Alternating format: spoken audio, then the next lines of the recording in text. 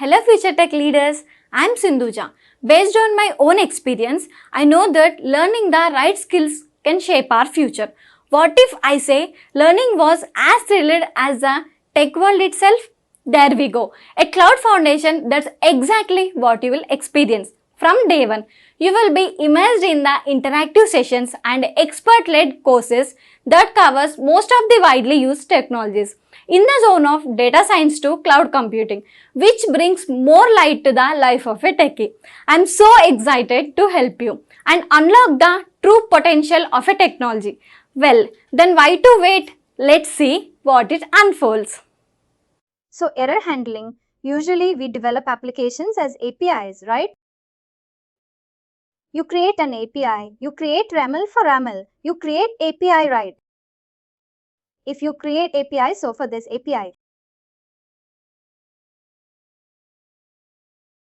Usually when you create an application based on this API, right? So it creates the API route, API endpoint router. You saw that one, right? We created one application. Let me show you an application. So the best practice is what we do is for all application, for entire application, we create one global error handler, right?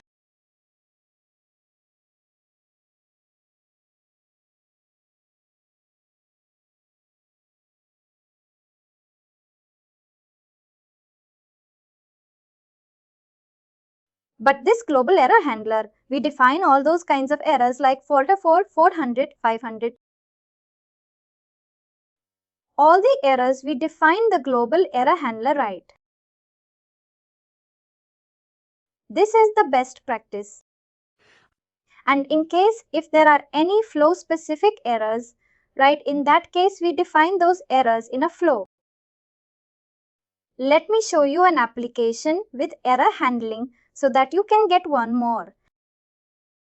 Today's plan is we're going to discuss about the deployments. How we deploy on-prem the cloud and using the automation, using the scripts. So those we see okay. Once this is done, I show you the error handling use case from a project perspective and afterwards we move on to that one. Okay, it's loading, taking a little time.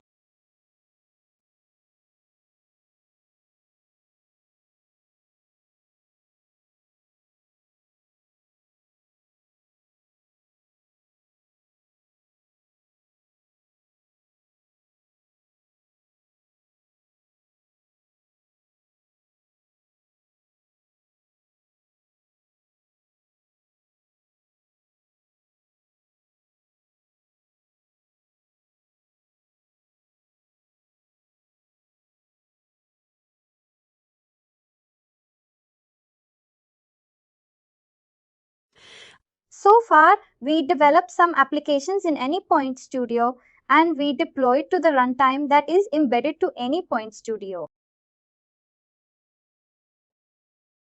Runtime is the server. Runtime is, there is some server embedded to Anypoint Studio. We deploy to that server and we test and we check, right? So this is practice for testing our local deployments. Local applications, right? But this is not. You know this, whatever server we now using, that is not a production gate server, right? It's only for verifying how the application we developed.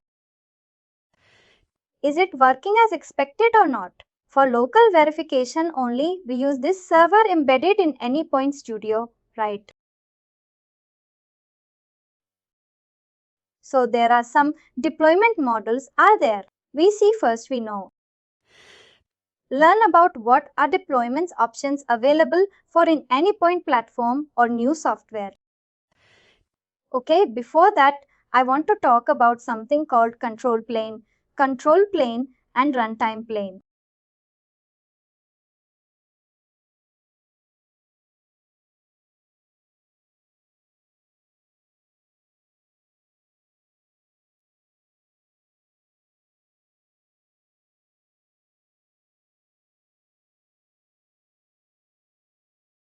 These are two planes: control plane and runtime plane. What runtime plane is where actually this is called like server, where actually we deploy our application and this is up and running in this server. Okay?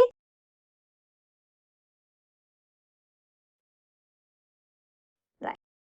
So this is a runtime plane where actually our application is up and running. Control plane is an area from where we manage these applications. Means we can deploy the applications.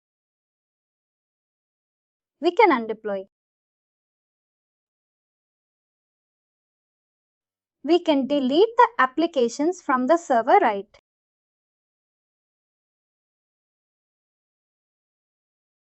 And we can add some policies.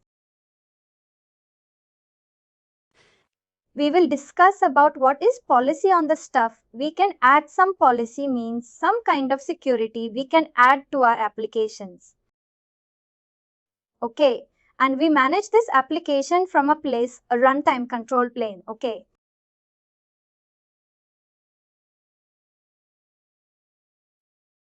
So runtime plane is a place actually the application up and running.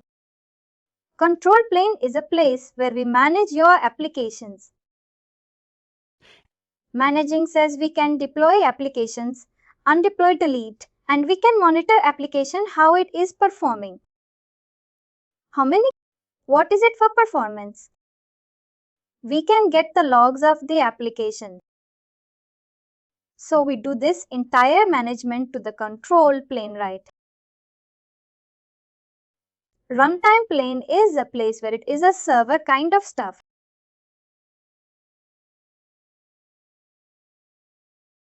Now in runtime plane, there are multiple options out there. One is the on-prem.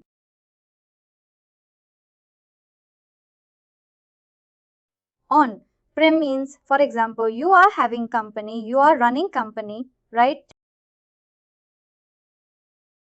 In your company, you have data center. You want to run all your applications inside your data center only, right?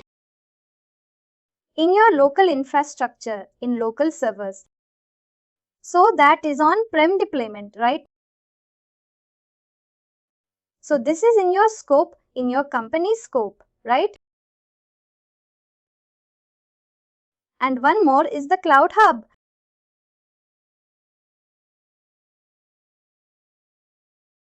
Cloud Hub is a cloud infrastructure given by MuleSoft. It is developed on top of Amazon AWS.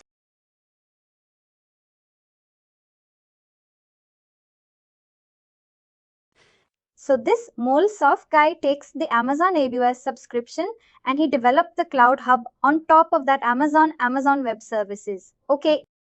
So this is cloud infrastructure.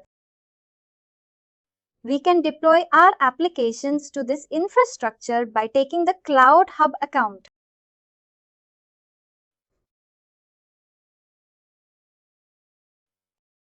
So this Cloud Hub is a cloud infrastructure by MuleSoft. Managed by MuleSoft. This on-prem is our responsibility. Customer means we need to manage in our system.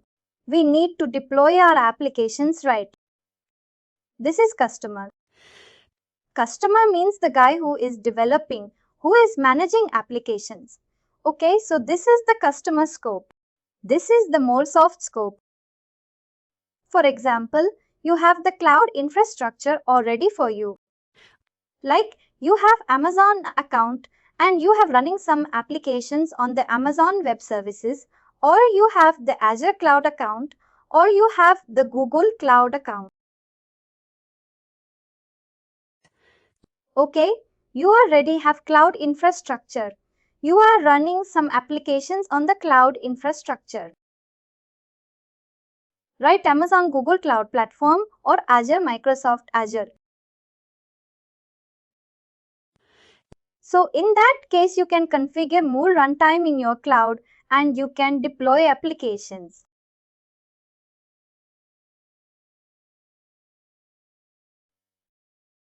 This is called a kind of stuff, a private cloud. Customer managed cloud.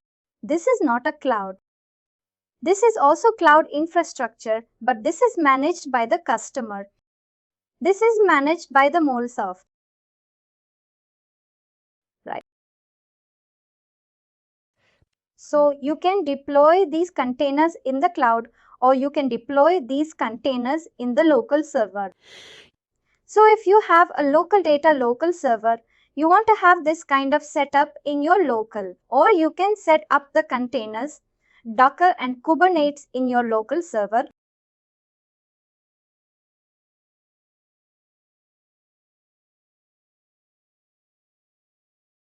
Or if you want, you can deploy to the Amazon also. That's customer.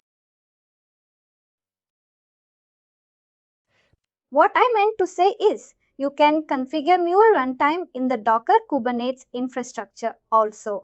That's what I meant.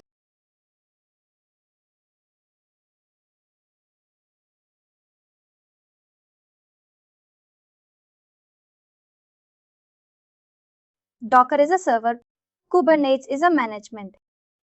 You can manage the containers in the Kubernetes. Okay, so it is a bit more technical one.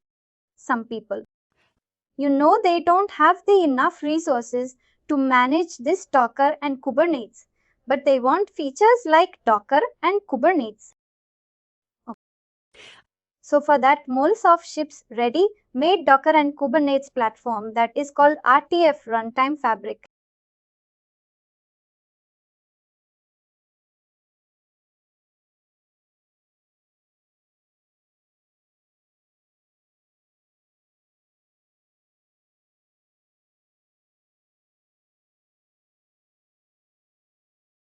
MuleSoft RTF Runtime Fabric is ready-made Docker and Kubernetes server.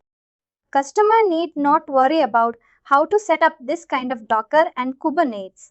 Just they can really use this RTF servers to deploy MuleSoft. So there are numerous deployment options available like RTF, Docker and Kubernetes on Prem Cloud Hub.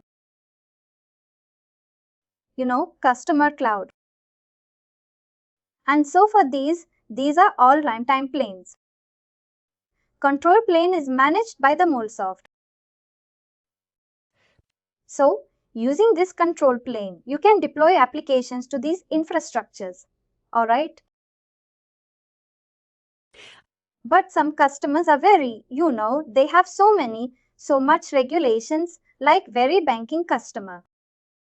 They don't want their data, they don't want to deploy the data to either cloud or Amazon. They do everything they want in their local scope only, right?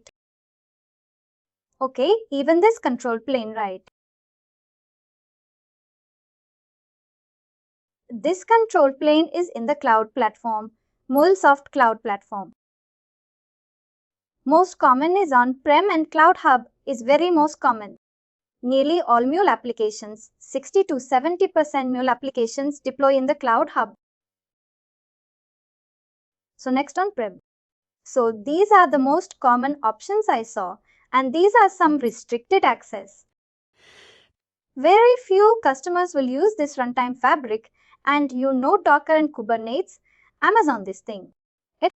So if you're familiar with these two options as of, that is very good, fair enough. And slowly you can upgrade. You can, go to documentation. You can upgrade yourself. If you have any specific kind of customer requirement, then you can say that, okay, I have experience on Cloud Hub and on-prem. If I got opportunity, I'm happy to work on. They give proper training and they deploy you on the solutions. Don't worry on that. So most of I don't get opportunity to work on TF and this kind of Docker. And Kubernetes solutions even. But I want to tell you what are different options available. Therefore, I am mentioning all the stuff over here. This is all the runtime plane. The control plane, where is it? It is in the cloud, working on the cloud. this is the kind of UI, this kind of web UI. So from where you can manage these servers right, that is called control plane. If a customer want Node, no, I don't want Cloud Hub. We are sorry. I don't want MuleSoft to manage our servers. I need to manage my server and I need to run my server. If customer has that kind of requirement, MuleSoft will ship both control plane and runtime plane in a single package.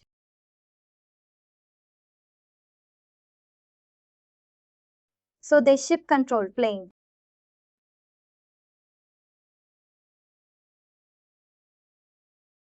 Single package is called Private Cloud Edition PCE. So if a customer purchases PCE, then that customer has entire control on. He has control plane, runtime plane, he deploys application, he manages application.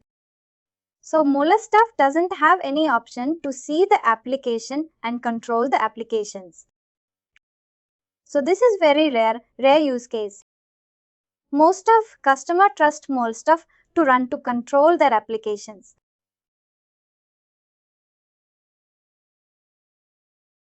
Alright, so PCE is very rare.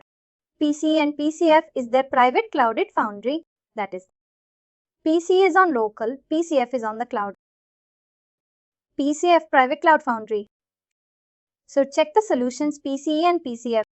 This is a very rare use cases, but these are Most customers use it majorly on-prem and the cloud. Alright, now first we see on-prem deployment.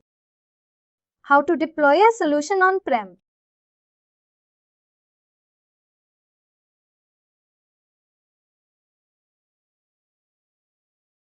For on-prem, first step we need to do is you need to download the runtime.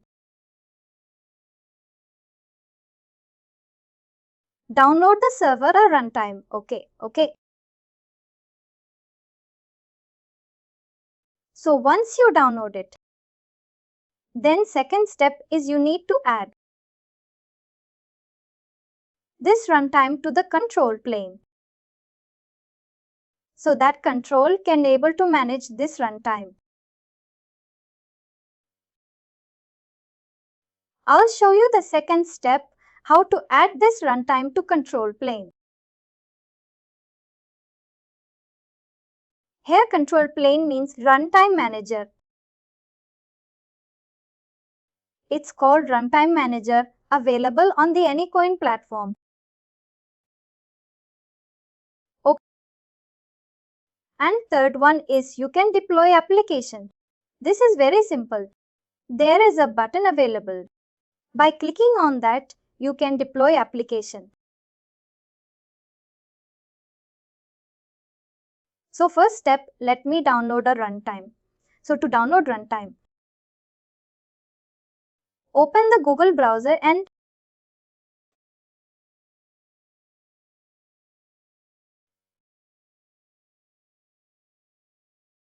runtime. Download.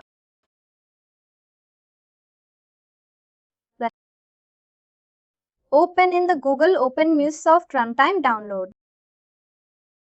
And there is a first option available. Download Muse Runtime. Click on that. So you can see download MuleSoft Standard Runtime. Agree to this one. Agree to this check button and download.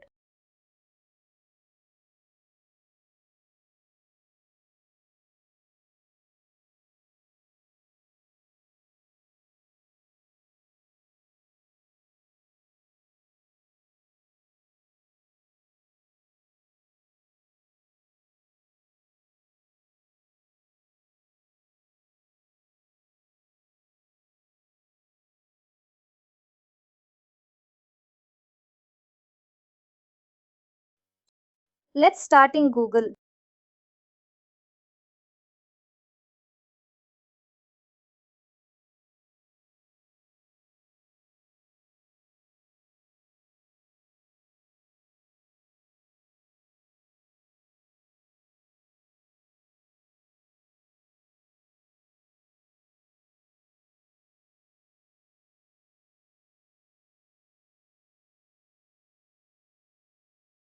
So I'm expecting that to file, okay.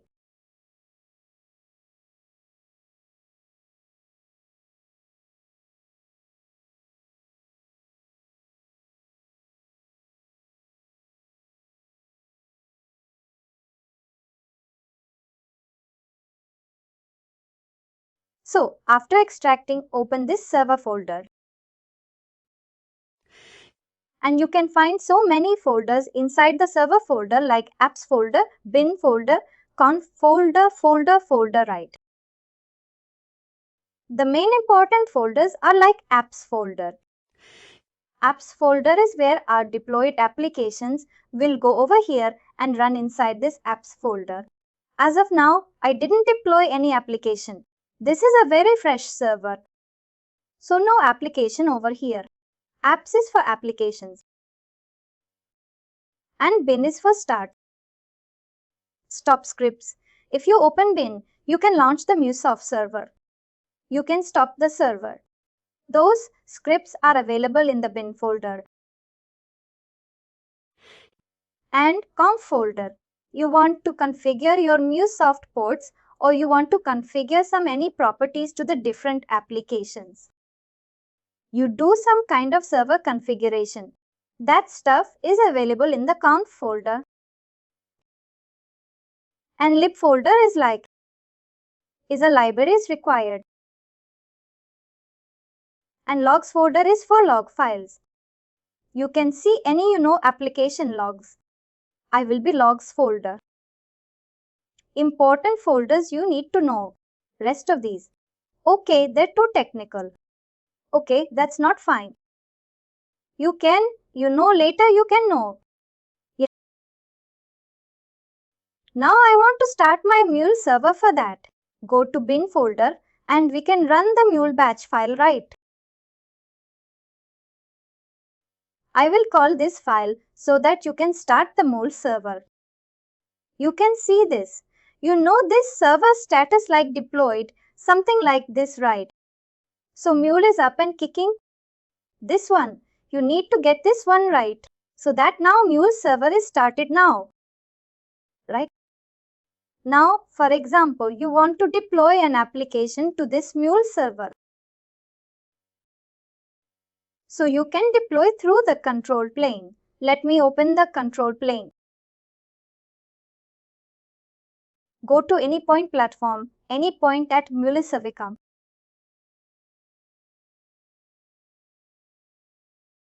So in the dashboard, there is a section called Runtime Manager.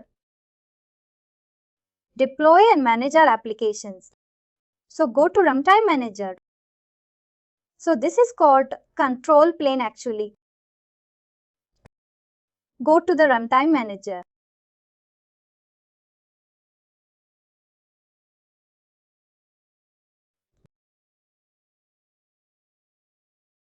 So you need to go to the sandbox environment.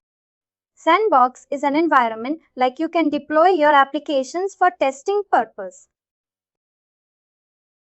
Go to the sandbox.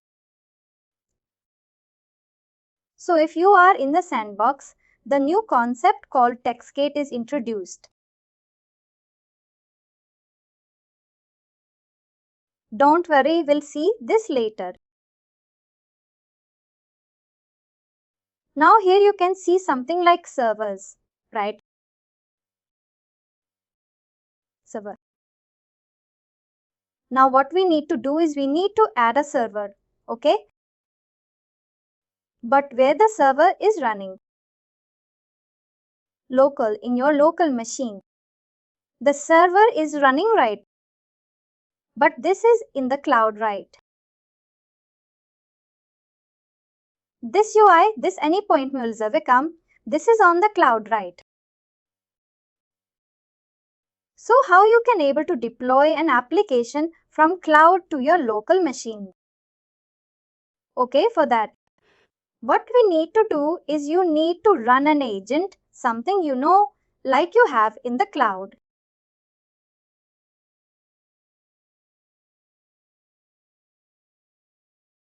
It's a runtime manager. Oh, runtime manager. and your local. The server is running local machine, right? Okay. Local runtime server. This is your server. So you need to install an agent in your local machine. So the agent is responsible for communication between runtime server, runtime manager, and your local server. Yes. And you need to start this agent, right? So how you get that agent? Your runtime manager will give that agent. Go to your runtime manager and add server. So if you add server, you need to give some server unique name. First define a unique name for your server. You can give some name. I'm giving as my server. You can give any name, right? Give the server name C. Now execute this command on your server's bin directory. After the command runs, it will. This command is an agent actually. It runs an agent in your local server. Right. Yeah, copy that and wait in the bin directory. Right? Okay, copy that command and go to your server folder.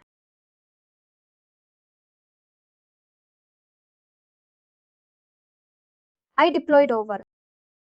I extract overwrite, go to bin folder.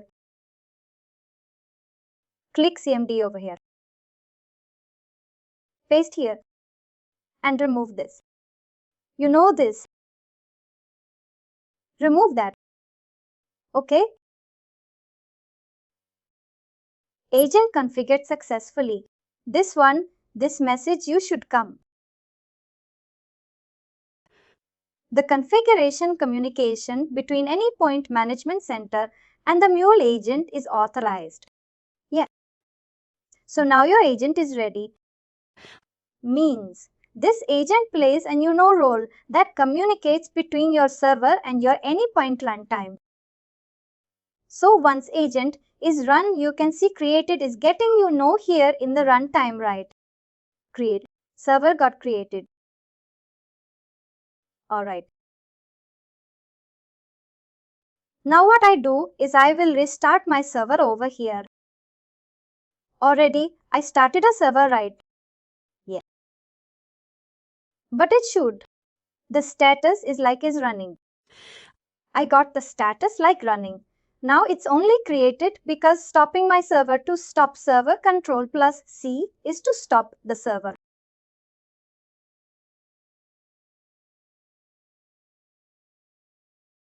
Terminate job.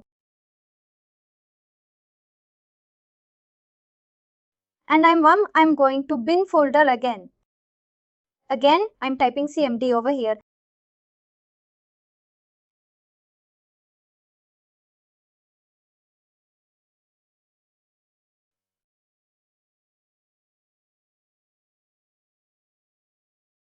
So here I'm again starting the Mule server. Mule just Mule. It will take Mule and enter.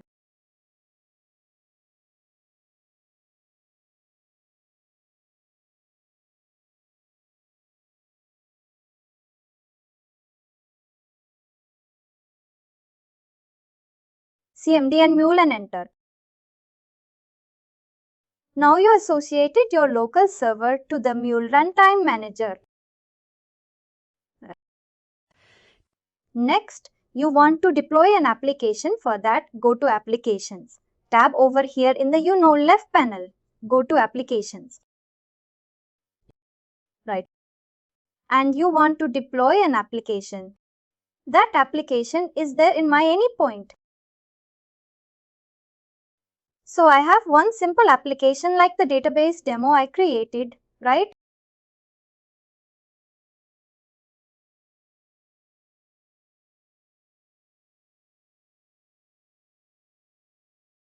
I want to run this application.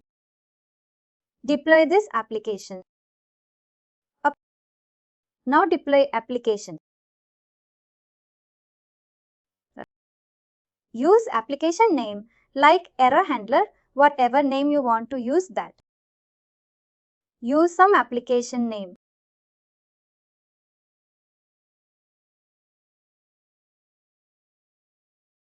Don't use faces.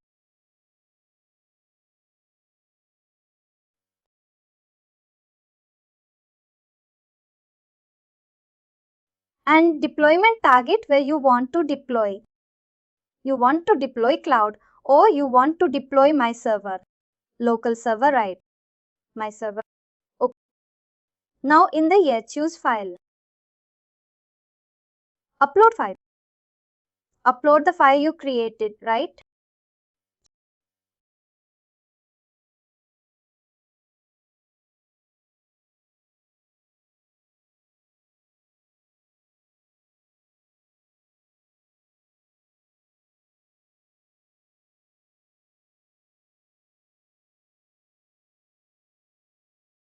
Error handler.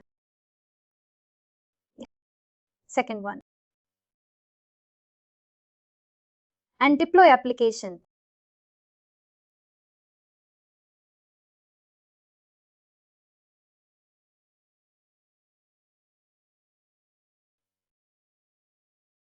Now it's deploying and you can see the status in your local server console. Go to your local server console. The black one, right? That is deploying now. See, it started up error handler. Right.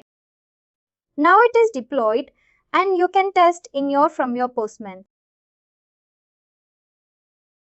It is running in our local machine. It is local.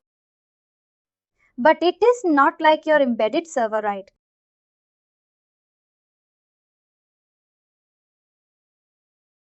You can give localhost because this server you started in your local machine, right? But ideally the server in some IP address in your company. They designate some machine and they install the server in that machine and give the server IP address. Okay, so all developers deploy application to that server IP address.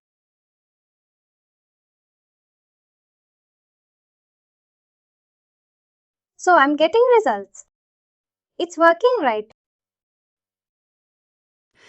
Okay, now you deployed application to your local server only, but this is the production grade server. Like, this is not as embedded to your Anypoint platform, right? Sorry, Anypoint Studio, yeah. Anypoint Studio. It's not Anypoint Studio embedded server. It is dedicated server for Mule applications, right? Oh, Cloud App is only control plane over here. It's controlling your local PC. Okay, runtime plane in your local PC. Control plane is the Cloud App, that one, that runtime manager. We are using this runtime manager to deploy application into your local server. Right? How it deploys? Deploys through the agent. You added the server over, right? So it will deploy this application to your local server. You can manage runtime from here. And you can go to the application tab. Application tab over there. In the in the top left panel, the applications. Go to applications. See, you can see that error handler is an application running over here, right? Some reason you don't want to deploy application to this runtime manager.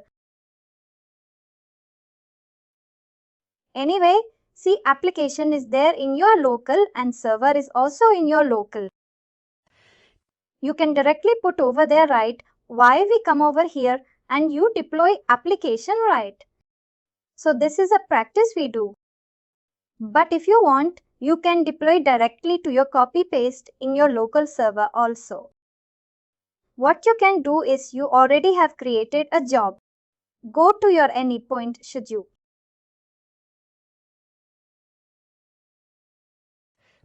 This control plane will manage your multiple servers Like now you have one local server. Yeah, and you can manage one. Go to servers tab. Go to server tab over here. Sorry, server tab. So not only you can manage one server, you can copy one more server in local, or you can add that server also to this list.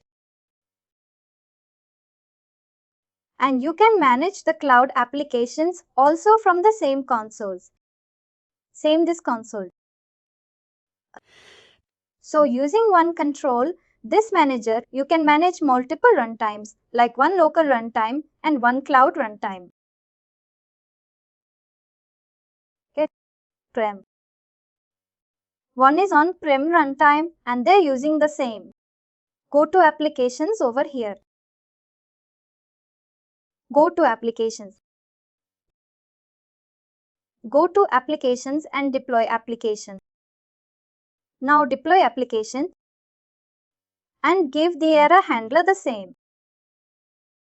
Same you said, yeah. Same you can say give error. Might be true. Now change the deployment target to a cloud up down.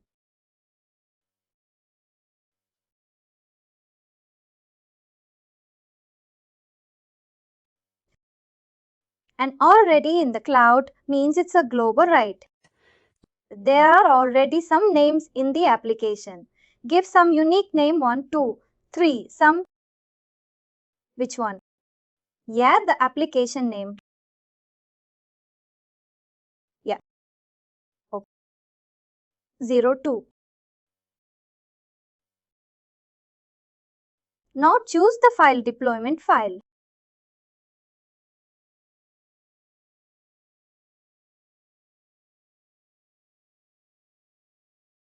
Okay, then you get the idea. Once you deploy to cloud, you get the idea.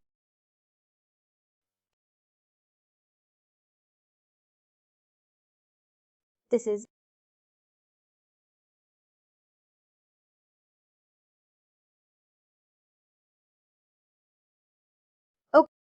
okay, hold on 1 sec. See, a runtime version is 4 dual and there is something like worker size. Worker size. Worker size is by default 0.1 core. And for us a free account, MuleSoft gives up to 1 core. You can deploy 10 applications using 0.1 core. Okay, you can manage. You can deploy 10 applications with 0.1 core or 5 applications with 0.2 core. Your wish. Core means is like a CPU. Yeah, 0.1 core gives 500 MB space for your applications. And this is CPU. And sometimes some customers want to deploy this same application in multiple nodes. So that one node goes down, other node will serve right. But that you need to set multiple workers over here. Now, as of now, you're deploying into one worker because the free account allows only one worker. But in the real time, you want to deploy multiple workers. You can choose multiple workers over here, so that the application depends on those workers. The worker means each worker is equal to one machine, one system. Yeah. Okay, one dedicated machine allocated, one VM allocated to your application. So this error handling we run using only this code. Now the deploy application. So keep it 1 dot. Yeah, 1 is fine, 0.1 is enough, more than enough. And one worker. What do you mean worker? Like a secret. One worker? As for the free account, they give only one worker only. Yeah. Then deploy application. It's deploying. Yeah. It's in the status.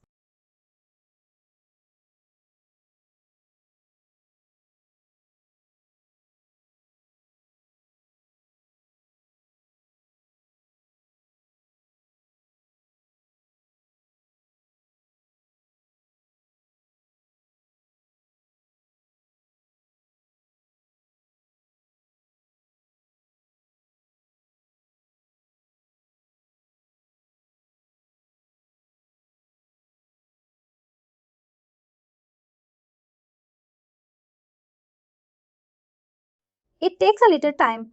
Okay, don't worry. Yeah.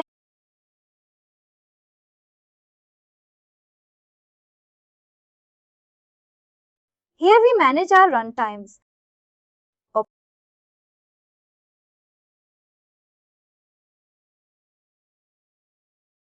Using one runtime manager, we can manage multiple runtimes. Okay, one cloud and one local, or two local and one cloud, like that.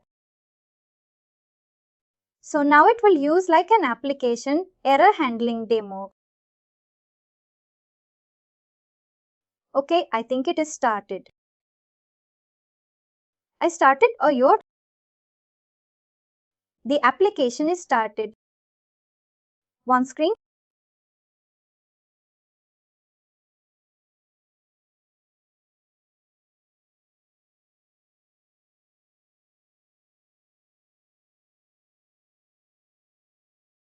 Okay, then what you do? Your application started, right? Applications, tab applications.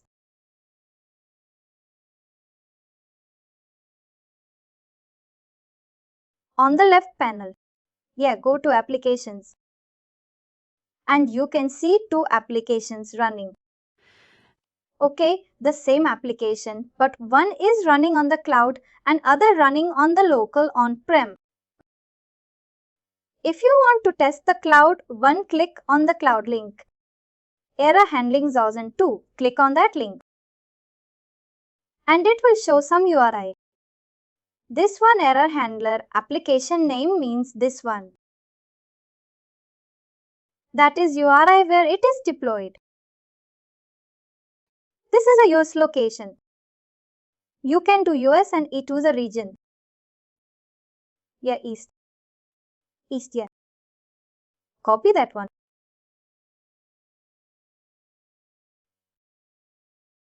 And come to your postman.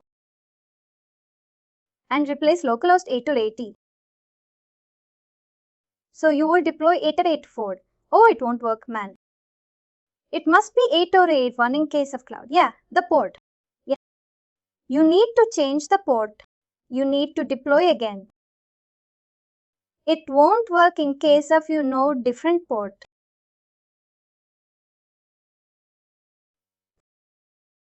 Send it, but it won't work. Send it anyway. Just see. HTTPs. Yeah. It won't work. What you can do is you can come to for cloud.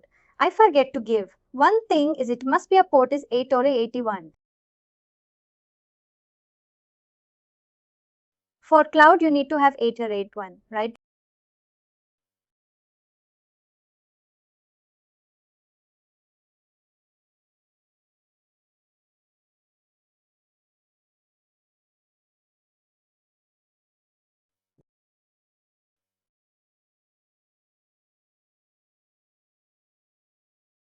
Yeah. Yeah, yeah. Yeah, yeah, yeah. Yeah. Yeah, yeah, yeah.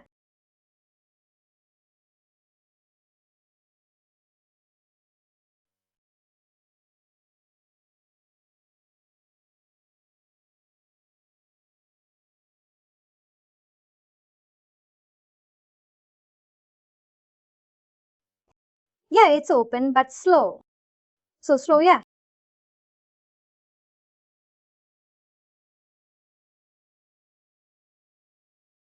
8084 won't work for the cloud. That's the main thing. And one more thing is you should refer from this YAML actually. You need to create one YAML file and you need to refer from port from the YAML. Okay, let's try. That's okay. Most of times we deploy, we do from YAML only. Let's try this one. Okay, now export.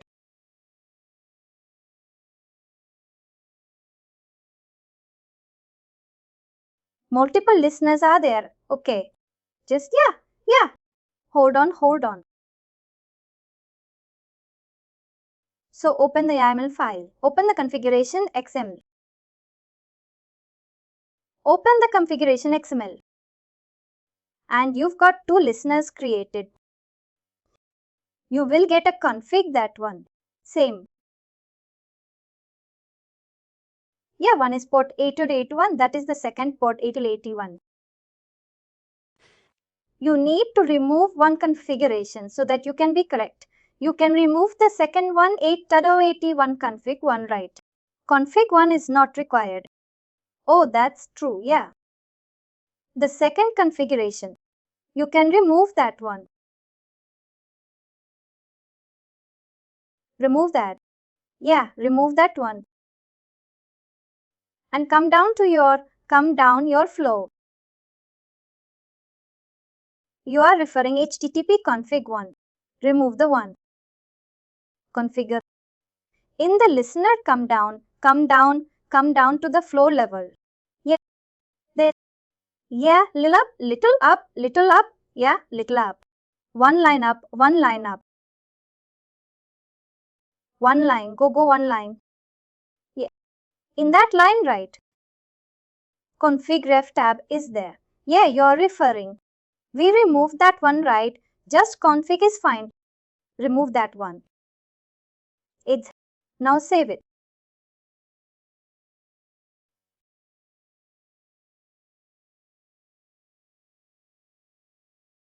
Now save it. Now again export it.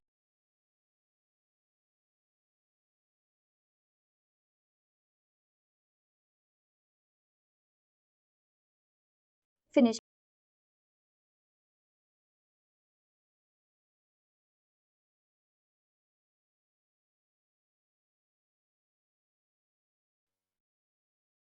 Go to runtime.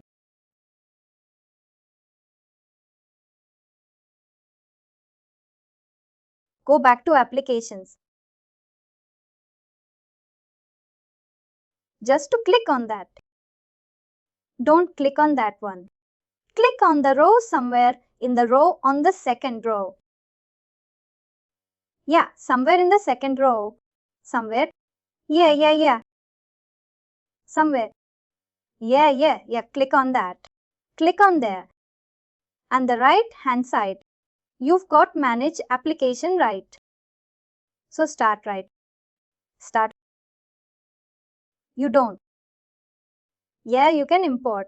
Now import the name. Import file.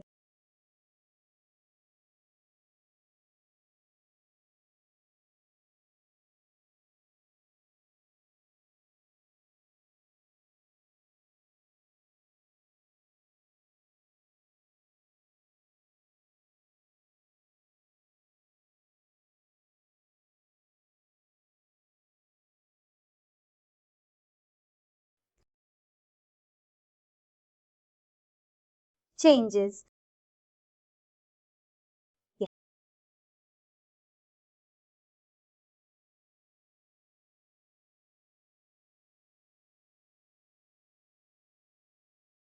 You can go to application step. It's updating. Wait for a moment.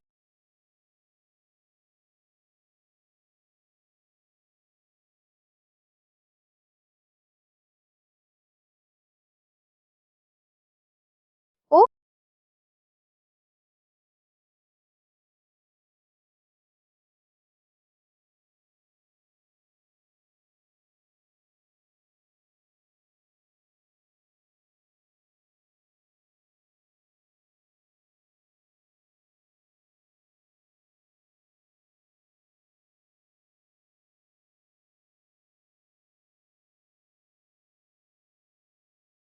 so the agent's doing the work right now. Click. So in case of your local deployment, the agent will do work. In case of cloud deployment, the agent is not required, right? So yeah.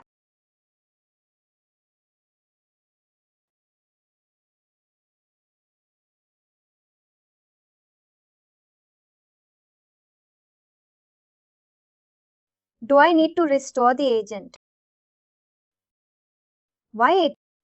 You're deploying the cloud, right? In case of local deployment, the agent will take care. But if you're deploying in the cloud, there is no role of an agent. So nothing to do with agent now.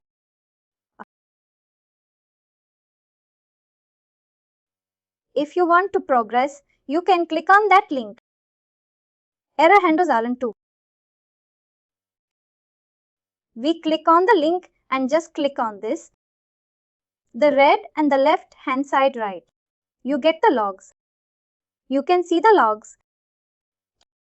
Go to log. And you can see the progress, how it is deploying in this program. Deployment start or not. All the progress 12th even. 12, it says it started successfully. Application started successfully. Still doing some housekeeping. Turn.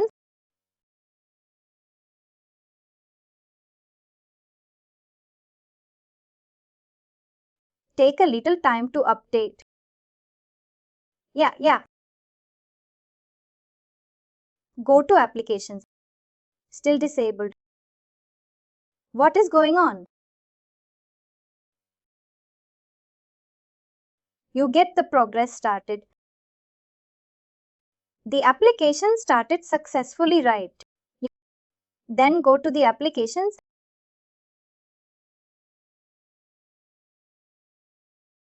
Applications.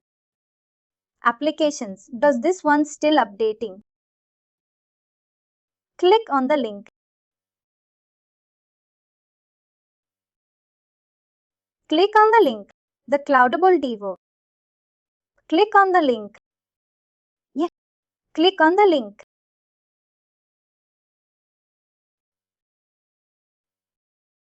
Now copy that link and put that in your Postman.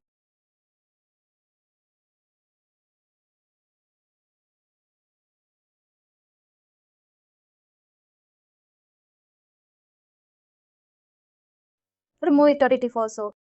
Error A4 is no longer required. Just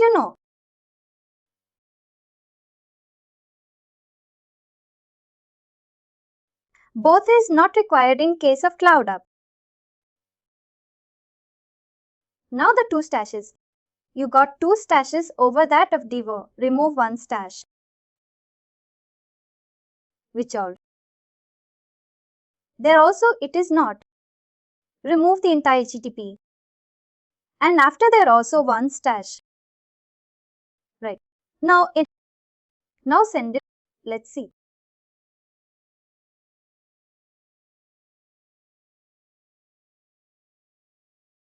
This means there is something. Notified. It's trying. It is deployed right. Go over here and click on the link. The link also. Click on the link. No listener for endpoint. It should come. So it is get or post. It's get. Go to Postman and copy that URL.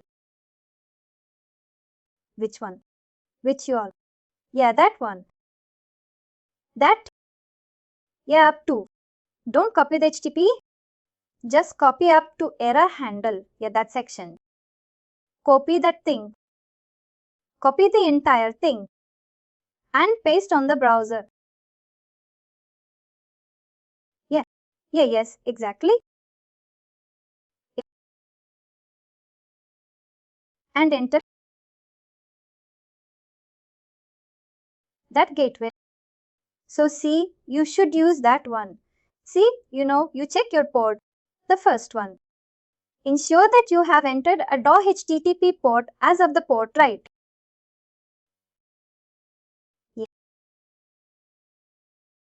You need to give port as that in the URL file. No. Yet. Not yet. Go to your application in the studio.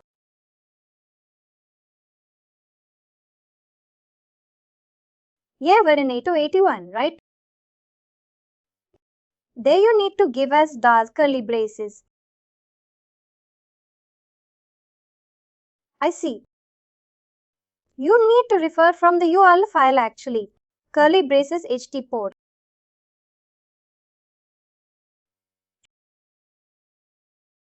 Yeah. And remove the iterative one. And close the curly braces. Right, and go to SASE main resources and create one YAML file. One more time. Go to SASE main resources folder in your left. SASE main resources. Yeah, there. Right click on that. Right click. And new. Set the first one. First option new. And select file. Down, down. Come down, come down. And do some properties yum or div yum. Some div div.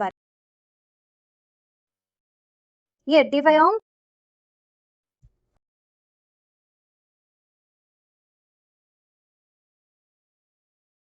So you can do.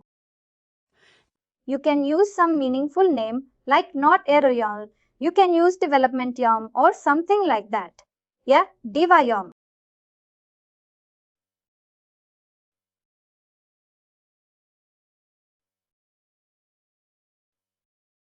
Right, okay. Alright. No problem. You can keep develop also good.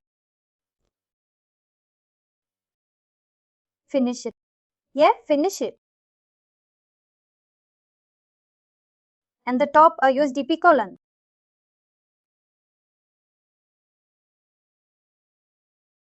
Come to next line. You tap and host. Quote. In double quotes the points or tool. For host. For host. In the double quotes u point zoo.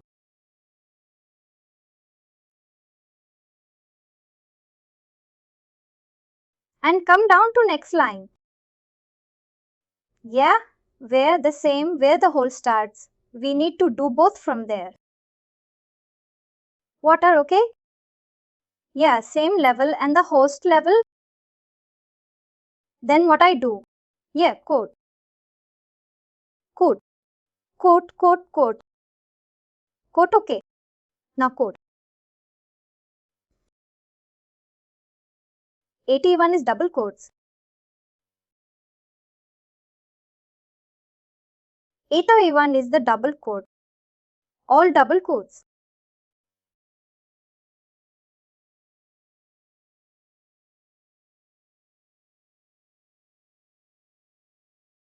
Remove that. 2 extra quotes from there. Alright.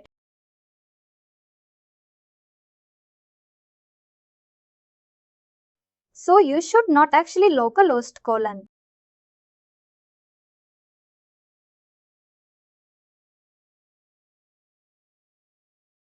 Quotes are required actually. You should do the quotes.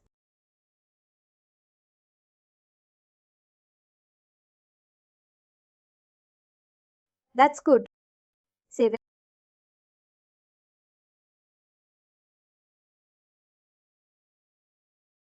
And go to your.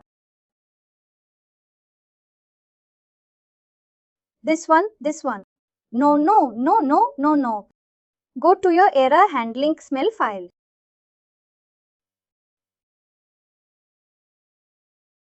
Go to the global elements tab down there. Yeah, now create.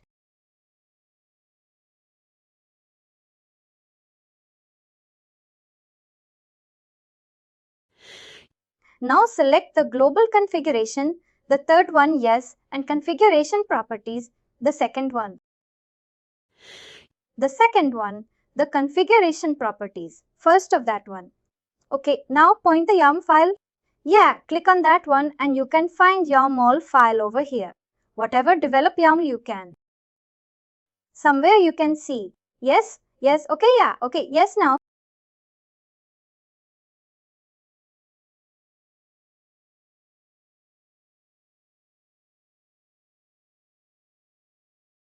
You can. You want to test. You can test locally once.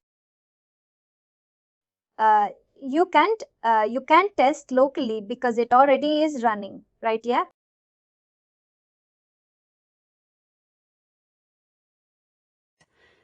I think it's running. It's running. It won't allow it. But requirement. Okay, we can do one thing. Should I stop and stop this one? Stop your Anypoint to the server. You can stop Anypoint server. Anypoint should a server. This one. Yeah, this one. Yeah, actually it's not running. You can click on the red button. It's running because the port changed. Okay, no problem because actually it's port change. Right? It will have it wrong. I forgot you can run it. You can run it and test it here because the one we deployed is 80 hours and 84 in that server. Right now we change it. You will deploy. Actually it won't cause any problem. Yeah, you can run it in the local. Yeah, on 881.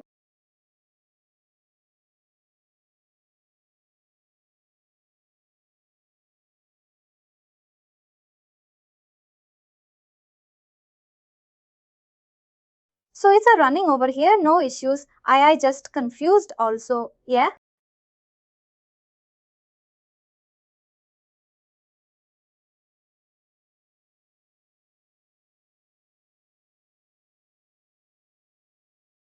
I'm just preparing.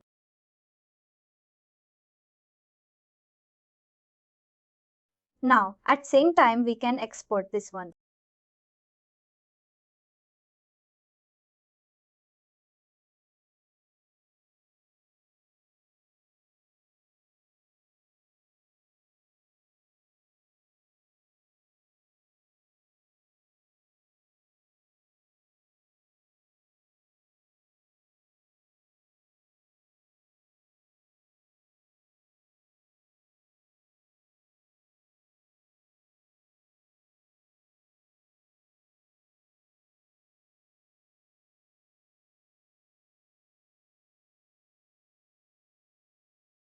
What is the reason? Let me see the reason. Okay, go up in the console. Yeah, little down, little down. All down, yeah, all down. Or let's maximize the console. If you maximize, yeah, the second tab, maximize the second tab, console tab, not if not app console, the Mule console. Yeah, minimize this one. Yeah, go to that mode.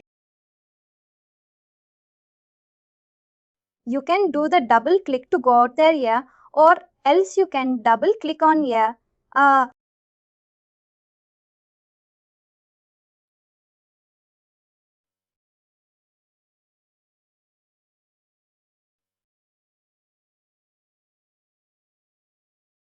My service, it is so now. Yeah, so what is the?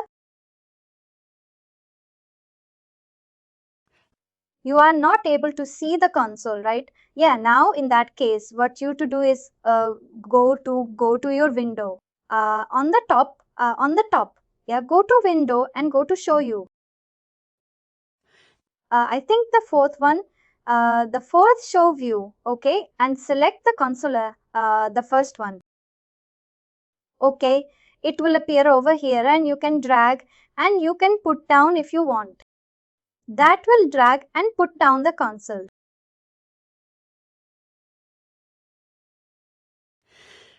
What is that? You can go up little up. Yes, you can put like that. That's good practice. Yeah.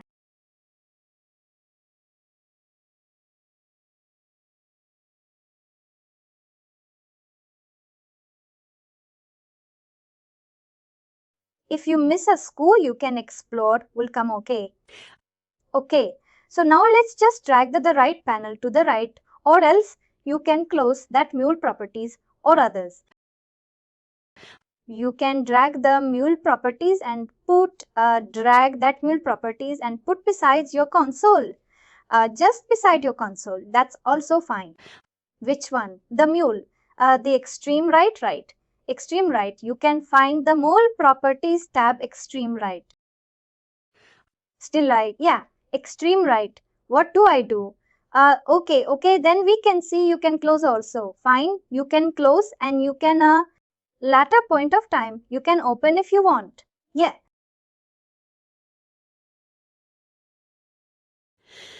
You can see just yeah, exactly. Go up, go up, go up, go up. Yeah. Up. Okay, 1 second. So what is the fail to deploy Active-Fact 881 already in bind? Maybe it is conflicting with that server.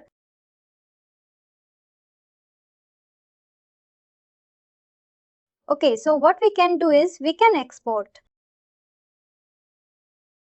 Sorry, you can export the application, export the export.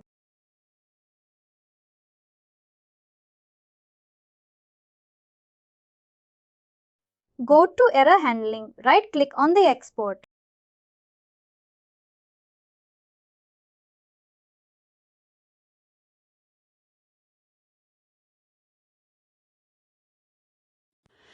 Go to that application in the Anypoint studio. We export from a Anypoint. Yeah, right click that.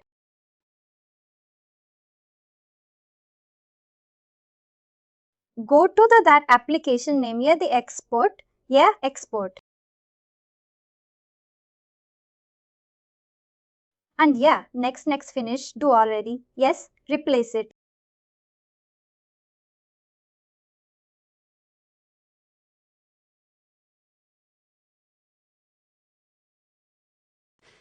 Now go to cloud and try to deploy the cloud. It will deploy because there is no kind of conflict. Right? Go to cloud. Yeah, what is it?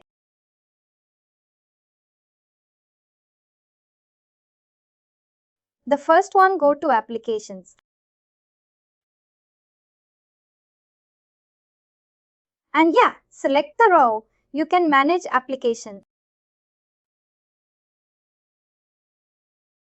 Choose file, upload file.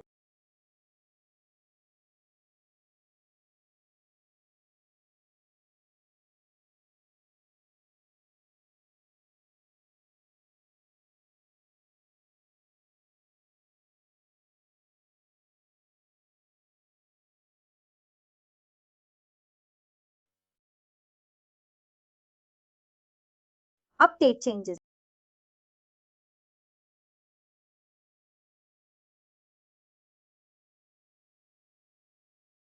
Takes a little time.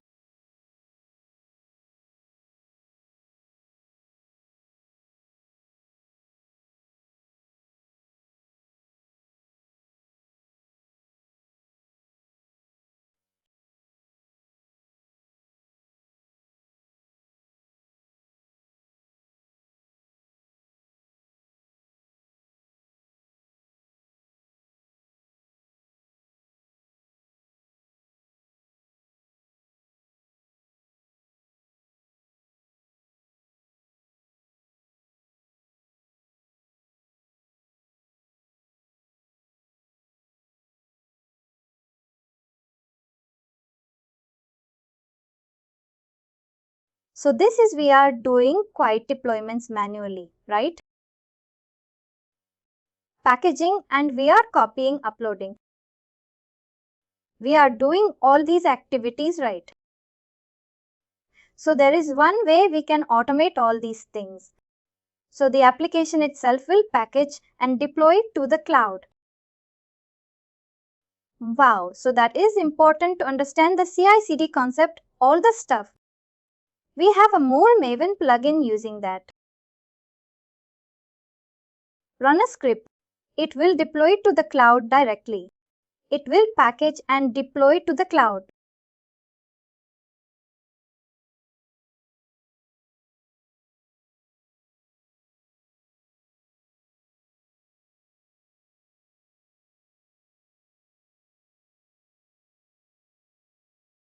So that is the Mule Maven plugin.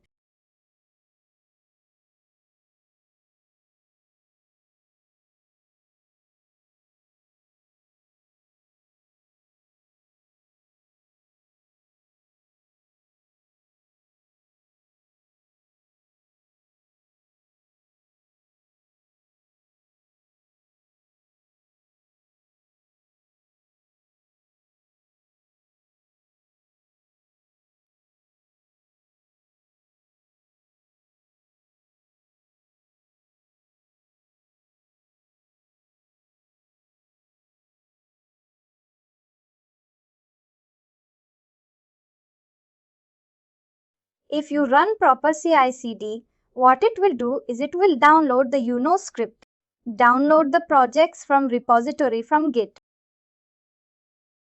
And the next we will run it will deploy to do all those steps. Yeah. One of the step is deployment. First we can see deployment step. Then you can see how to download that script. Start it right. Click on that link. Now copy that one. Or else you can, What we can do is now you can copy the earlier. We have the URL right from post.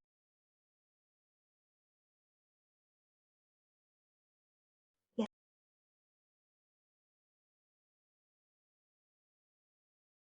Remove that and put that URL. Yeah, exactly. I think HTTPS, that's fine. You can put HTTPS. ://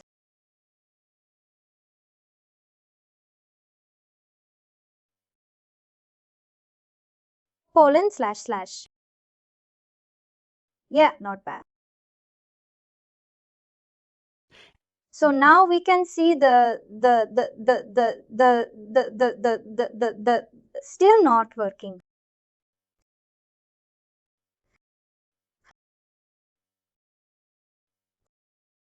Yes.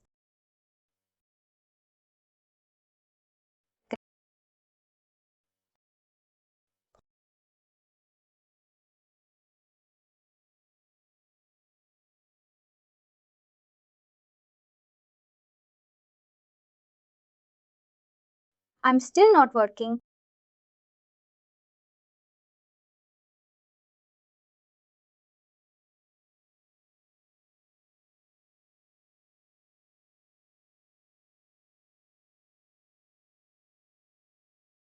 STTPS, put SSTTPS, and while localhost we were deploying, we are fixing localhost.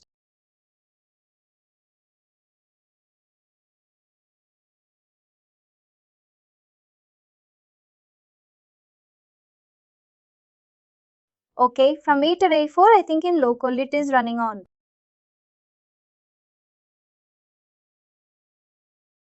We didn't change that one. We changed in the cloud only local version. It is still running on 8 of 84.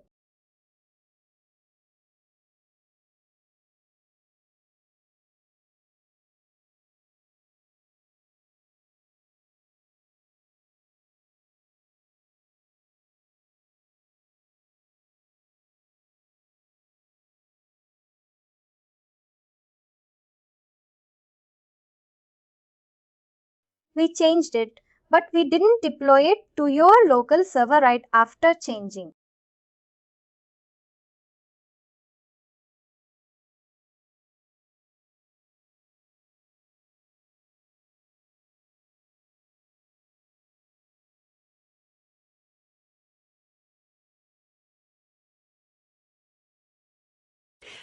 We got issue when deploying to local. In Anypoint, this one this year, close it.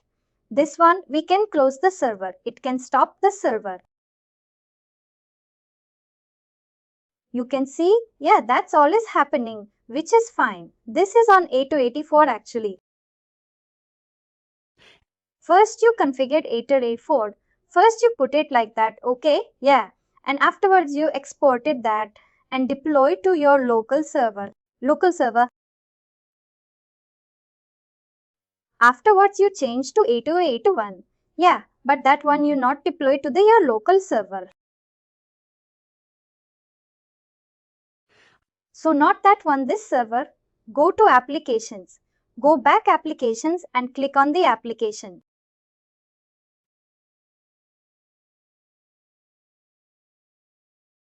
Click on the ID, click on the header, click on the ID, click on the IDE. You can see. Click on the flows in the right hand side.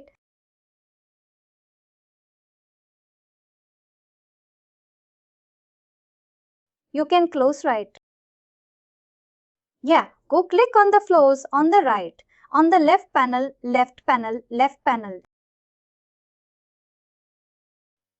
Click on the flows.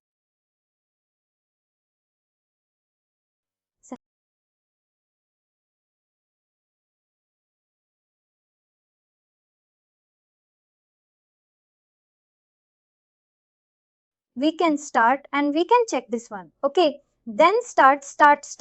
We can stop that.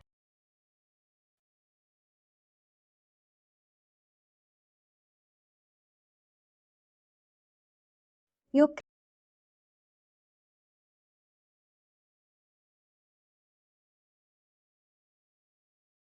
What you can do is you can go to your local server. Local server.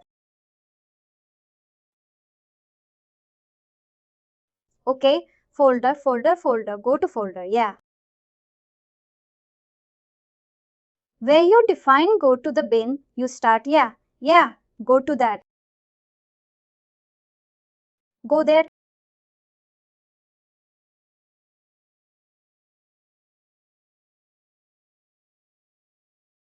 Just one level up. Yeah. Now go to apps folder. Apps folder is there, right? Okay, here, see in the here apps folder, there are two files are there.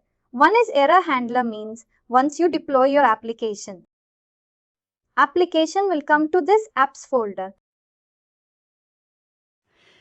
Okay, right, and perfectly deployed. It creates one folder called anchor file. You see, if you go back, you can see the yeah. So this is anchor file, represents that your application successfully deployed. If you delete this anchor file, the application will get undeployed server. To stop delete people, delete this anchor file so that application will get deleted from the server. Delete it. Yeah, if you delete it, the application will get undeployed right now. Go to that error handler, the folder.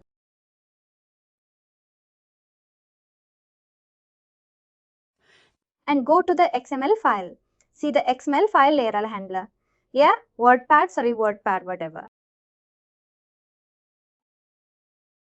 Here you can see the port and you know that stuff. 880 phone is there, right? Yes? Yes, both. I don't know why. Okay, but which one is referring that?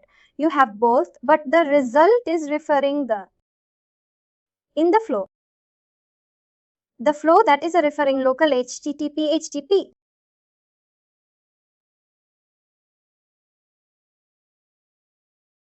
You got creators and 8081, one is 8084. Okay, the two configurations we are using 8084 one. Now come to the Postman and test the 8084 one with the base path. First check you are given the proper URL or not. Come on.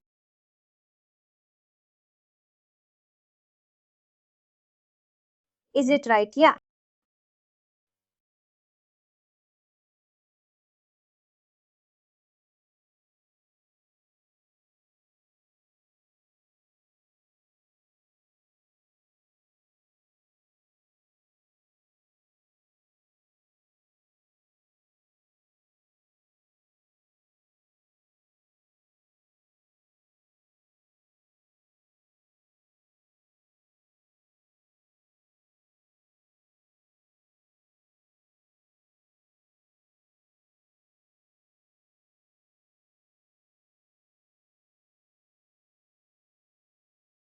Is the path correct? Go to Nairobi.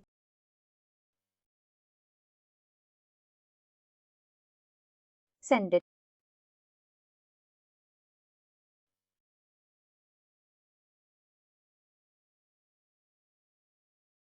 Okay, get time zone info/Africa. Yeah, is it? Your base path is also no, it is not.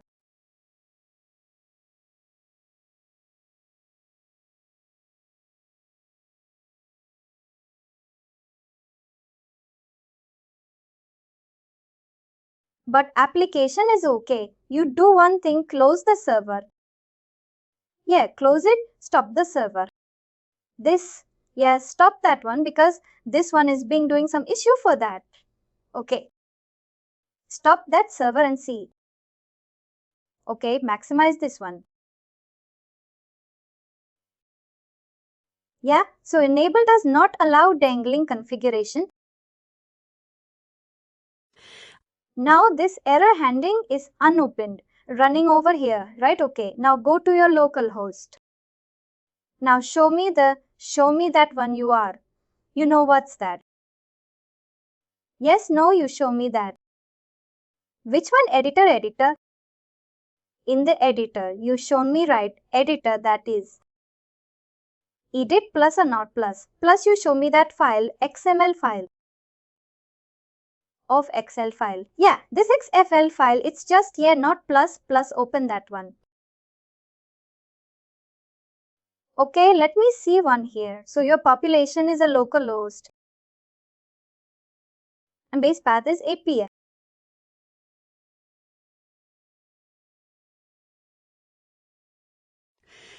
It could be a request one. What is the reason for the decision on the base path is get time zone info localhost. 3 people in the time zone info. Then region city, right? That is the one you are giving, right? Copy that time zone info path. From here, yeah, copy the base path. Yeah, copy the base path properly. Come to your postman here.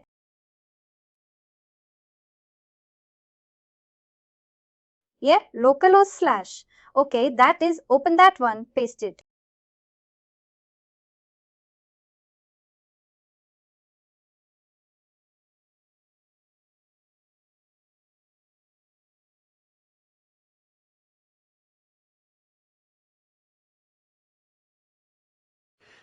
No, it's. We should not run the two servers in the local. Already we run one server. So the other one. Yeah, you want. Yeah, you do one thing, go to your folder and delete that anchor file. Go to your folder. Yeah, delete that anchor file. Oh. And stop the server. Come to your server console. The black console. Yeah, press Ctrl C.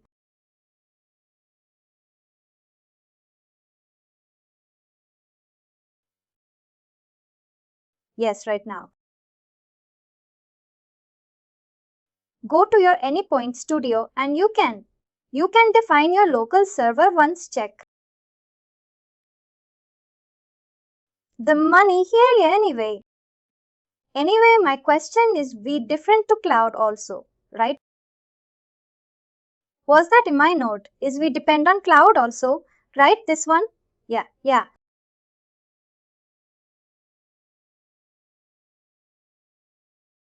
Go to the cloud. We see the cloud lock when it's properly declared or not. Go to cloud the console also. If any error, we can see in the error. Lockpicks. Okay, go to applications. Click on this one. We stopped it. Yeah, we stopped it. Therefore, I'm gonna, click on the cloud. Yeah, go to logs.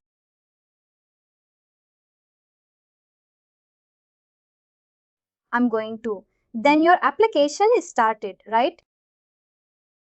Then go to the cloud, go to applications. Click on the cloud link.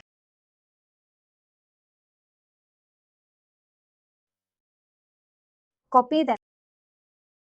Click on that link. Okay. That's not an issue. Okay, and slash at the end, right at the end. See in the address bar. At the end, you give that one. Get what is the best part with the best part. See, after that you have to give the best part because there is no best part is giving us no listener tech part with the best part slash. /that. What is that one you usually? Yeah, Africa. Something you write? Some continent name. Yeah. Then now I took that one.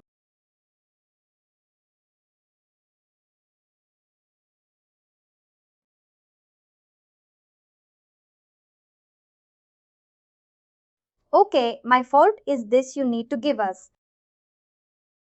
What you should be is finest. HTTPS. I should be on. This should be. It should be, not portrait you still put on it. You should. Actually, it should. There is something in your port. You should do the stupid on port. That's only one thing. You should take care and should be. Actually, you should not get this error once you decrypt.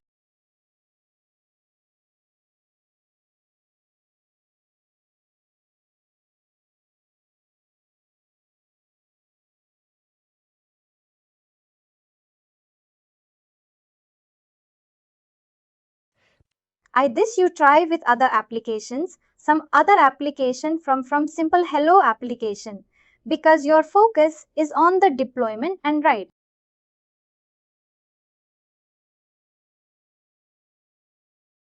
I'm 881 now. 84.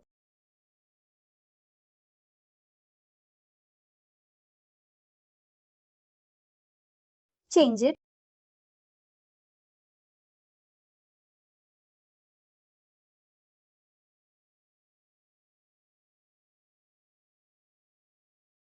The main application. Why does he say no listener? Okay, open the listener. Go to the Mule view. I have Windows. Sorry, that a Windows view. No show you. Select the new. What's that code? Mule. Your properties will be selected to go to others. And select the Mule. Go to Mule. Use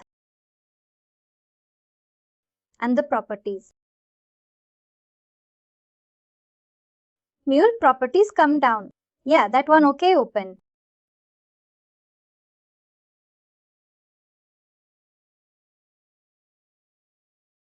So it's you need to open somewhere in the right panel, right? Right thing, right? Yeah, that one. Click that one and put beside your console. Drag that one that comes the properties. Yeah, drag the one for that one, hold it. And what I drag down or drag down to your console, just adjacent to console. Yeah, put over here.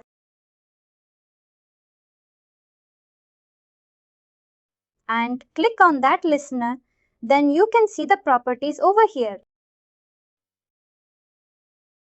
I don't know. I need to start all slow. So further you can drag it. You can put, you know that the board that and put just into your console. That is also fine.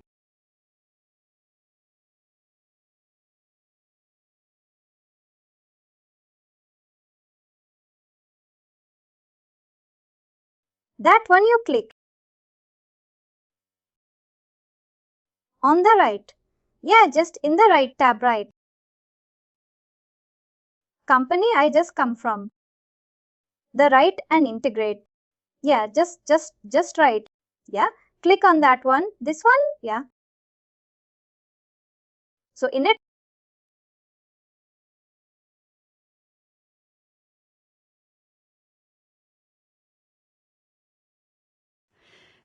okay, do one thing local. So there's no bus. But no, don't you be based on your mobile testing so that it work, right? Go to Postman. Remove the base. Because there is a base part.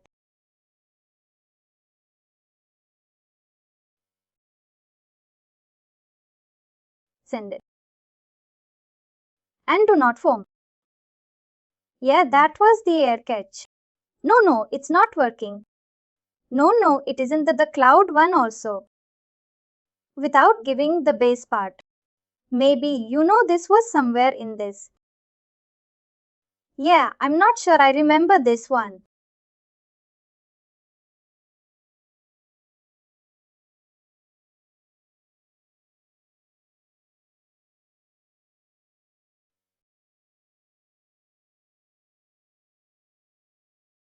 Not working.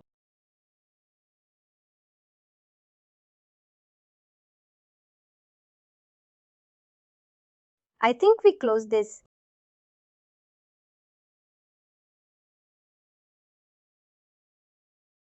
Is it running?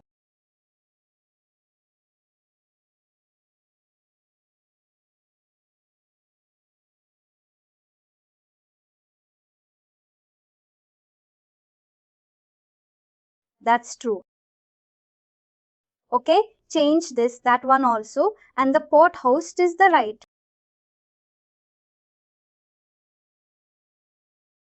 Go to your application. Go in Anypoint.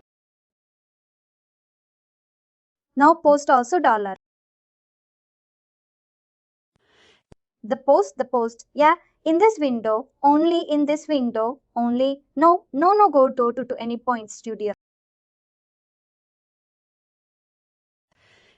Yeah, no, showing that window right in that. The host in the host field. Yeah, that was field. What you do is dollar.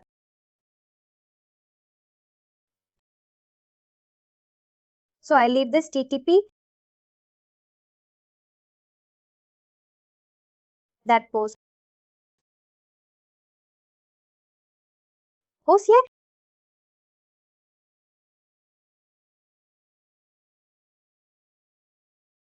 Now you need to, export here. Okay, and this is.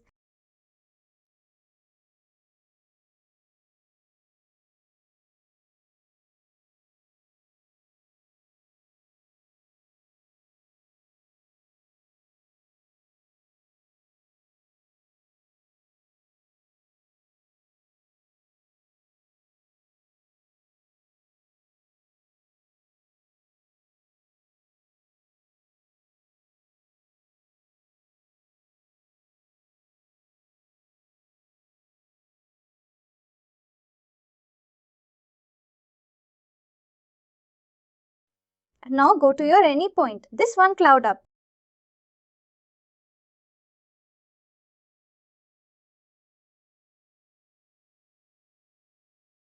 Okay, now this time do one thing, go to. Yeah, click on the row and become the role. Hold. Now at the end, right at the end of top, you have one thing like started right some green button. You see. Yeah, not that one and delete. Top of the video. Yeah, we freshly willing to one. Select that. Select that button. Yeah, I did application. Okay, now would be the application. Now give the application name.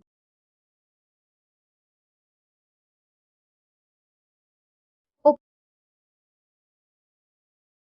product deployment target was application upload high.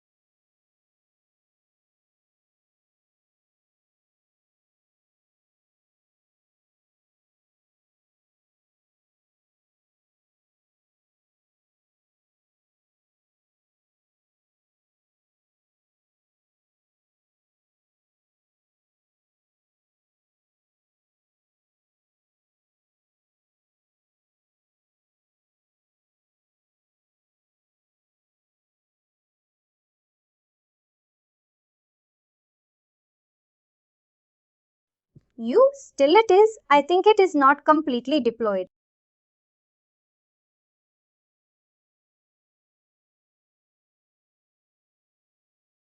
Yeah, you like that nothing. You like this.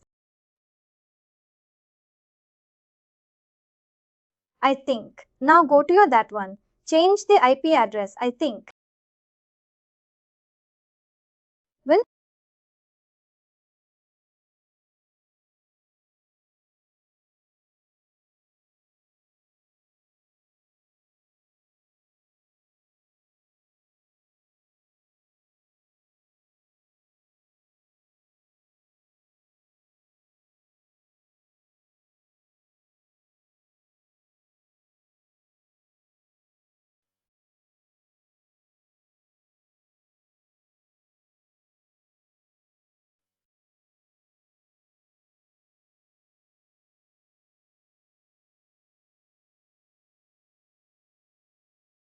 I think your IP address is wrong.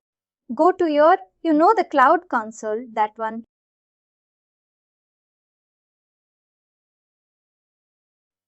Show me that there are 100 to that one. Okay, click on that one and then copy that error and that one. Okay, this. Okay, now spine, copy that thing. I don't know that you can test over here also. Yeah, this is also fine as a get method your brother of slash. You are the path.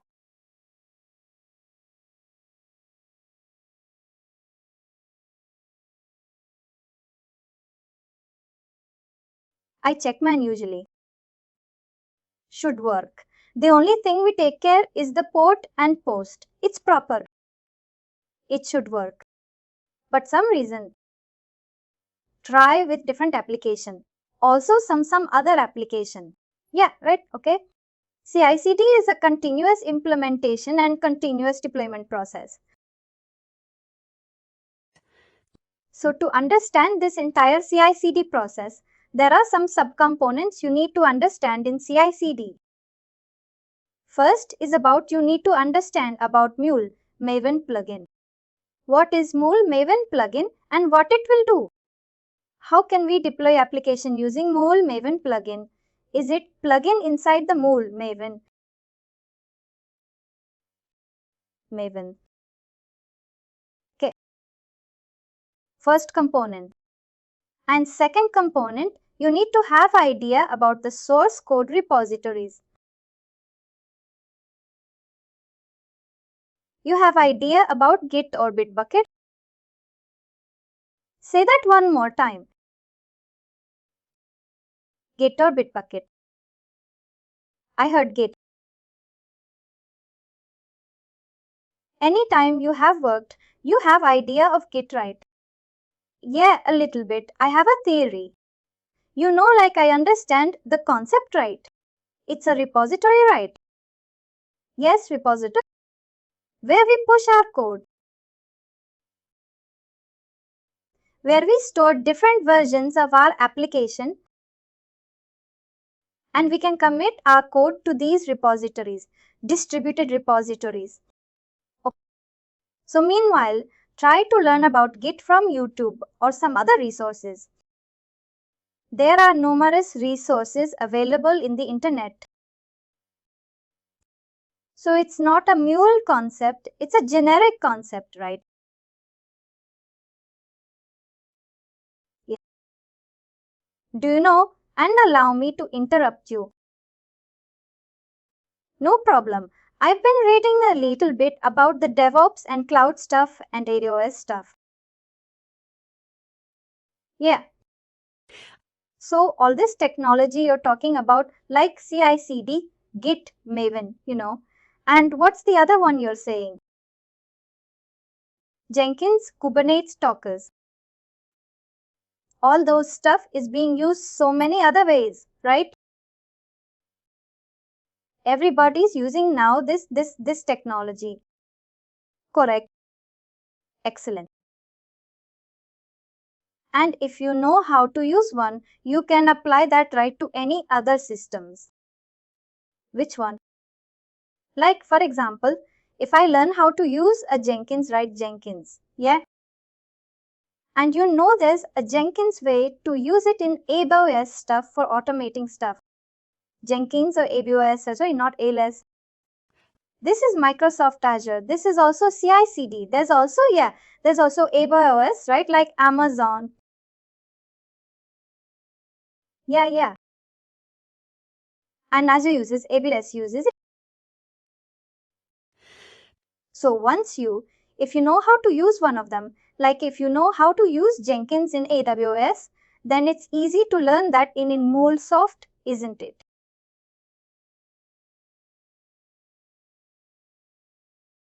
Correct. So if you know one tool, there is only difference in the implementation, but concept-wise it is same. Concept, same, yeah. You need to understand it. Just you need to focus on the implementation, wise, how the process is implemented in Jenkins and the process implemented in Azure DevOps. So you call it implementation process. Implementation process may be different in Jenkins and different in DevOps. Means the build process of the pipeline. You have a pipeline, you need to build a pipeline. That is, the process is different in Jenkins. But the concept is same. The pipeline, building a pipeline, executing a pipeline, and the concept is same, but the way the implementation is a little different. You can be able to understand. If you understand one tool, you can easily understand the other tools. Excellent. I think that's what I was thinking. That's good. But before understanding this process, you need to have an idea about each and every of these concepts. What is a plugin? What is a repository? How to commit a code? How to merge a code? How to push a code, pull a code? So how to clone? These concepts, you need to have an idea about the repositories, right? So that you can have an all-round idea about the CSGD process. Today we discussed about Mule Maven plugin. How we can use, what is the importance of Mule Maven plugin, and how we prepare an application using Mule Maven plugin. How it automates the deployment process.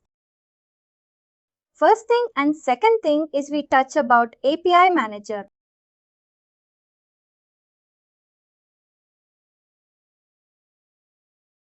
API manager. What is API manager?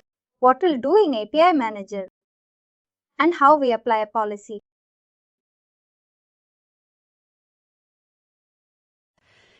So, due to time constraint, we will apply a simple policy on the API, and I will show you what is the policy and what is the importance of policy, how we apply a policy. We'll finish these three things today. Okay, Adam, it's good? Sounds good to us. Okay, so let's jump into the Mule Maven plugin. So I recommend you go through this page. How to open it? Let me open it. Go to Google. It's not opening.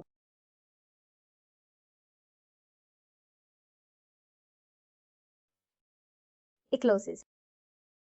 It's in the close of page. Yep. Type Mule Maven plugin.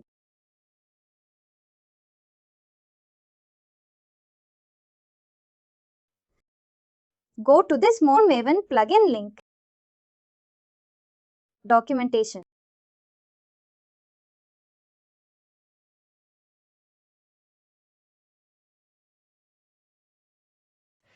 See, the Mule Maven plugin enables you to integrate the packaging and deployment of your Mule application in your Maven lifecycle. So there is a lifecycle defining the Maven. Right. So what is the lifecycle? Lifecycle means how you packaging your. There are some places while packaging your applications. What it will do is first, it will compile your sources. You know about compile, Adam. What compile means? And it's like running the code, right? Yeah, it will convert this, whatever we Java code or Mule code, to the executable code. Something bytecode. That one. The compile. It will check the syntax. Is your syntax is correct as per the language specifications? Right? If the syntax is not good, it will raise a compilation error. You know we will get compile errors, right? So at compile phase, it will check your language. What your code you written is as per syntax or not. So that is compile phase. Once compile is done, it will test.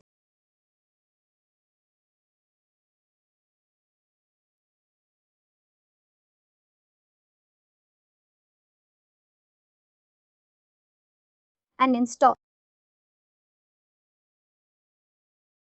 Sorry, compile build. This is build.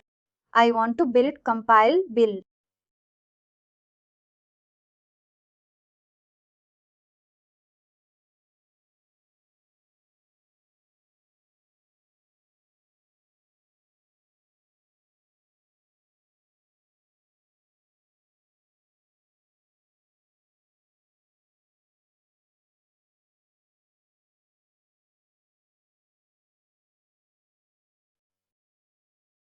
Install.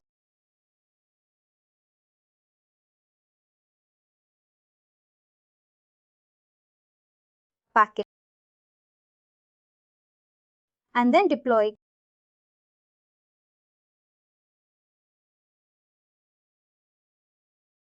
So these are the phases inside the Maverick. It will compile the code in compilation process. It will check if the code is written as per the language specification or not. If you forget any, if your code is not aligned with your language, it will raise a compilation error. And test phase. It will execute the test cases that are written inside your application. Right. If your test case fails, it will close the report and it will break any test case. And install.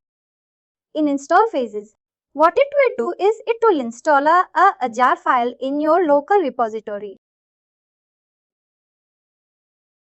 The other day I shown you right the local repository. Yeah, so in your users directory, there is a repository into local repository. It will put the jar file, whatever the jar file is generated in local repository. And it will gather all the other jar files and make a package so that you can deploy it with the local repository and it will deploy to your server. So it will create a package of all your application so that you can able to deploy server. Finally, it deploys the application to a target server in the deploy phase. So these are the phases in life cycle. Even in one life cycle, it will do that. New VMPEG is compatible with new runtime engine, Enterprise Edition, Community Edition. Okay, now here different sections are given. How you can deploy application to the Cloud Hub. Here it deploys your new application to the Cloud Hub. See, there are steps given over. Here you can go and you can see the steps and you can implement those steps so that you can able to deploy your application to the Cloud Hub. Okay, first let's focus on the Cloud Hub deployment first. Okay. So I'm going to this step. So you need to replicate the same operation, Adam. You need to deploy on your own using these steps. Okay. In addition to using Anypoint Studio, Anypoint Runtime Manager, Anypoint Platform CLI, there is maybe some command level interfaces CLI. Using command also you can do. But don't worry, we use this very rarely, so that don't worry about CLI. This is command aligning interface. To deploy applications, we can use this. We can directly deploy from Anypoint Studio. If you go to Anypoint Studio, and I think I've shown you the option, but anyway, I'm showing again. You can deploy any application, right? I can directly click this one and go to Anypoint platform.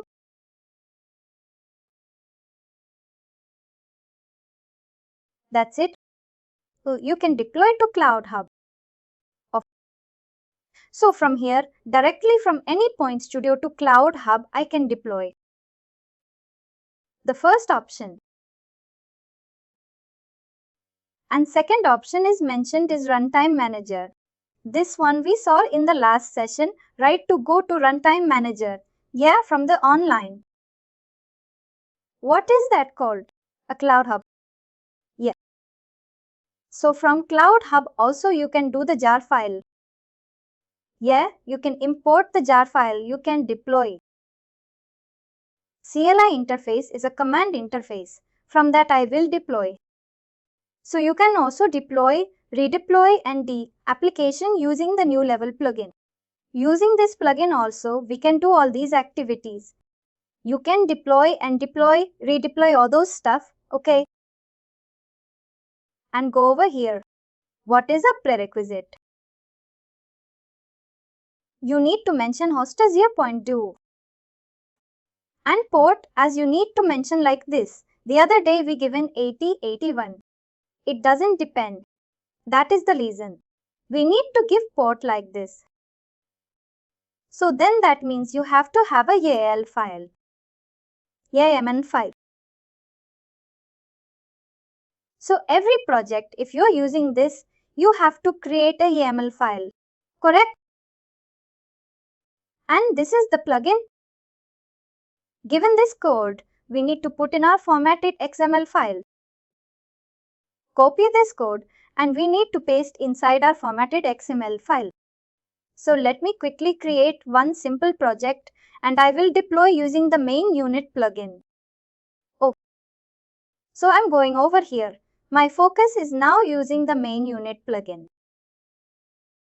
So I'm creating a very simple project. Oh, I'm creating a simple project.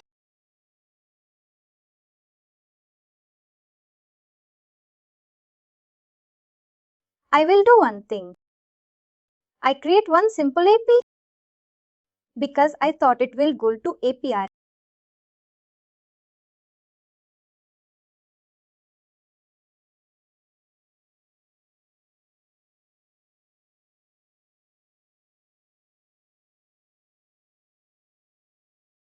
How did you make it to remember you? Every time I have to enter my user ID and password. Like in your case when you log into this website. The user ID and password is already there for you. Yeah, there is some. We get a pop-up, right? Save the username and password. I saved it in the browser cache. So I'm going to design a center. I'm designing a very simple API. Okay.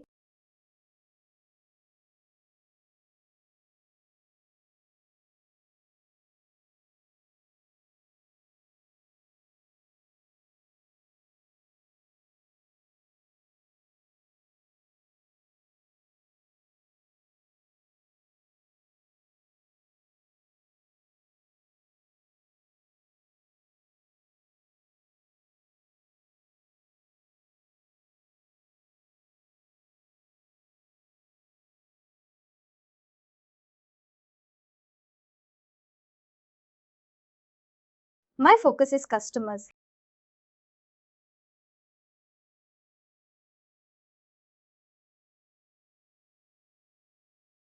I have to get a very simple get method.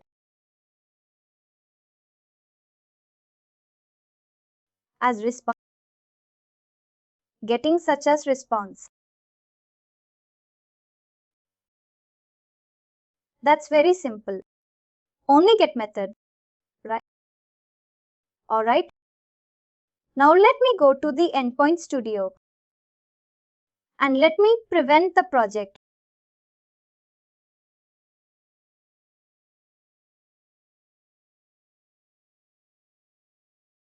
Custom.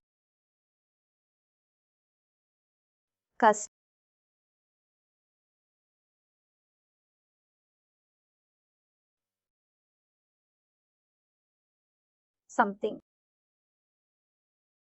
Importing. Let's find that.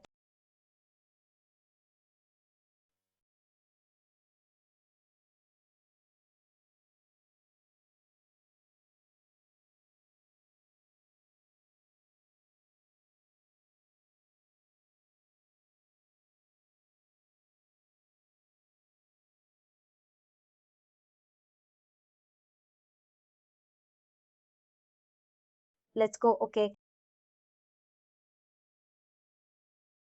Let's go. This one.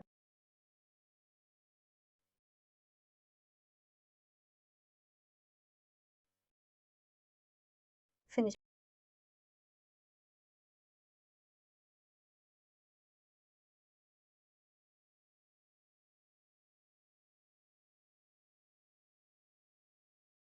What I'm doing is,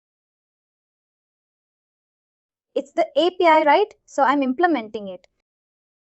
It is simple. It's a good customer who is here. I'm putting some.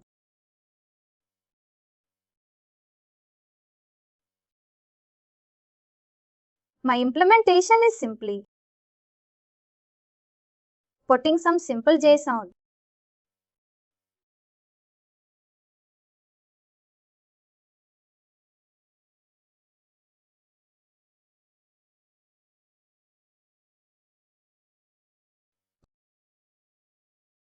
So,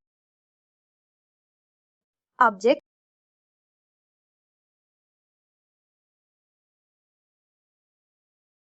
yeah, I'm sorry. You create an object, clean object. So this thing, this set, it's not an array, right? This is object. What do you call that? I'm simply creating some JSON array. Okay, alright? Okay, because you know it's square bracket. I got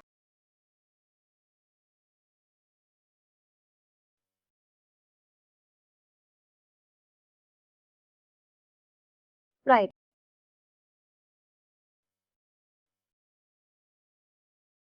I got to deploy this application to the cloud.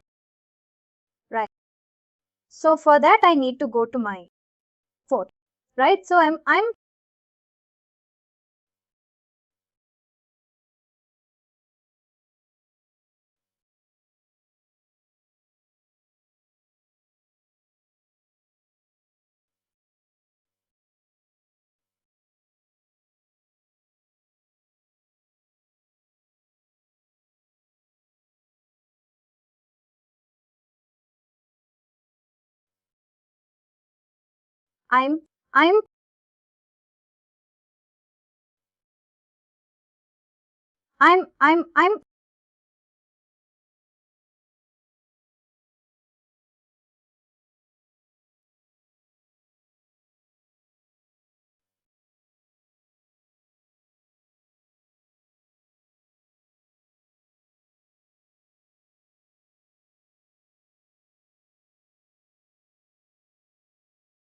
I'm I'm I'm I'm replacing here. I am replacing here.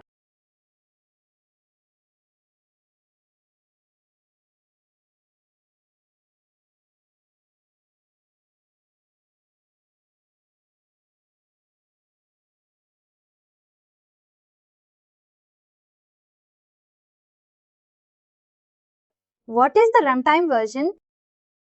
I want to go for this one, right? pop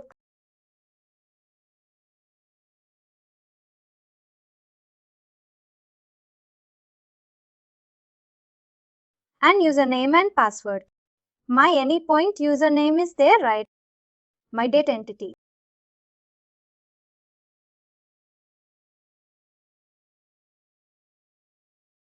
This is my Anypoint username and password.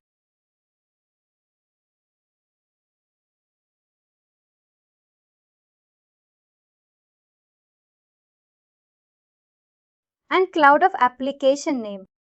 I can use cloud of application name. With what application name you want to deploy to cloud of. So I want to give my cloud of application name.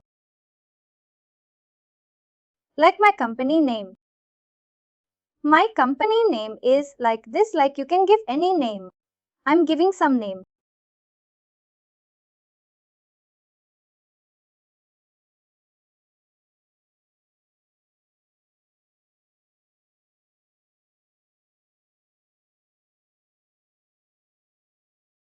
I want to give this number, but you can give any name. Okay. And environment. Which environment you want to deploy? I want to deploy to this sandbox. Region workers type. I don't have this information right. For that I need to go here and see. What are different regions are available in the cloud of. In the region information. I can use this one. I need to do this one. Okay, I'm giving the default one. US user.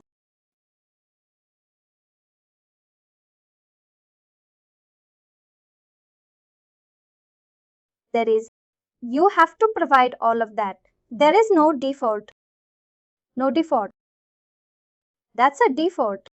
Default US used. Virginia default, so you have to configure it or the system will do it by default. If you don't configure the system, it will do it by default. And workers.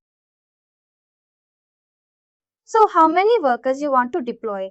Usually worker is one. Otherwise you have to buy. Yeah, if you buy, you can do multiple workers. By default, it's one.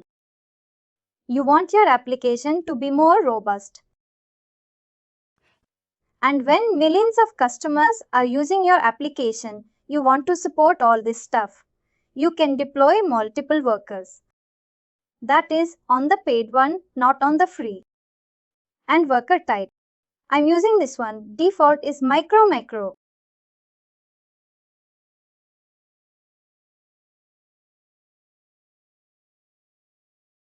HTTP.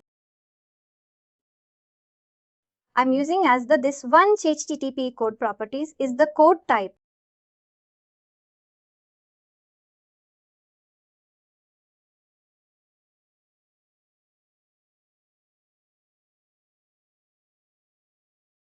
What do you see there? Property. Yes, see. You need to set the properties for your application. You are deploying. You can use properties. It will pick up the code from your manual file. If you put like this, now you are given this information according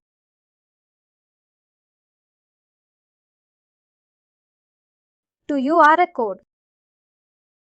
This is called a Maven file. Yeah, this is called Maven plugin. Okay, the plugin. I see. Now I want to configure this, my port, because I'm running the port and 881, right? So, you have too much. Yeah, one moment.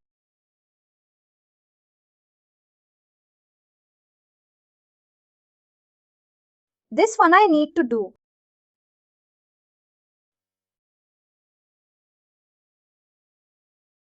Right, and this one is 0.0.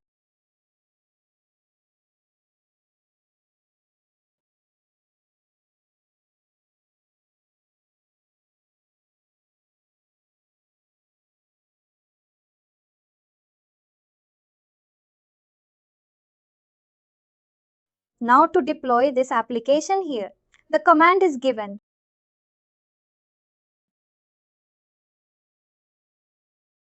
Using some command, you've been able to deploy this application to the cloud.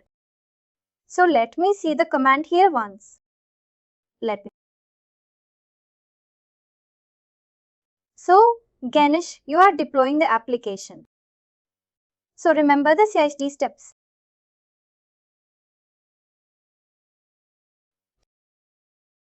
What step are we in now? We are only having to understand the Mule main plugin. So before full-fledged understanding CI/CD, you need to have an idea about the source code repository. Got it? Got? Maybe I'm blocking you.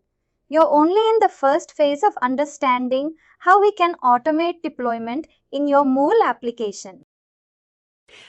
In CI/CD, there is a parent process where you can download the resources from a source code repository and you can build this file and deploy all the stuff. So now there is a command using to deploy your application.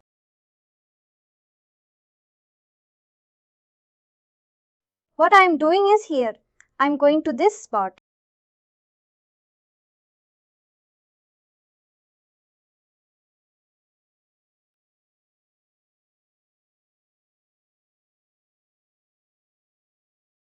And opening my command prompt.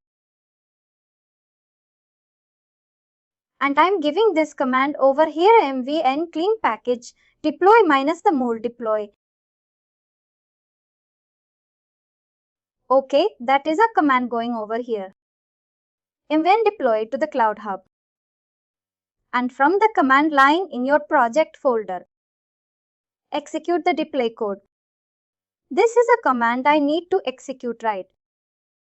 So I'm executing this command. Wait for a few moments. So you didn't provide the application name or whatever project name.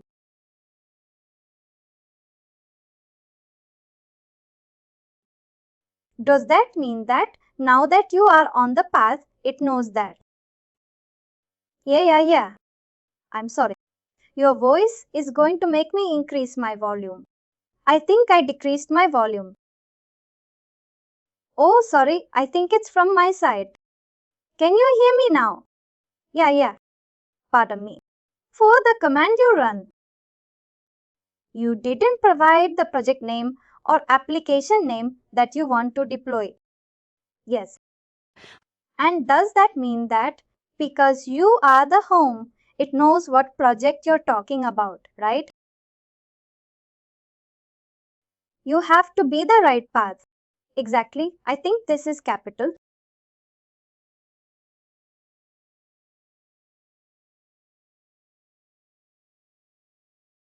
I put smalls maybe reason. We can put this as capitals.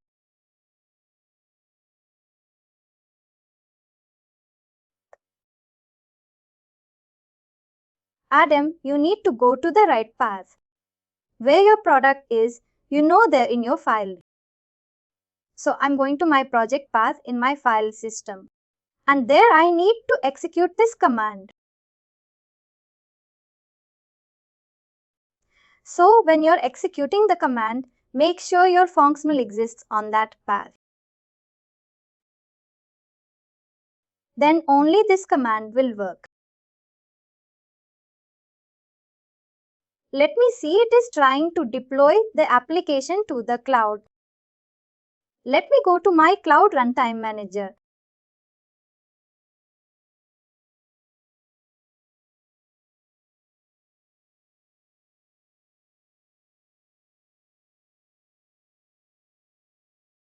It is not coming.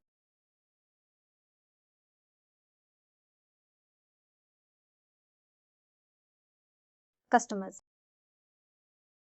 Creating application with this name. Cloud means it is a public infrastructure, right? So many people across the world are using this infrastructure. This is a free account, right? So it takes time for us actually for cloud requirements.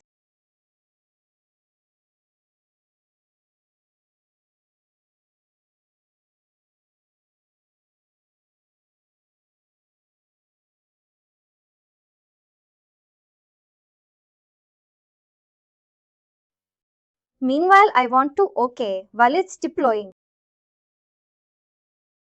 I want to give you one concept that is called API management.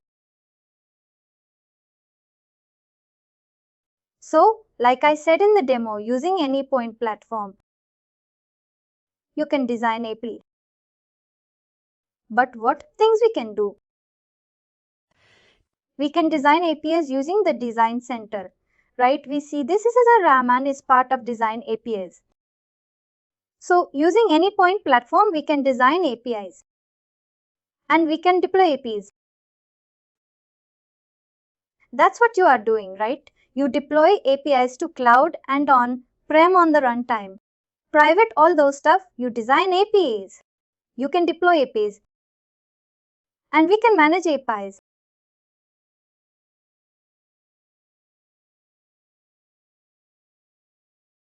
You can manage APIs. What is management? What is API management in a sense? You can apply some sort of policies on your APIs on top of your APIs.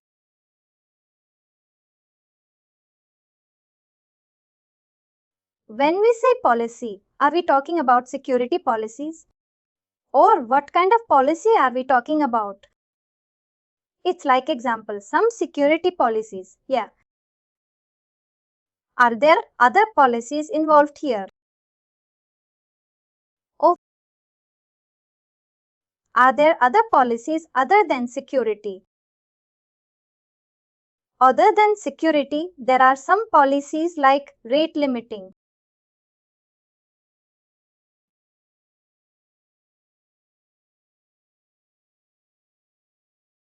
Rate limit and logging policies.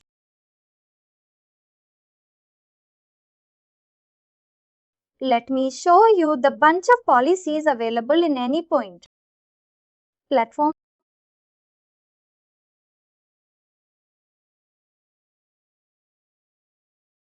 Let me go to my key point manager.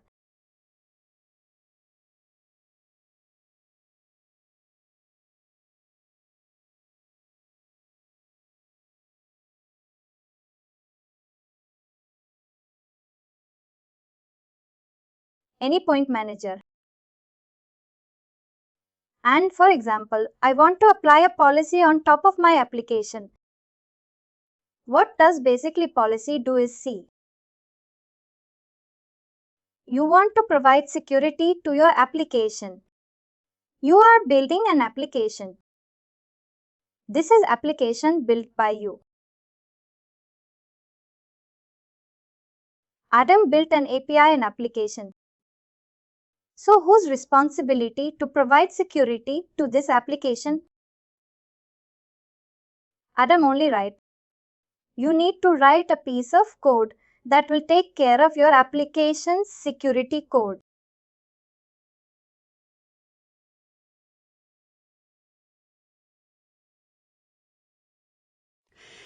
And if you develop 10 applications in each application, you need to write this code, right? The security code to secure that application. One is redundant. And tomorrow you want to change your security strategy. Then what you do is you remove this and you write a new security strategy code. Right. So this kind of management is inline management is, always you need to change your application, change your files, change your source code. You deploy all the stuff, right? So what happens if I, do a kind of begin play? If I want my security, I would attach my security policy.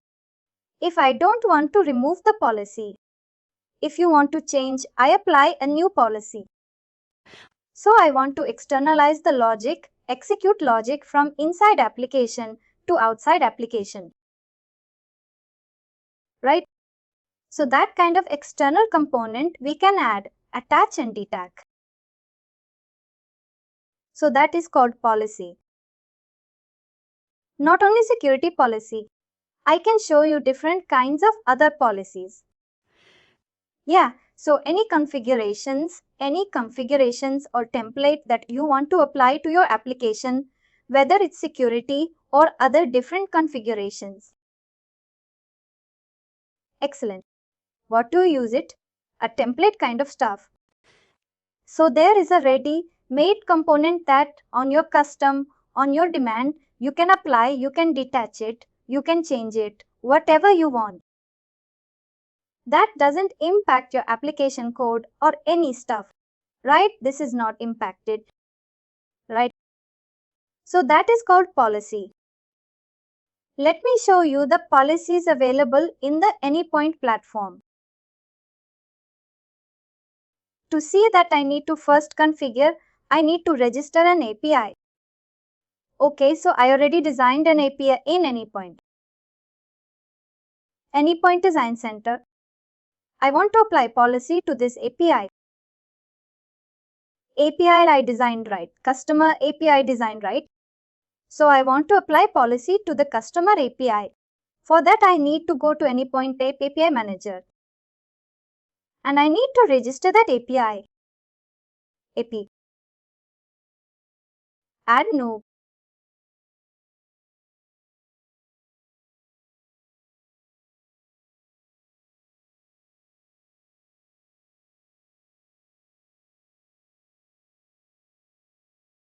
It's an API administration.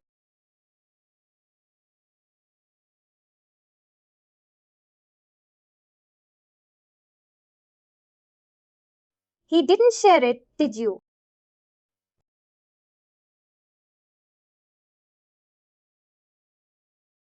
What a...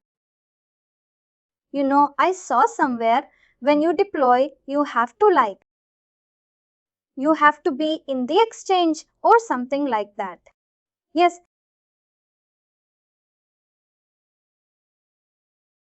What you said is right. We need to publish this. Let me publish this. I forget that step, yeah. Click that. Let me publish this to Exchange so that we can import from the Exchange.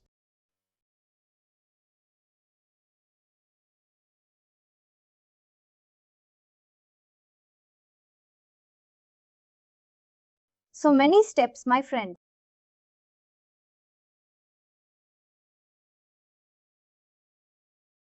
It changed, happened recently. I need to check this concept. By the way, what happens to my data? What's the reason? So to change deploy. What is the problem? Client core exception?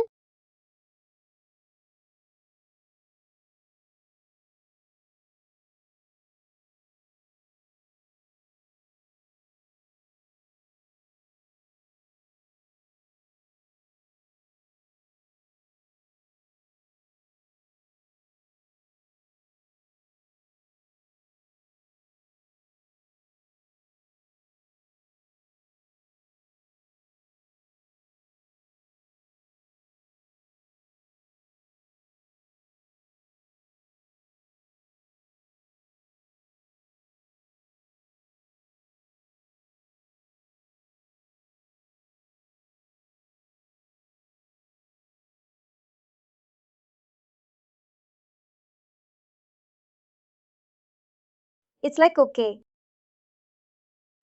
There is some step we forget. Object store is not supported. 1. I'm going to talk to you from other project.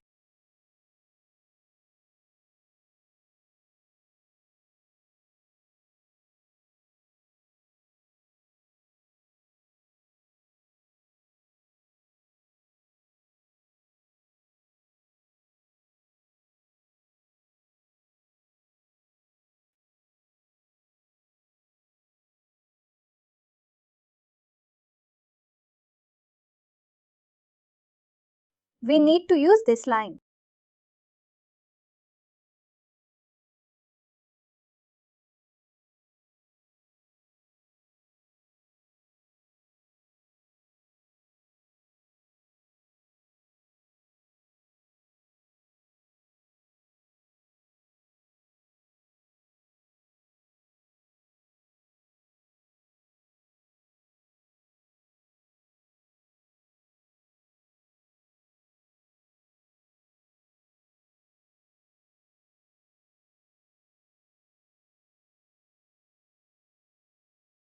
So there is a concept called object store. Detail is just an object store. It requires some detailed explanation. Objects are two kinds of object stores. If there are object store v1 and object store v2. v1 is an older version and v2 is a new version. Right. That is not the only difference. v2 always run in the Cloud Hub.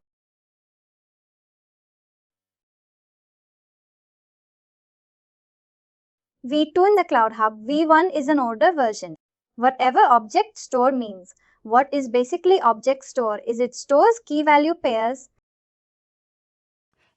You can store key value pair and you can use the key value pair anywhere in your application. Key value pair is, right, any name and value. Some that you can store anywhere. What we can do is anywhere you want to store some information, you can configure objects. Right? You can suppose want to store some information. You can configure the object store. In the object store, you can do the key value pair, what is key and what is value. Right. I can create.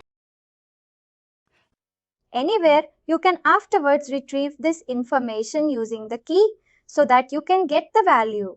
So the retrieve is also the object store.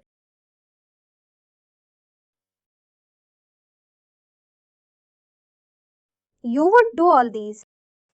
There are information in the objects. I think that object store is just some kind of a temporary storage area. Here you can store the information, key value pair information, your new application.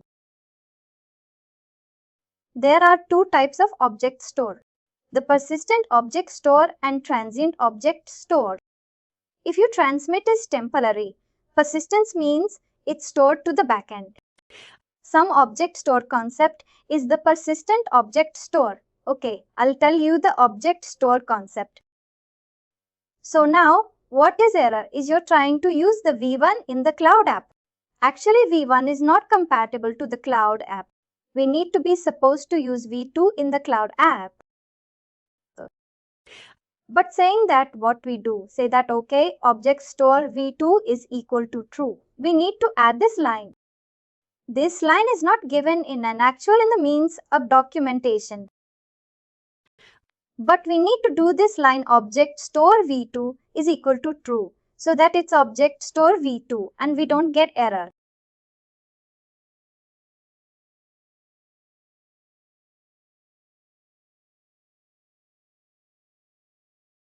If a management entity, maybe they change some interface, I will check and I will let you go into a management policies.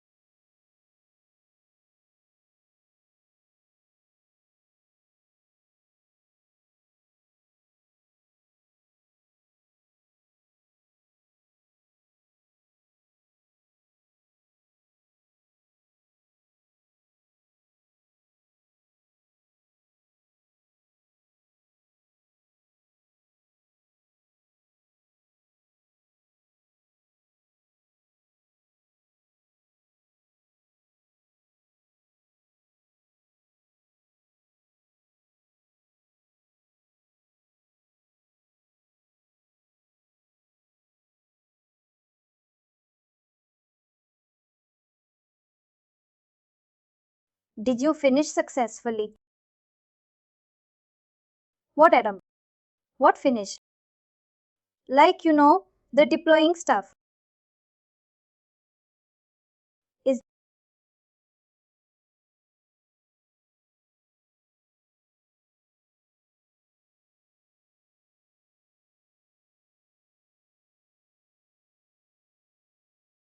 I get the duck.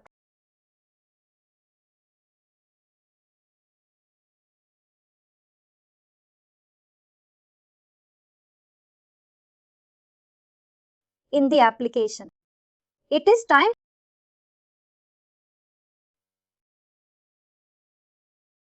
Starting the application. I started seeing. Starting the application. Deployed now. In the cloud.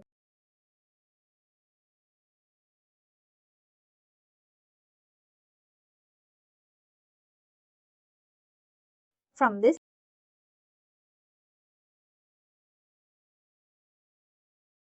Before that, in your comment prompt, try to type in VM. Go to a comment prompt. Who type in VM, Adam? Okay, so is it anything or okay? What I said I can, so they can where I go. You go to a comment prompt anywhere. Go to your comment prompt. CMD on any. I can be. Go to CMD. Yeah.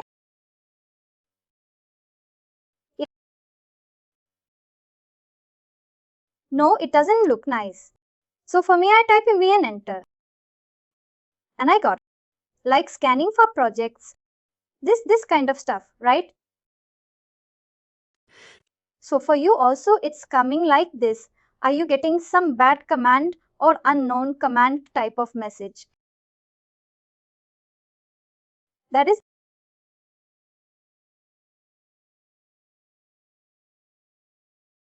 for quick.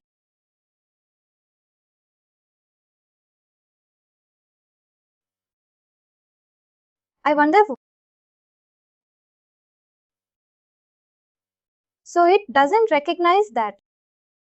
Okay, if it doesn't work, what you do is you need to configure MVN in your system.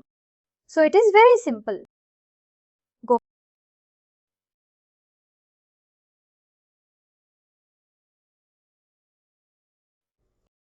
This is a bus type MVN in the Google, right, and go to Apache MVN.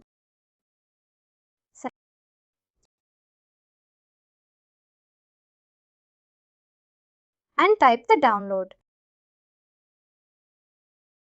Right. So where do you go? And even download. Yeah, go to download.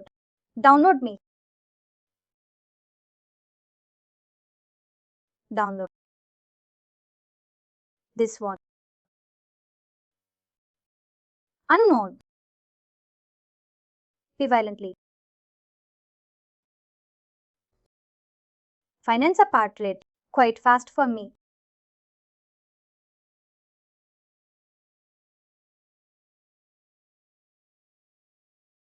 To extract that one.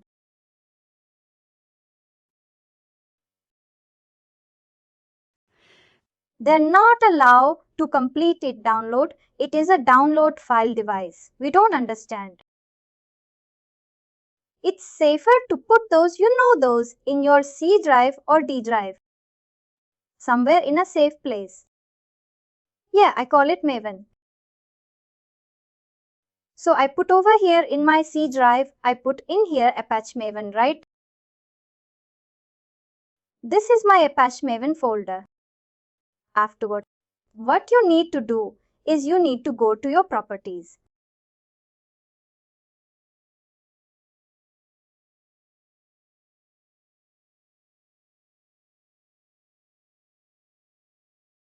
And you need to configure something like this one, environment properties.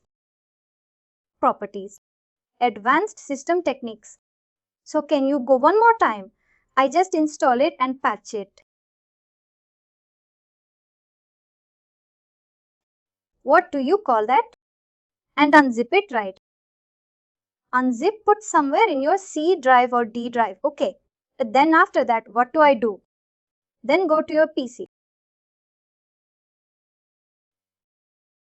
Oh, and here. So do I have to get the bin? The path of the bin directory, excellent. Exactly. Oh, then go to my PC. My PC and right click and select properties.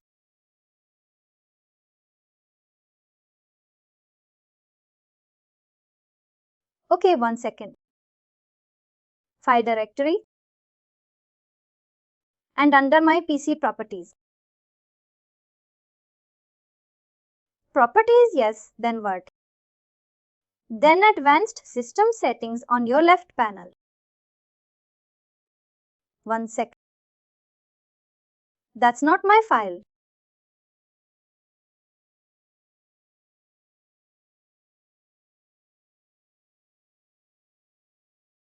Let's grab this. What is this? Why is it doing that?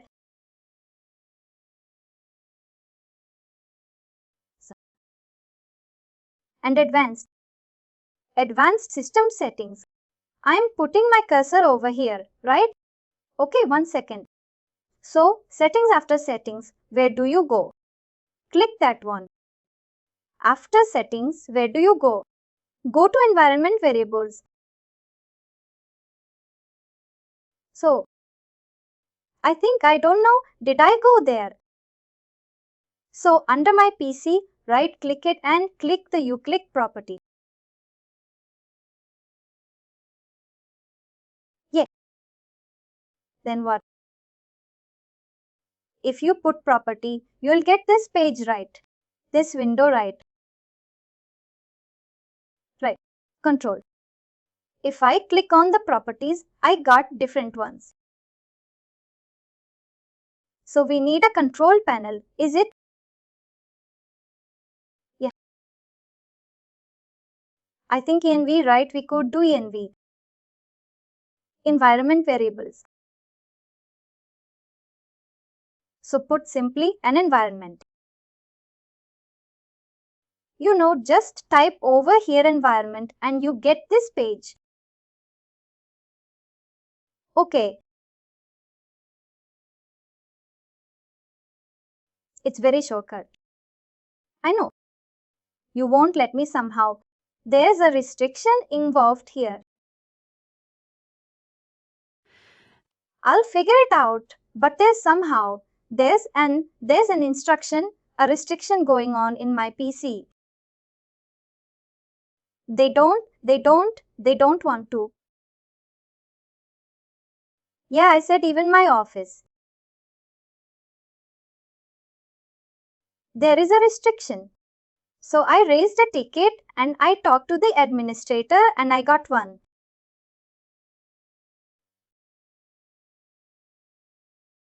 I mean on the PC, you can. Yeah. But I thought I could have done it different way. And I don't know, through a Bible command. Is it path? Only path command you need to set. Environment variables, right? Over here, there is a path. There is a path. Somewhere in the path, you know. Add that Maven bin. Alright?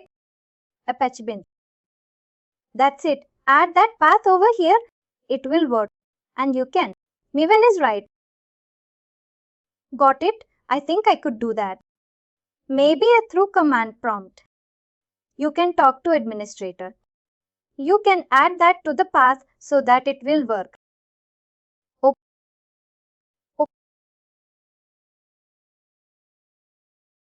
Let me see.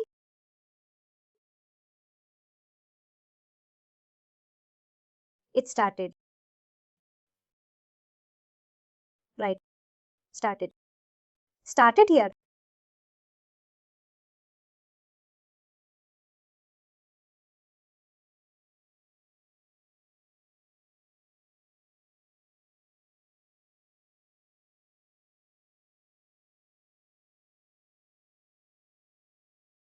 customers.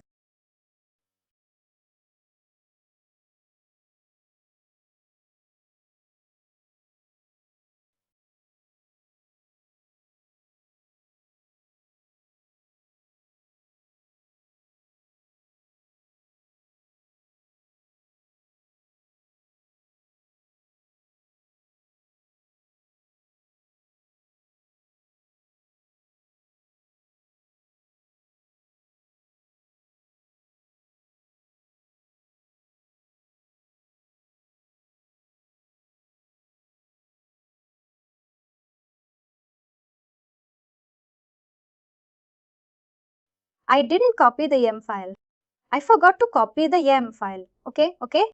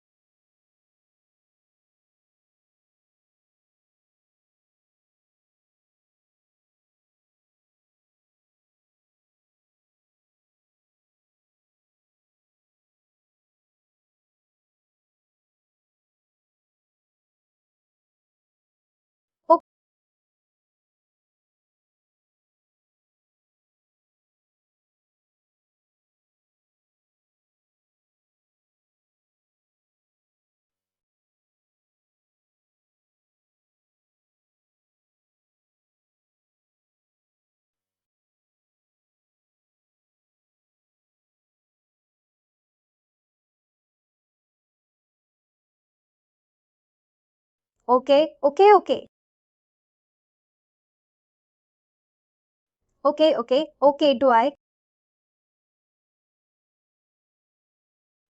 You don't ever get the train on your own.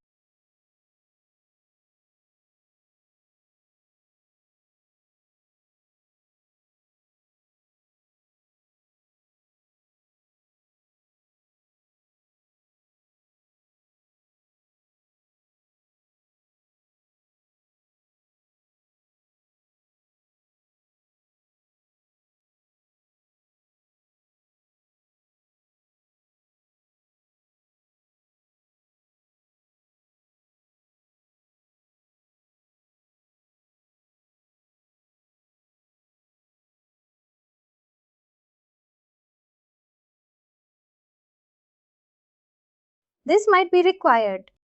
Do not worry, but try to practice this thing. Copy this one and along this one.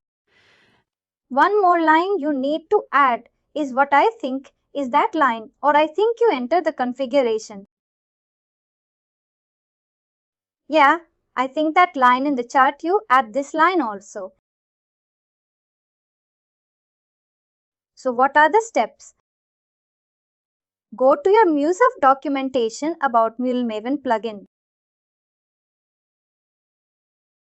First step and capture this code. What are the plugin information given in the MuleSoft documentation? And copy that to your Funcsmo file. The Funcsmo file. Already some Mule Maven plugin is given, but it is not enough. And replace your existing Mule Maven plugin with this code. The very first step. And second step, you need to configure that plugin according to your account. You need to give your username, your password, your rest of these. Only those things are important. Rest of these may be the same for everybody. And this one is not even over there. But you need to add this line. So once this is ready, then you need to configure your HTTP port and host. Make sure HTTP port and host from the like this. So this time it doesn't need a YAML.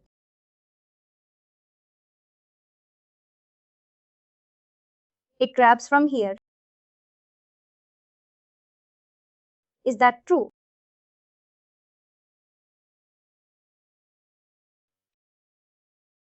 No. You can check in YAML. I'm sure you can find it.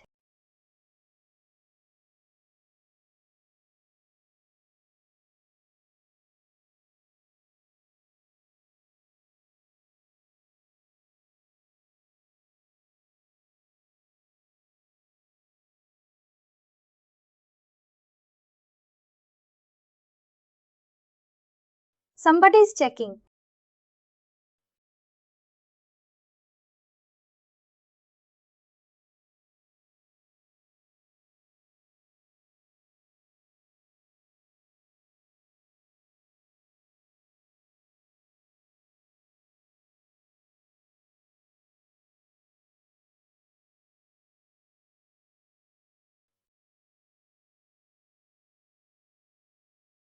Not project right. See, this configuration is there actually. This Mule Maven plugin configuration is there. And username and password. And sometimes you require the organization, client ID and client secret. All the stuff is not given to developers. So what they do is they store all this information in Jenkins file Jenkins server. And they're given some key only. We need to configure that key in our format XML file. So the values are fetched from the Jenkins file. So the Jenkins file is under the supervision of production and deployment team, not our developers team. So that they secure these sensitive properties in that way also. Okay, so this different though. This is okay, 1 second, no problem.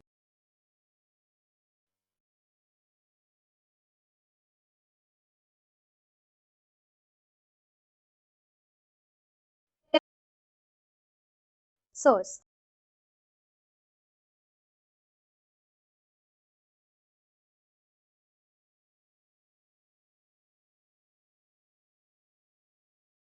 Save this.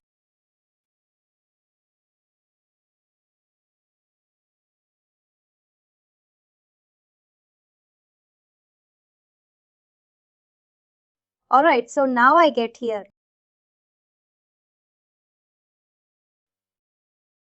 Yeah. So this is very simple. And one listener. It has a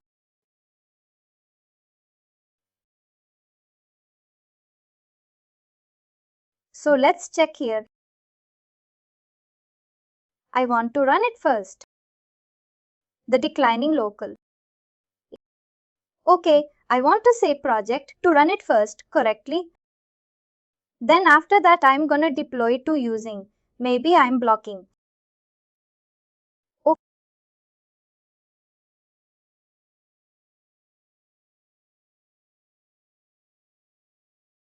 Oh, what is this? Unsupported class file.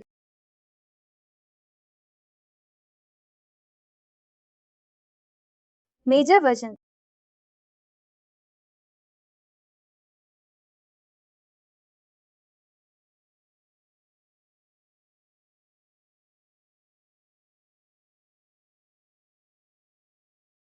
I don't know why.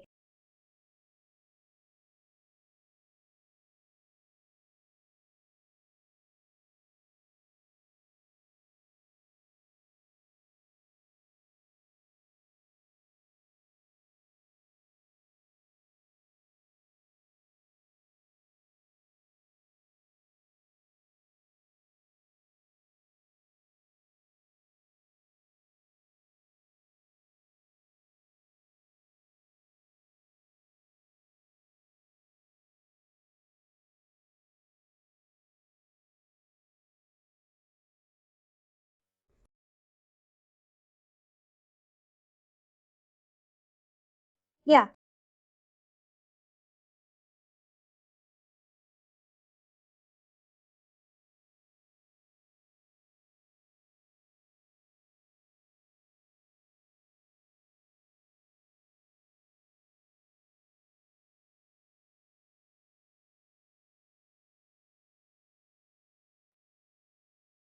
Wow, I have too many accounts right now. I need to keep track. There's a security token. Was that? Yeah, it's a good token. That's right. Okay, we need. What's running and see if it's okay now. Take little time.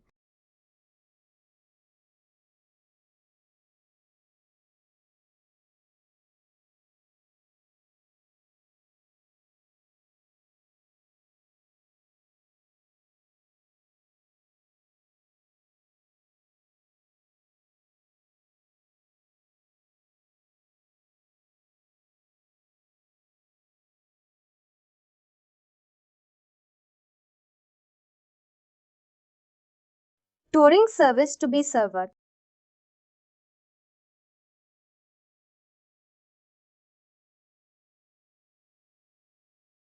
I don't know why it's doing that. Say Java related, yes.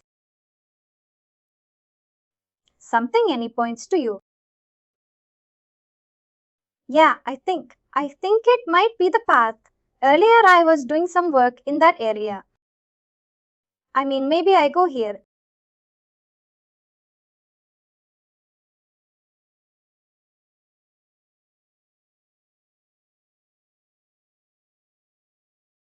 Do you have any point? The studio expect this was in the question. Yeah, let's check this. It is correct. Okay, and which one?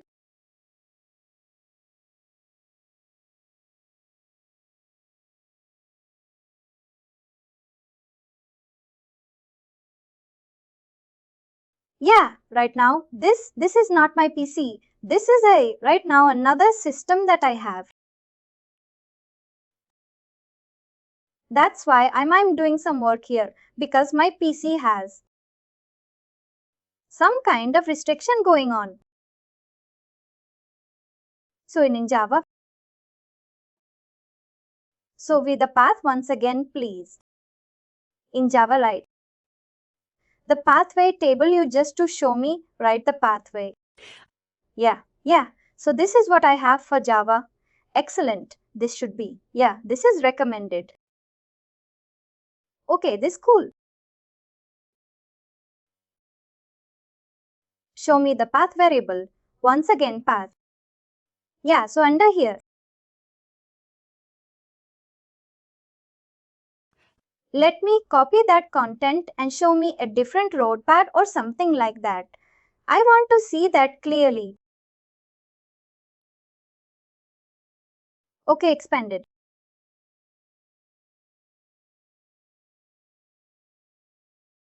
So what you added is you add the Java path. CR part. What's the Java path?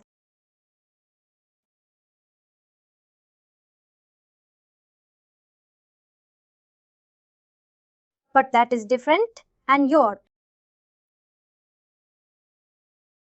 JDK is different for the right you can't be a different. Okay, come to the end. Last thing you see, noodles for party. Okay, I think you're right. I think I need to do something like this.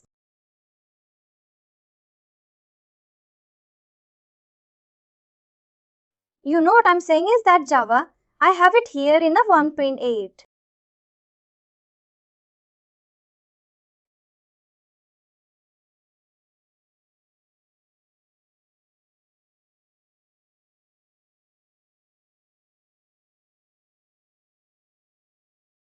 Program files.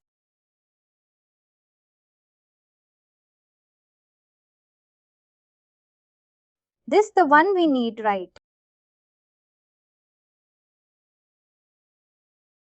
Right. Need this right, JDK? Yeah, did he get me? Yes, in the part we need to put up to be yeah. We have to go with this. Yeah.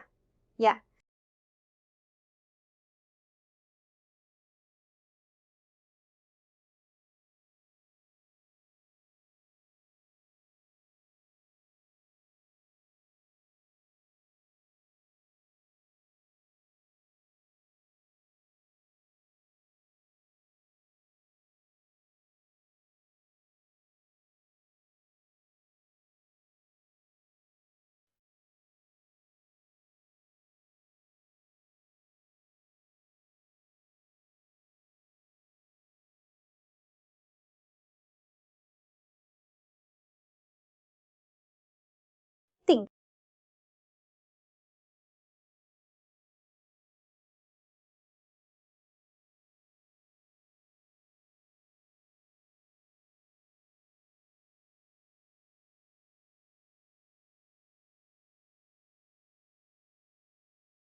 I grab this, come here.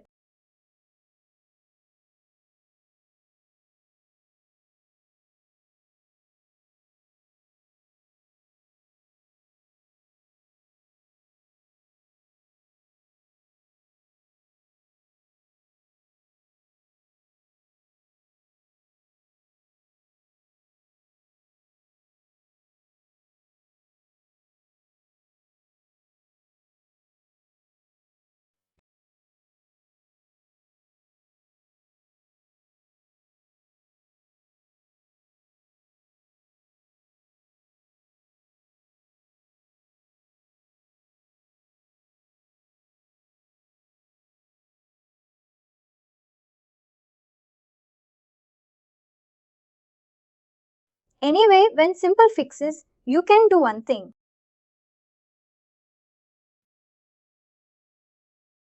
Is sometimes what happens. Is this any point? Studio leggings will get some reason.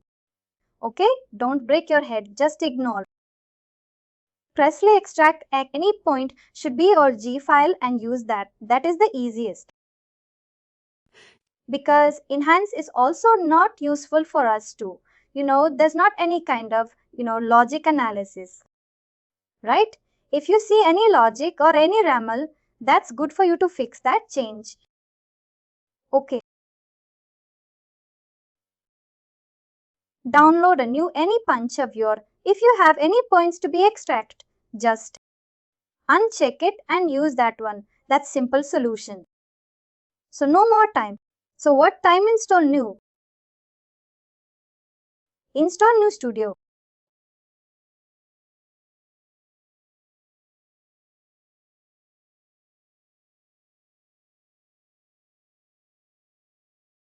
What do I do?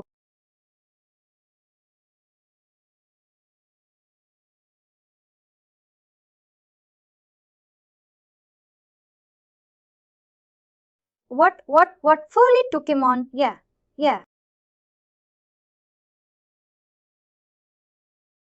Probably you may have the download version of any points to be over with you.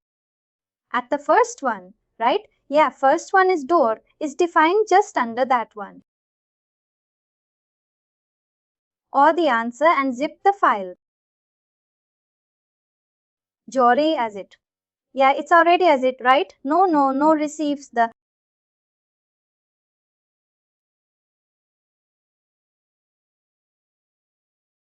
That is the icon lipstick, right? Yeah, it's back.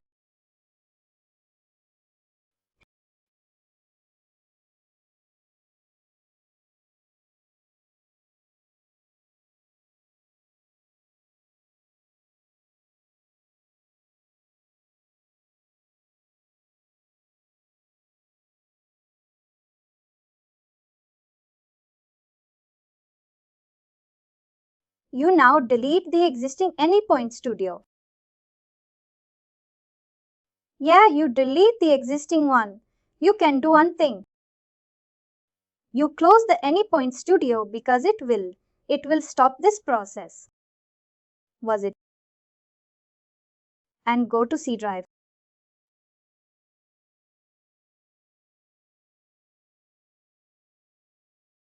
Yeah, I'd explore a C drive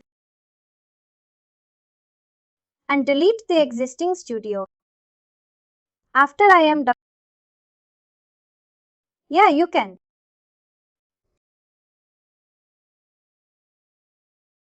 First delete it. Yeah, you do. When they first you stop the energy process once for a moment to stop the process.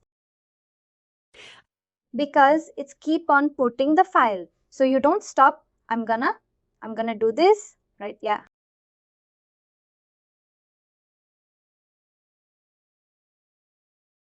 Yeah, okay.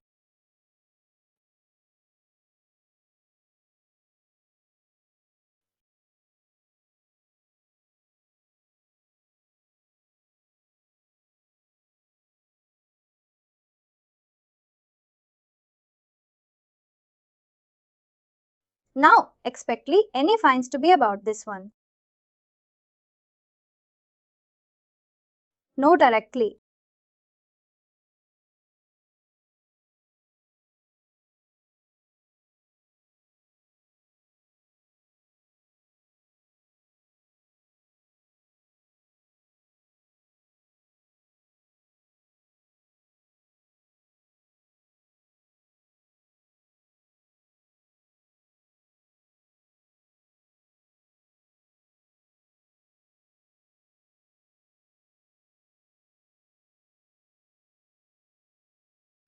Can you show me? Can you log into your Salesforce account?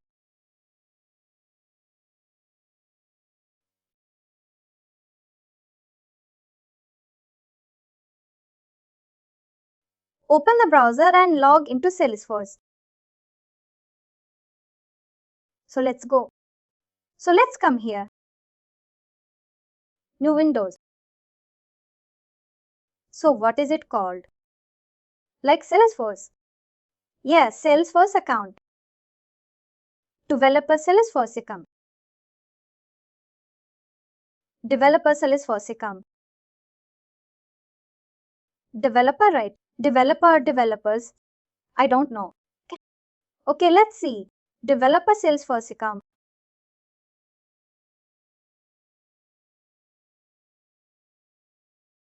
Yes,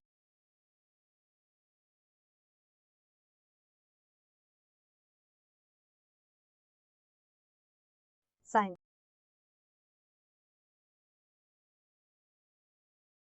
Come down and you can find the login button. I thought I created a login. You have the username and password right. That's what I'm trying to find out. You can find an email.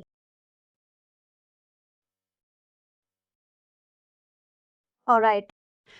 You open your email. You can find the username, password, and security token, all three things.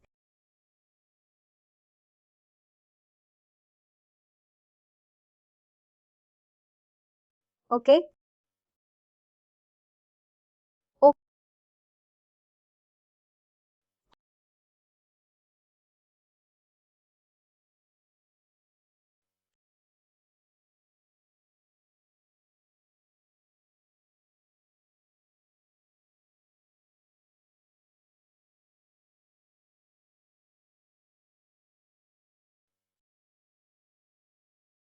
okay.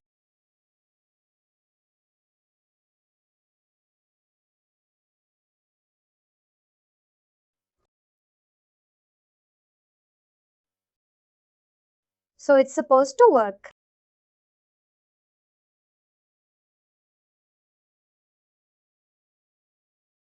Gmail. It's for security, right?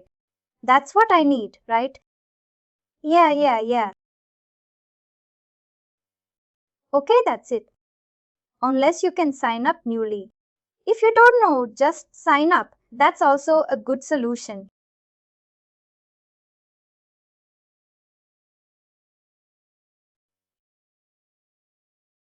Oh, what I do? And I basically forget my email. I don't know. And so I have an email. Let me show.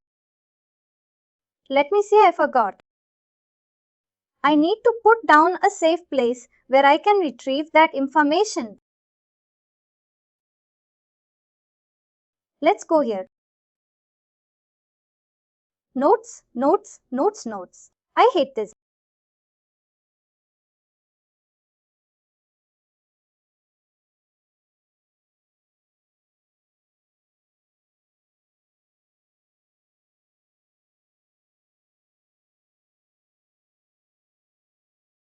Okay, and Gmail now. Now you log in, right?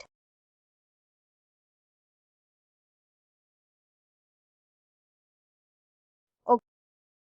Let me go to your object manager. So you can find these objects. That is, object is nothing but table.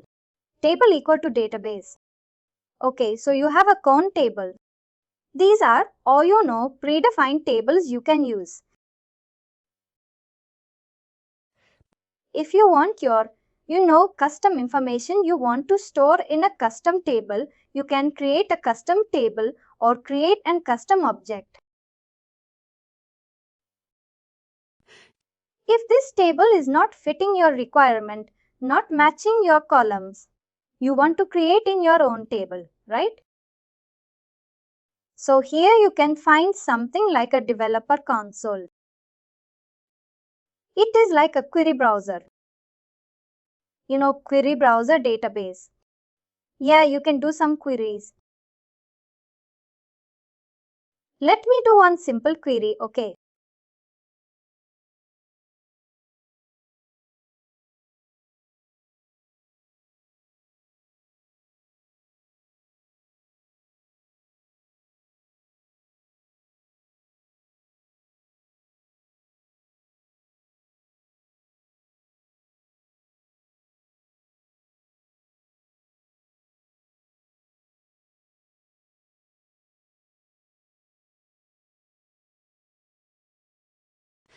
There is a count table.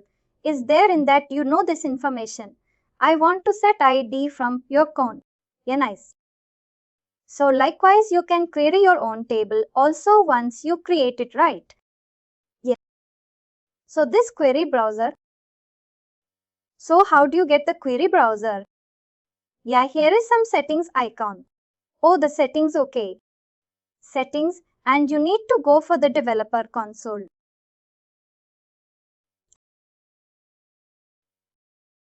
And the query editor over here, the third tab in the developer console. Query editor. Remember this thing. We create a new object, new custom object, and we will query that object over there. Got it. So what we'll do is we create a table in the database. Based on that fields, we create a similar object in Salesforce. Maybe not exactly same matching. Some similar object in the Salesforce. And what we need to do is we need to bidirectionally, synchronize that. Wow, that's right. Okay. Up to this point. You can do with the current account table also. Account also fine. You see the account. You can go to fields. You can see what are the different fields in the account table. account name, account number, account holder, billing address. You can use this one also. Okay. No need to create custom object every time. Got it? You can use WhatsApp over here, right? Exactly. This information is overwhelming. I don't want all these fields. I want some compact object. In that case, you can create some custom objects. Otherwise, you can use these fields, okay? What is status of our new Point Studio? It's done. Yeah, let's check.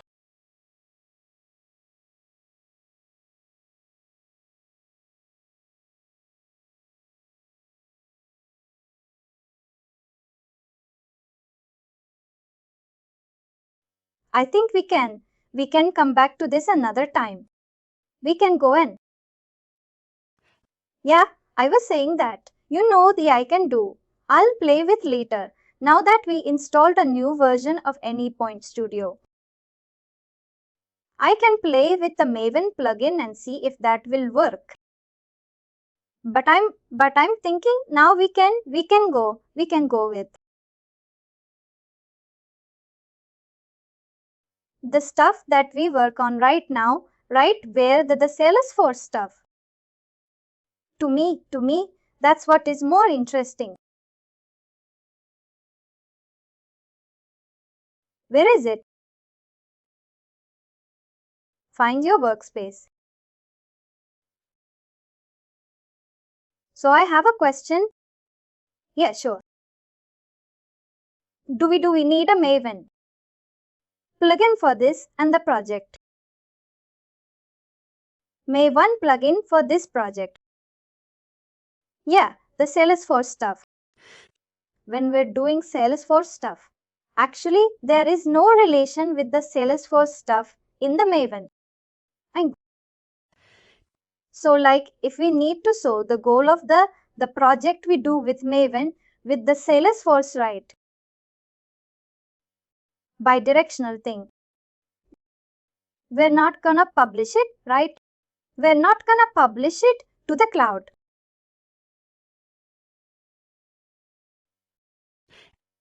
If you want published to the cloud, right? The problem is your database also should be in the cloud. Okay. So this example, this project we're going to build is we're only going to use the flow, right? Yeah. That's it, right? So the reason I'm asking is that if we're not going to publish it on the cloud, then don't we can go, we can, then we can build. We don't have to debug the issue that we had with and because the one I had here, the issue I was trying to solve here was publish something in the cloud. We're using Maven plugin. But right now I feel like I could do this and later time, but now we can start looking to the and learning how to do the bidirectional thing and Salesforce.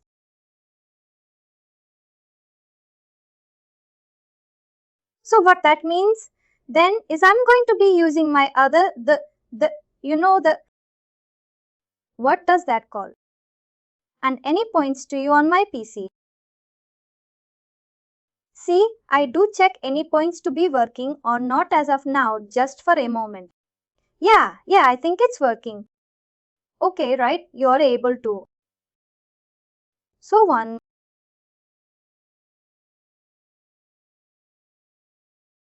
So there's a tool and a Point Studio I have right in my PC. The one in my PC. It doesn't work with the Maven stuff because and I'm unable to edit the path, right? So I installed an Anypoint Studio on a server. That's 2012.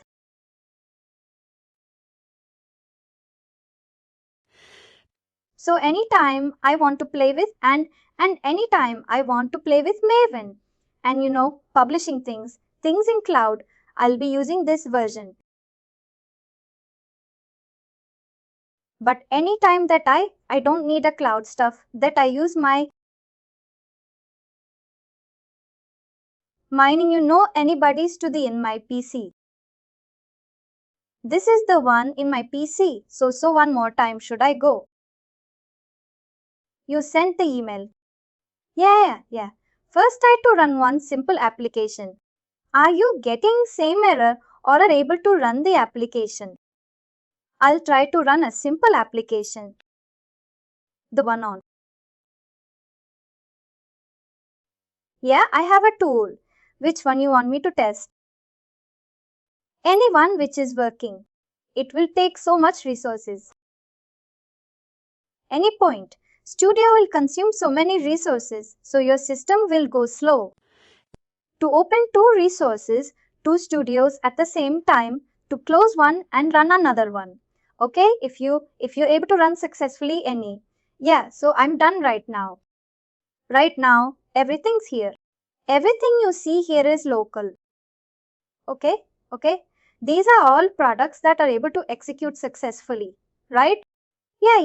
Yeah. This one works fine. Okay.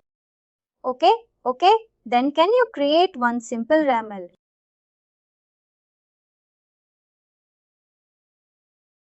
Yeah.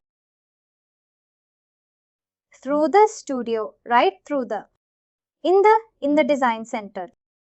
Go to design center.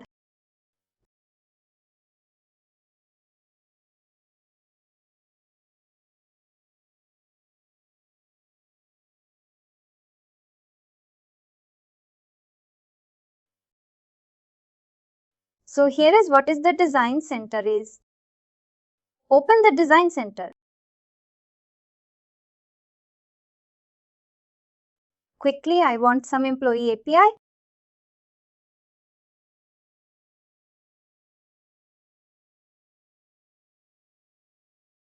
Yeah.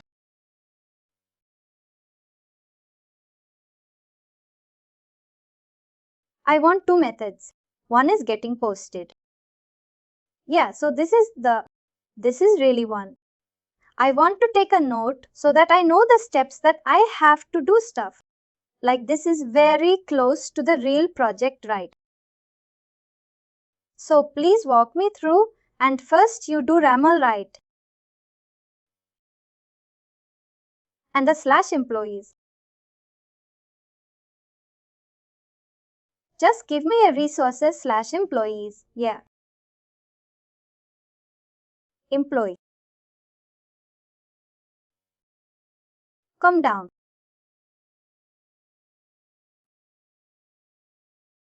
Yeah, so that they get the resources. Yeah, responses are responses. Yeah. Make a successful response. Yeah. Yes, it is the body. You can click on the bottom also. You will get that. What is a JSON file? Yeah, okay. And I'll go to the get level, get a deadline and give me the post. I'm not defending any examples. Yeah. Slash is not a purchase. This post slash means it becomes post colon. The post has a body. Right? Because we send information. The body is of type JSON.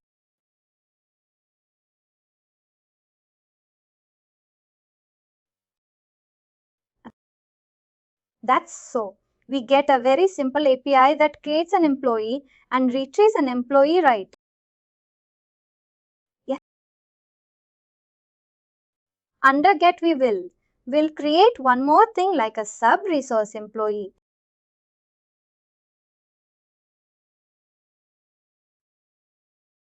Go to the post level post. There's slash. Early braces employee ID. Like that or one word? One word employee ID or employee ID, okay. Pull. Afterwards, after the early braces, not inside. Then, but this also get. In. Get pollen, yeah. Response. Yeah.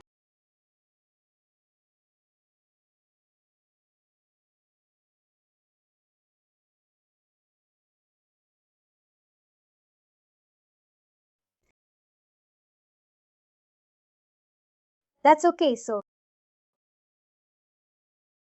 Very simple. So that returns all the employees. That creates an employee and the returns is specific employee information also. Okay, nice, nice. See, this one already gets saved. Model. Then go to Anypoint Studio.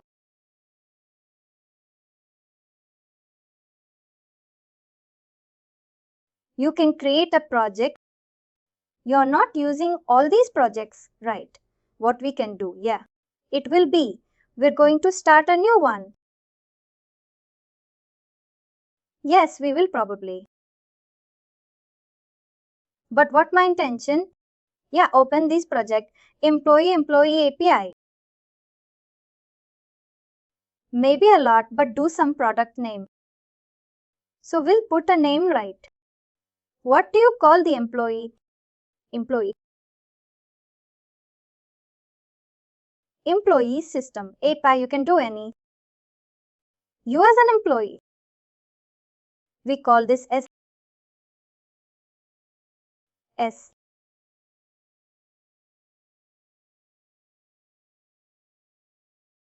Okay, API. Yeah, so do I do this? Yeah. That is also good. Yeah.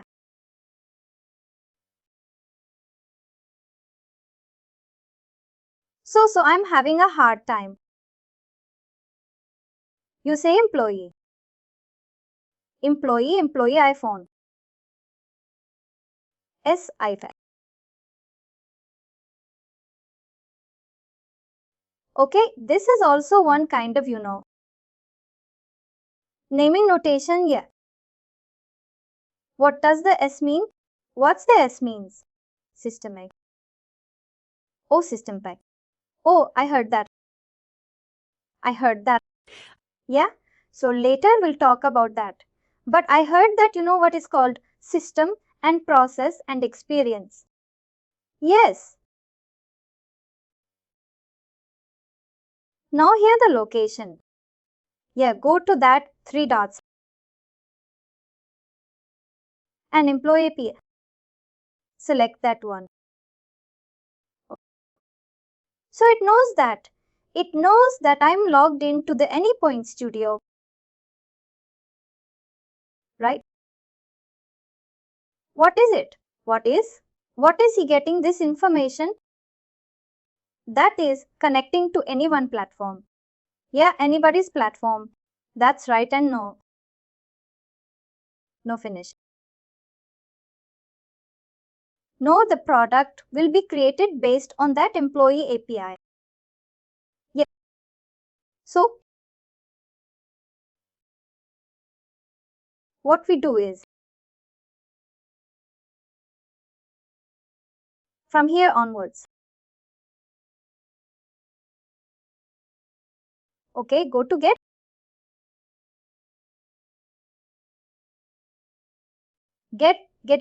part. Then no. Then try to go to the Salesforce.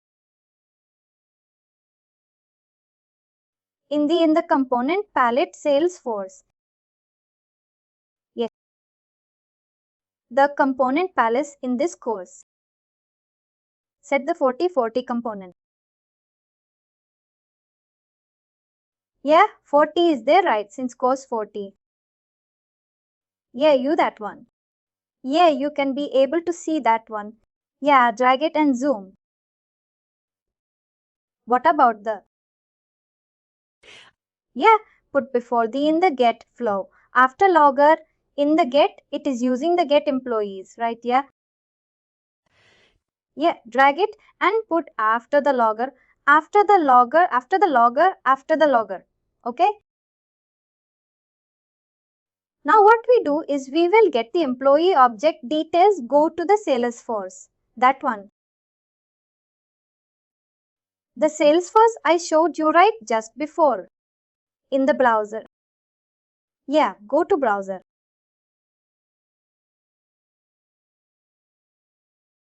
Go to browser and close this one. Close the console. It's not required right now. The console is not required. Yeah. Okay.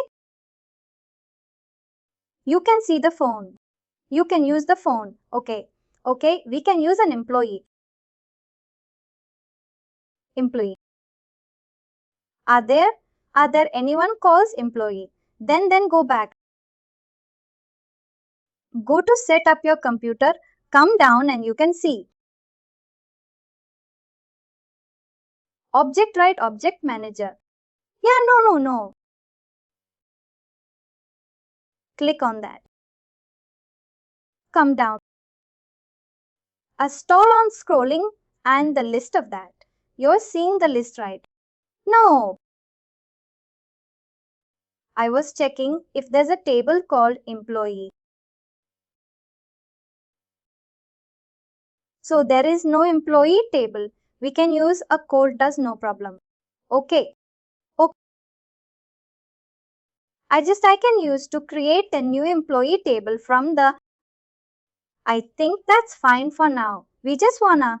That's when I see you can get to the table. Okay, you want to create a good. No, what I'm saying that for. For right now, let's use that column. Later, if I know what I'm doing, I'll create a table another time. Excellent, fantastic. Okay, go to your Anypoint studio.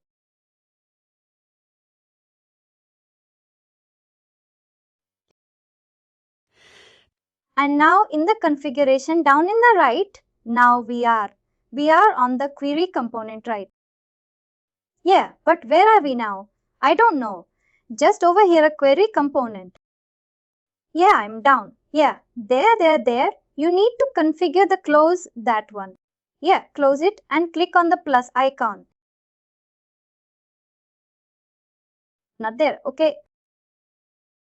Because it closed where? Yeah, one more. Let me take one control. Yeah. This one. Okay. And do your Salesforce username.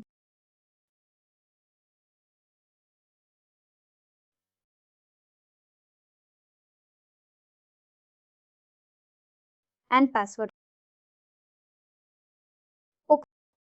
And copy secure token from there and paste over here. You got email right security token.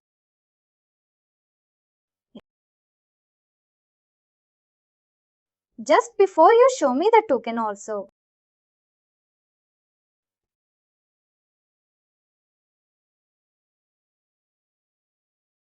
This one, they can have a new one every time. After 1 month or it will reset, it also reset. If you reset, you will get a new token to email. Okay, what I do is connection. Yes.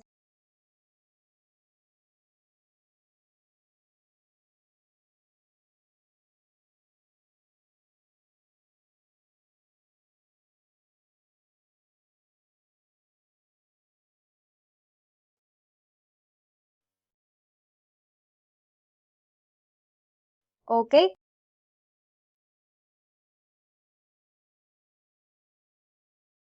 Then okay.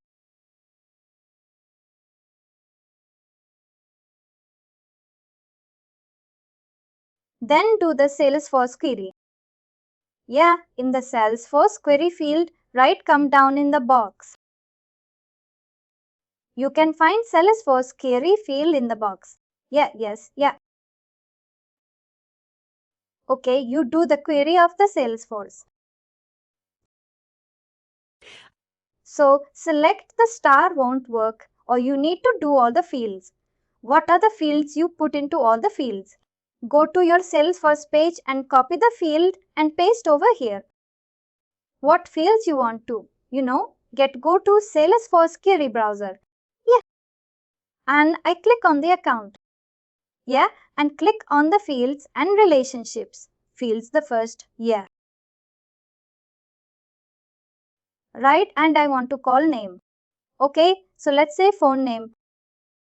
Yeah. Name. Yeah. Copy the name. No.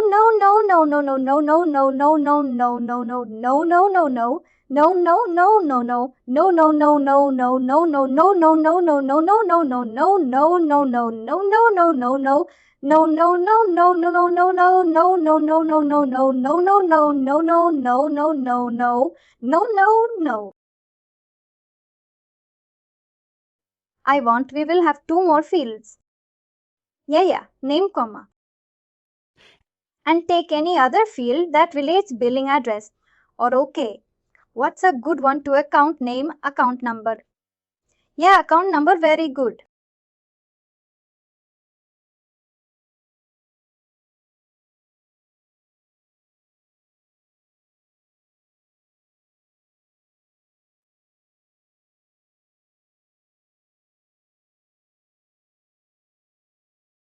One more maybe. Yeah, take address, billing address.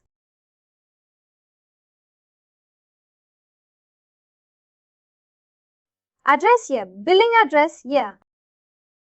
That one, address from account. Yeah, that's it.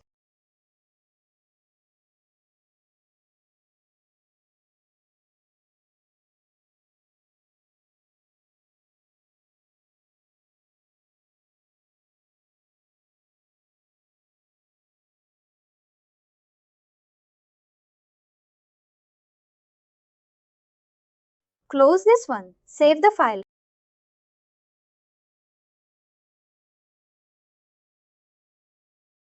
Okay, now try to run this one. Let's see the first one. There's no source here. No problem. This is Anypoint router, right? Yeah, okay. We can put transfer message component, the first one.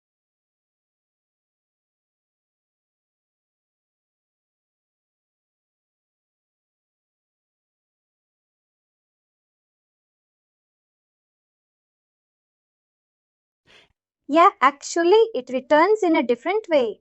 What we want to see the result in JSON format. So yeah, try to Java to JSON and just remove the braces and put the payload so that the payload that returned from Salesforce. We can see that in a JSON format. Okay, cool. Now run the application.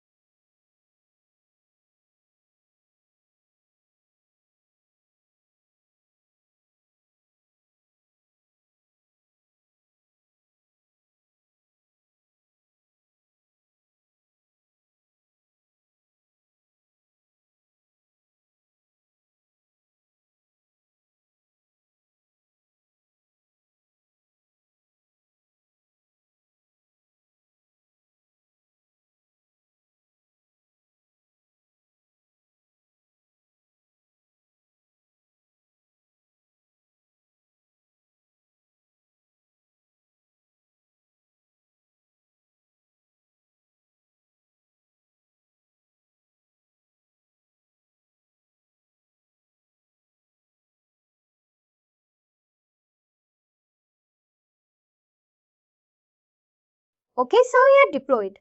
Go to your Postman. So what I don't know. So in here though, I don't know. Alright, so here's the Postman. What are we going to point to? Yeah, localhost 8081. I think now go to your listener. I want to your Anypoint studio and go up. So the request to the postman will land first at the listener.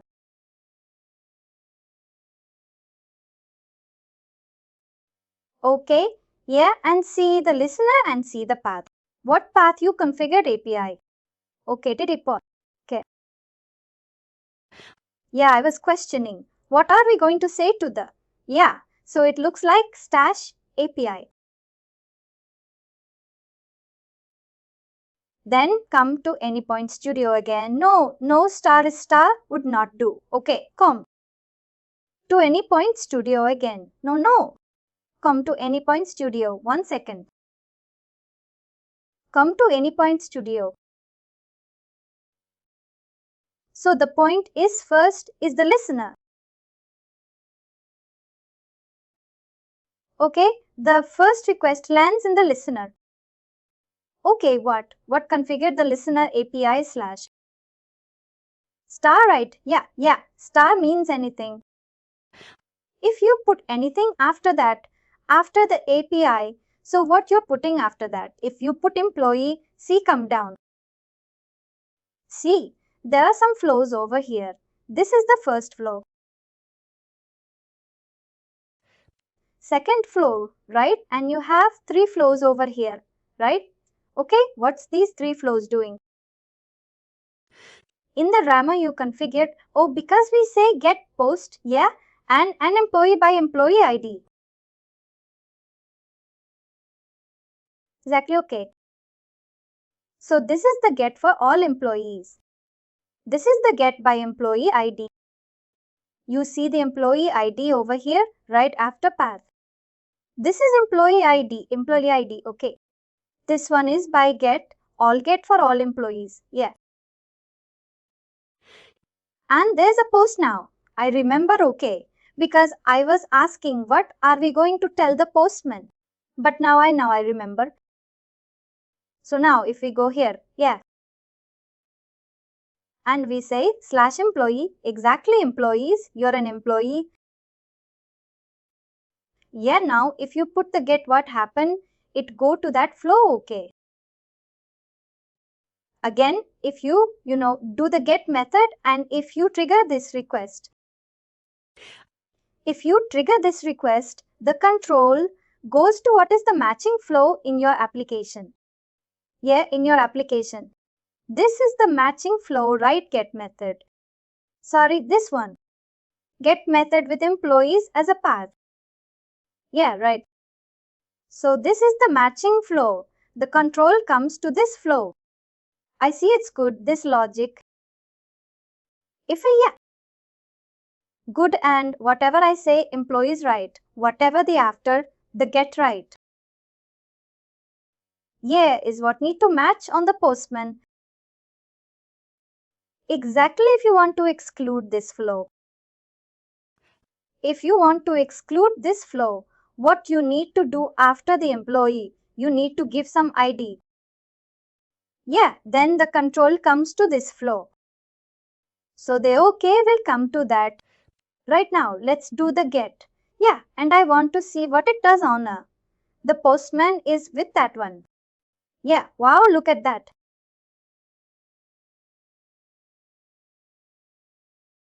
So these are the information coming from the Salesforce. Yeah, right. That's nice. So I have a question, yeah. If we say employee ID, the ID has to match in the record. Yeah, so there's nothing that shows here though. I think you print something ID node. Okay, ID is not coming here. I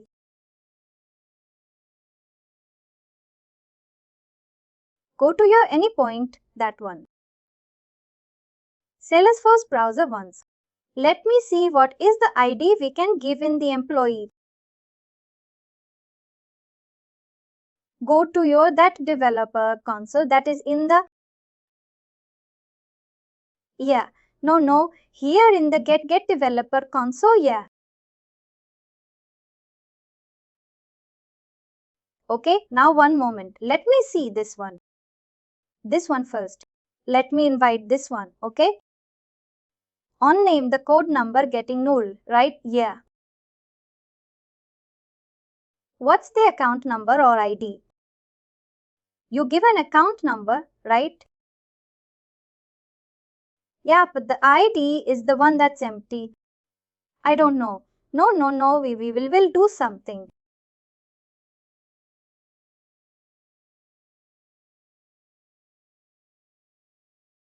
Account number. We don't track our number. We would do an ID. Really? I think you're doing a phone number, buddy. The phone number, yeah. But what is that called on the RIML? We call it account ID. ID, yeah.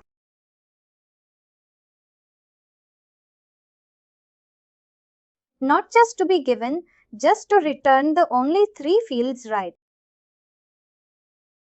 But we're getting more, yeah. Here in the employee table, we're getting everything.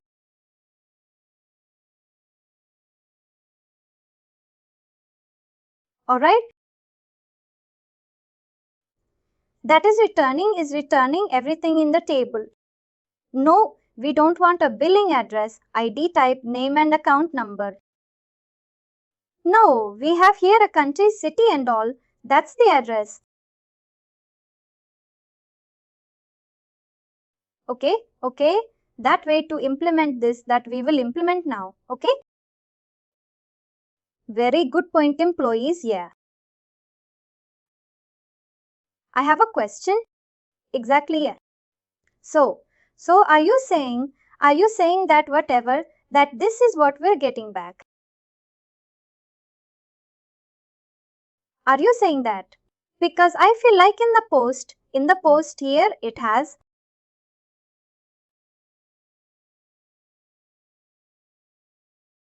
employees, okay. So when we do that, we get in for some. So this is the address. Address up to that point address. Excuse me, this account number is the name. How about this? Why are we getting these two? I'm also wondering why. Yeah, that's true. Actually, we are returning only 3 fields, but it's returning 5 fields.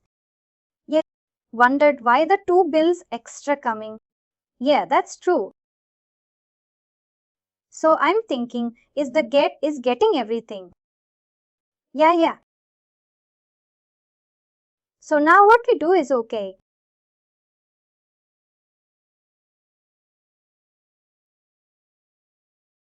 So we will get you where by employee ID, okay. Alright. Okay. Oh, we need to do this, right? We need to say parameter. No set parameter when you want to map in the we are statically doing this query. This is not a dynamic query, right? Means we are not passing parameters. Okay, yeah. That if you put a where clause, then these parameters will come. Got it, yeah. So right now if we need to return it by employee. Okay, drag and query again to this component. Go to Salesforce components, then the component palette. Type the Salesforce in the component palette. Yeah, right. No.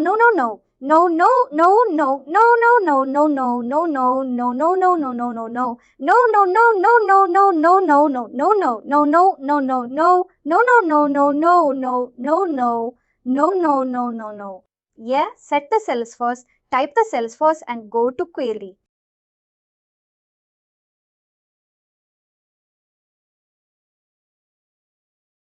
query from now on. Query. Okay, here. Same one, yeah.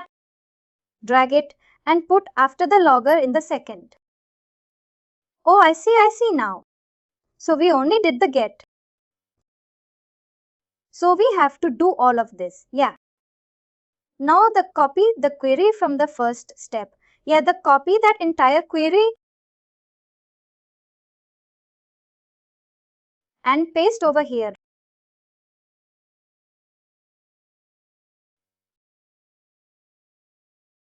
Where account number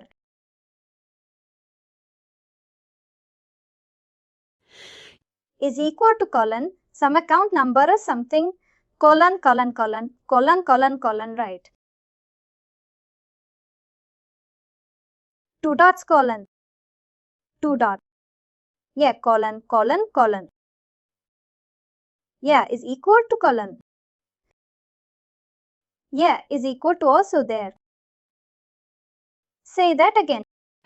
Is equal to and colon equal to. Okay, equal to and colon together or just a space. Yeah, that's fine. Account number. Something type account number. A space should not be there. After colon, immediately you will get the account number. One more time. There is no space between colon and account number. Yeah. Oh, there is no space, okay. Now copy that account number. Yeah, that one. Copy that one and come down in the parameter space. Then add in the place of key. Just in the place of key. Remove the key. Yeah, account number and value as yeah, deleted it entire one. Deleted value completely. Double quotes also not required. Make it empty. Yeah. Attribute is attributes dot type attribute is attributes. Attribute is dot URI parameter. How come it's not giving me a selection URI? Yeah, let me check one thing here. No, one moment. I'll give you one moment. Okay? I'll give you one moment.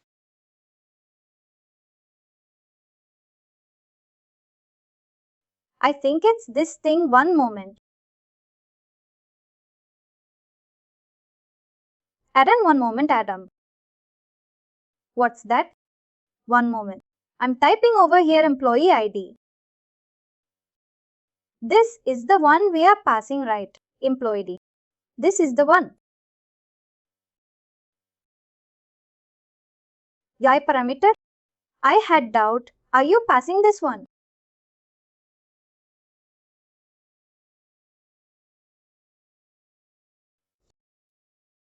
That's why, yeah.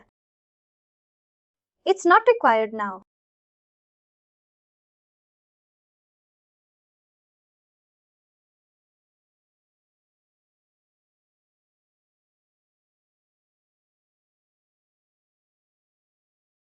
One second.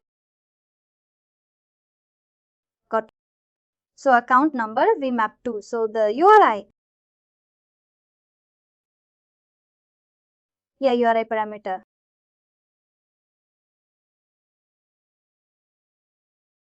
It should be sometimes, You want, so you need to do like this.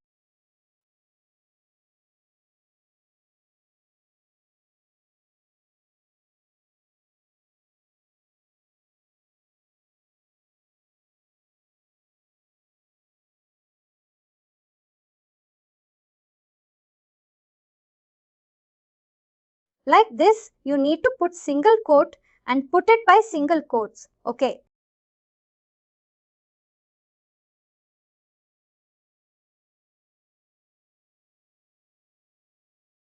No, I want to put a transform. It's similar to the ego one. Yeah, but just to see the content in a generic way. Yeah, it's in format only that thing. Or else it will show some Java format, object format. We cannot understand the output, okay? That's right.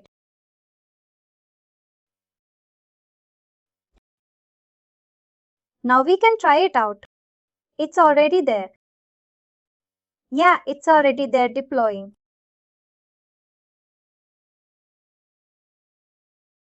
Do we need to deploy it or already did?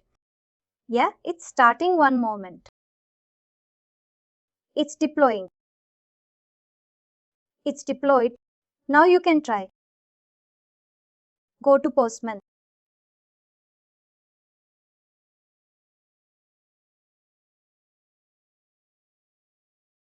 Yeah, Postman. Employee slash. And yeah, give that ID some ID, okay. Copy that and paste that ID. We are expecting only that object only, okay? Yeah, but ID has to exist, right?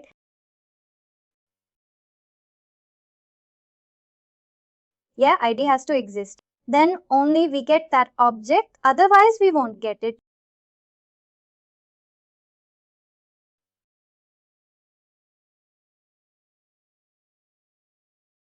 That's nice.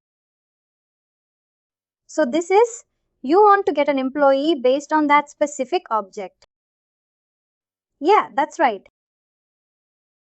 Now, finally, you want to create your own employee object. Like a post one. That you need to use a post, okay. For this, go to your thing. And for that you need to create. You need to select the Salesforce component to create. Not queries. Queries for getting okay. Salesforce. And there is a create component. There is a Salesforce. Yeah, copy it and paste it. And okay.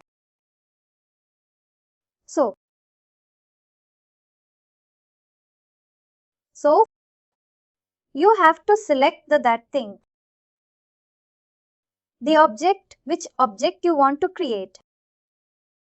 In the drop down right, you can see all the objects. Yeah, in the drop down. Let me come over here. Yeah, here. 1 second, 1 second. That's correct only. If you open this drop down, see you can see all the things. All the things are here, the object you want to create. So I want to create an employee object. Sorry, account object in this case. Okay. That's it. And you want to create the employee object with some data, right? Okay. So you see, if you open this create component, it's taking the record as a payload. So what I'm doing, I'm sending the payload. The employee record as a payload. Here the account record as a payload. Okay. So I'm asking the Salesforce to create this account, right? But as of now in the payload, nothing is there. How can it create the account? So for that what I can do is I can go to transform message.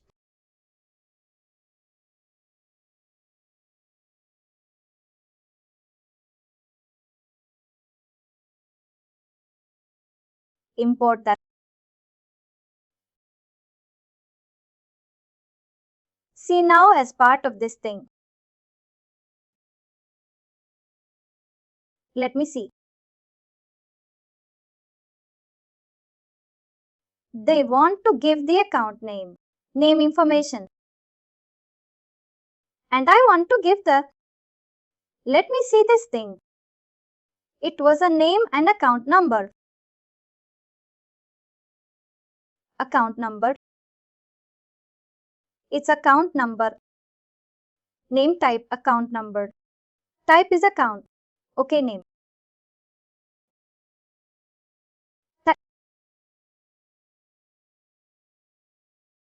Account number.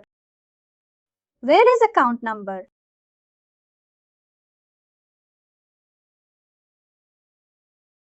It will automatically create, I think.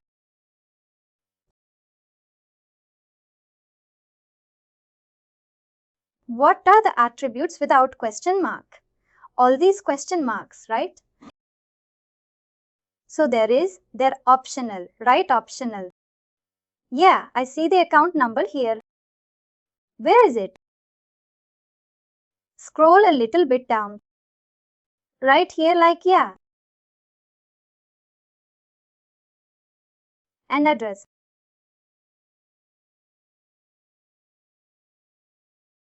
I'm going to give another.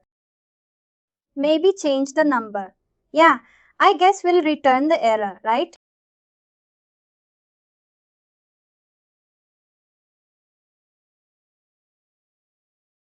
Random number.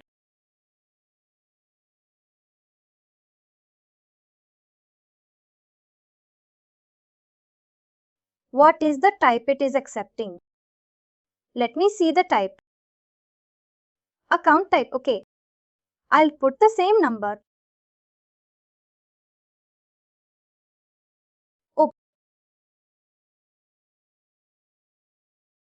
and address is option. It is optional. Right. Yeah. Go to the postman. Actually, what we can do is, we should not do like this. You see, we are not good at that. We need to retrieve this thing from the postman. Right. Payload name, payload like that. Okay. Okay, as of now, I'm just hard coding that stuff, okay. But you need to do the from the postman, right? So for the postman, we can provide that information. Okay, then we can give some postman also. Anyway. Payload name.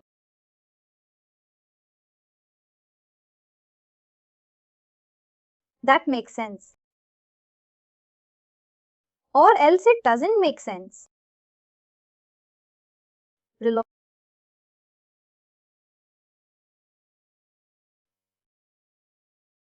Account type.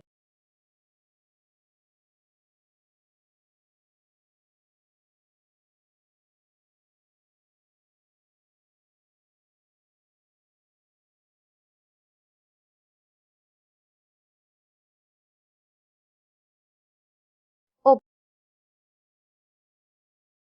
I'm copying this stuff.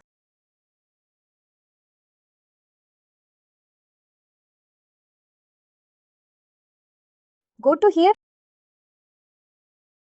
Post method block B.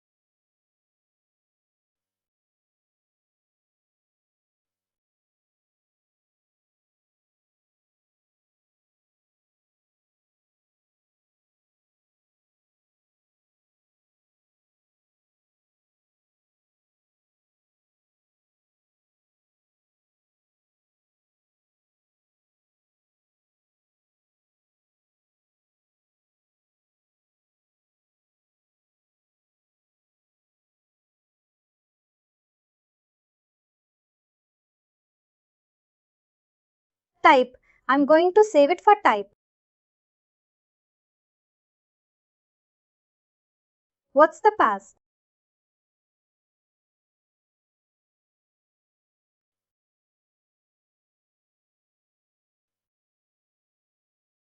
Probably number 3 on the slides. Something like this, okay, I don't know. There's a word card to that. Yeah.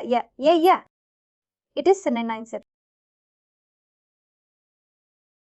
Something like that. Oh, you see, also I need to follow this sometimes. Alright, so let me get this thing. Post method. And this is not required. Oh,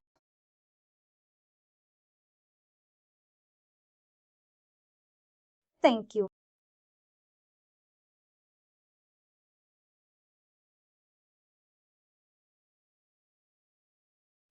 Looks like you're reaching the JSON. Do we transform after that? Okay, don't put transform message right, so that if you put some transformation like that, we can be able to see the JSON format. Yes. Okay, so let me check in the console. Where it is. Developer console.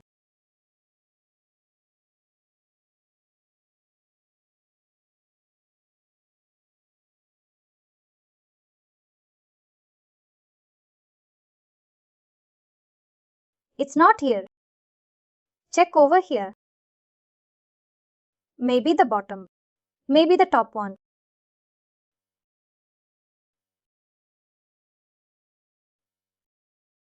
So, select.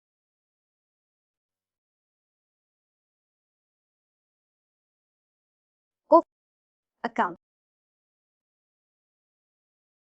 Account. What account name? I think name only given. On.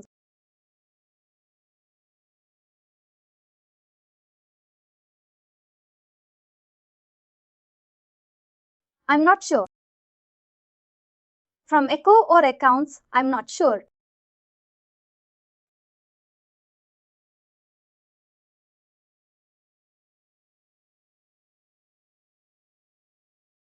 You can refresh it, right?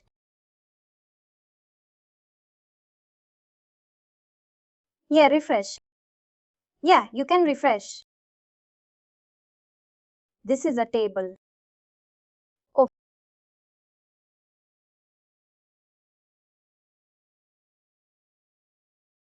where it is? Where is the? Yeah, this one.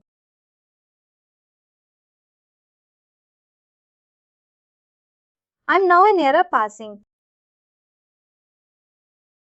How do you say like? Is it? Yeah, it's there. I see the add-ons now. Oh, it created. Yeah, it created. But something in my query problem. Okay, yeah, from account where? Where name?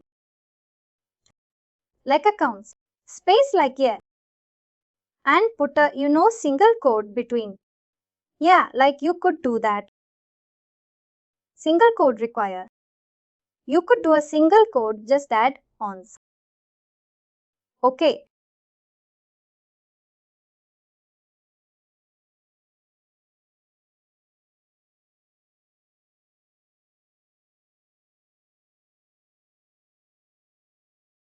Yeah, this should work. Yes, got. Only when I call the building I'm not having. So this way we'll create NCS course object, okay. So can you do a work? Can you go back? Yeah. I want to see the numbers also. But I'm thinking maybe we could do. Okay, start.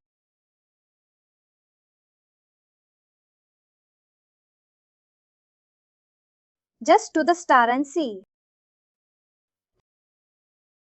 It is like yeah. Select star. And you want to turn anything that has this record. Okay, so yeah.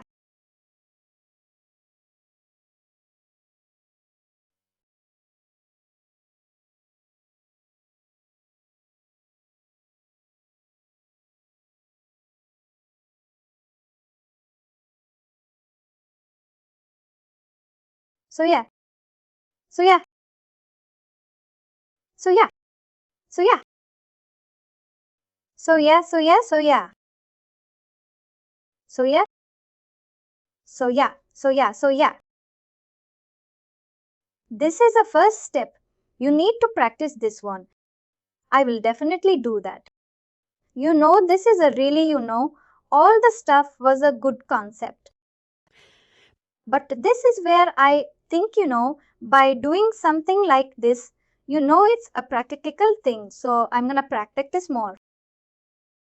And tomorrow, maybe we could create another table that, bidirectional thing.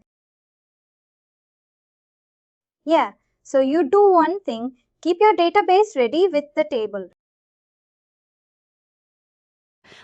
Okay, we have the same table in the Salesforce and we execute that thing. Okay, alright, okay.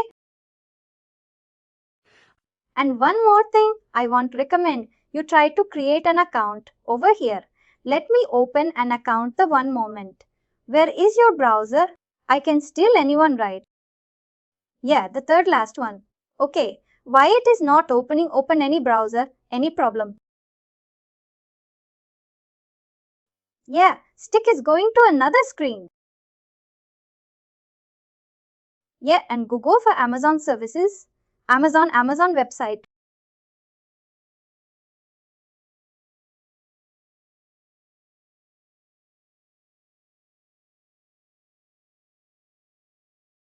Yeah, okay, open I think the firstly, very firstly. That one, okay, and create an AWS account. That one because it takes 24 hours to open an account to activate. Okay, and yeah, sign up of a record. Choose name so that we can give you some name.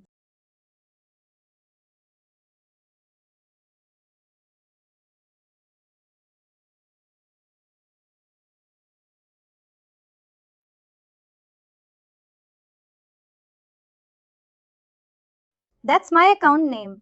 Yeah, this is your account name. Okay, remember that one that only I'll say, yeah, there is a code given to that.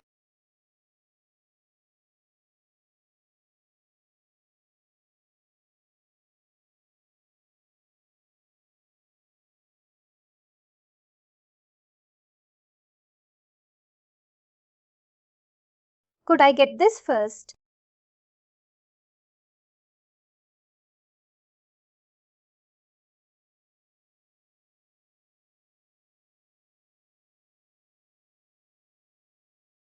So I get that and it says fruit.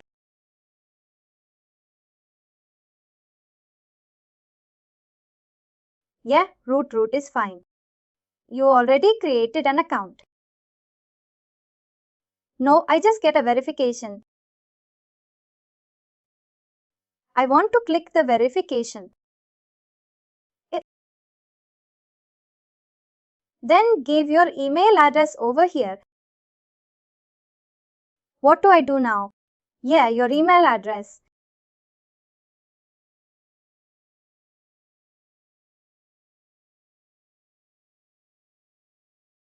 Click next. You got password.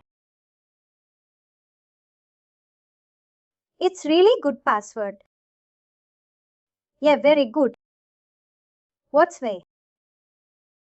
Multi-factor authentication. Do you have the MFA on your mobile?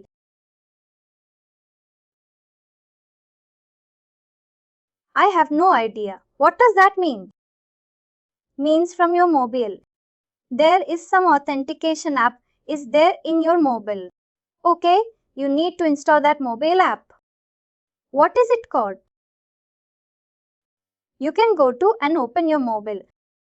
Yeah, and try to download the authenticator.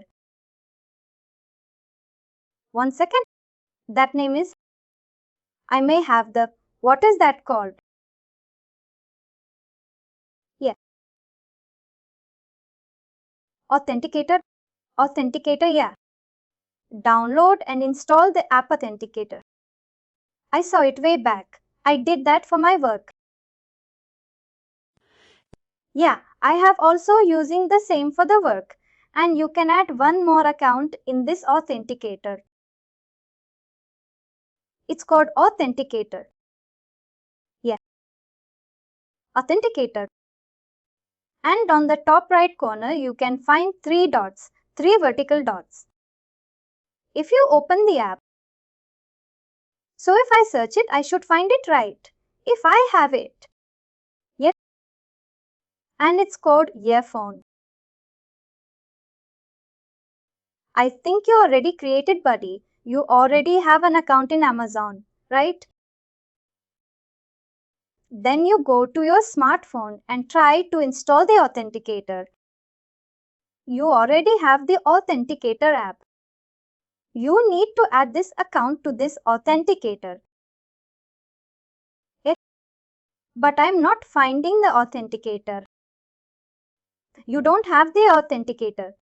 That's up, right? That's up for that. It's an app, yeah? I thought I downloaded it one time. So under library, if I say authenticator, it should find right. Yeah. If not, you need to download from the Google Store. Your app or Android. What is your smartphone?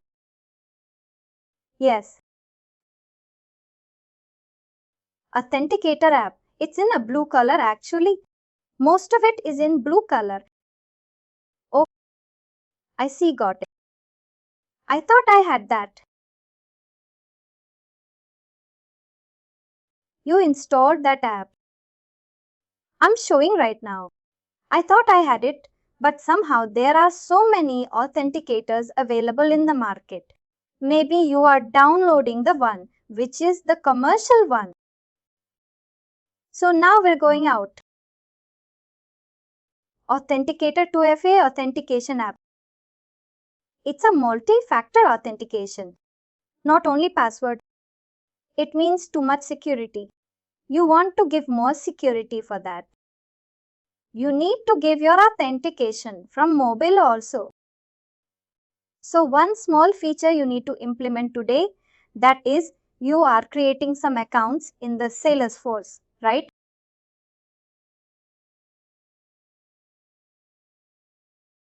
Using this post flow, right? Yeah. Creating some accounts. So what's the requirement is if I try to create the duplicate account, right? Yeah, try to create an account with the same name or some duplicate information. We should not post that request to the Salesforce. Instead, we need to, give response back to users saying that this account already exists in the Salesforce. That's right. Whenever you need to, always you need to post it.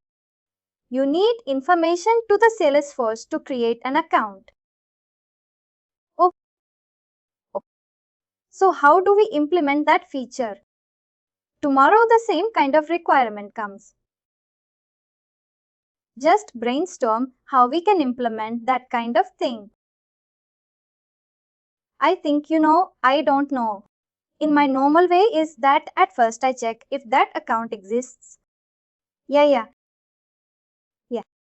And if it doesn't exist, then I won't insert. And the other way around is that if you go out and just want another account that already exists, maybe you get the results back like the error message saying that account already exists, right?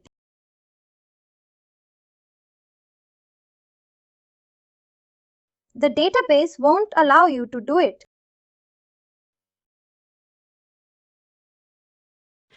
So either you get the error message from the CSU saying that it cannot add or that account already exists, or you check before you insert.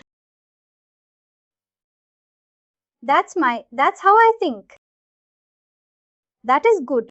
Check before insert is good. Because if you are doing a call to the Salesforce, right? That's a network call. That's an expensive call. Yeah, so first you go to Salesforce and see whether record exists or not. Then coming back, it is existing. We should avoid that call. So for that, what we can do is see. I think we can implement that feature and just follow that one. Okay, try to understand that one. So what I'm doing over here is, I'm just creating one.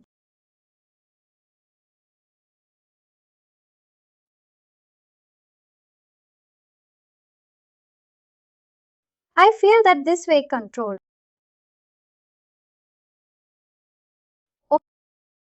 So as part of our basics, we cover the target variable, right? Yeah. When you talk about the target variable, like in way to store the results back, right?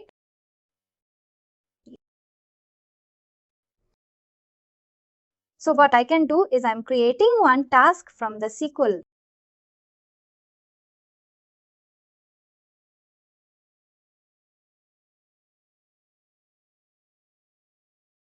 So what information you are posting actually to create an account? Can you show me the post payload? Yeah, post, right. Payload. Post payload is a post method. Oh, okay. Alright, 1 second. What payload we are posting? Yeah, I'll show you in 1 second. Let's go back here. So on the post we're doing.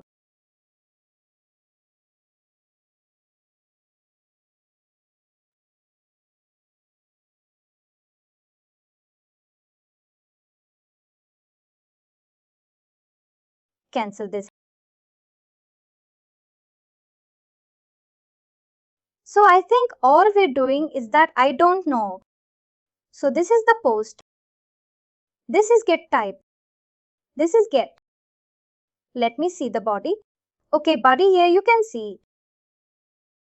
We are sending name, ID name, account type and account number. What my requirement is. If I submit the same request with the same account number, okay, we should get a response like, already that account exists in the Salesforce. We should not, do the insert query on the Salesforce, right? Okay, so that's the requirement. I'm taking this as a primary key in my payload. Oh, okay, what I'm doing is for that. I'm getting one transfer message here. I'm storing that. I'm creating one variable. The variable number is account number.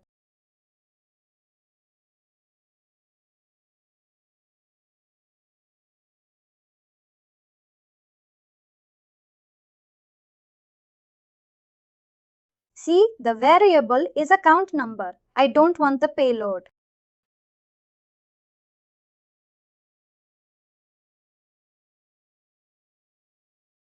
See this transfer message. Only have you know it will do. Suggestion? What I'm doing is,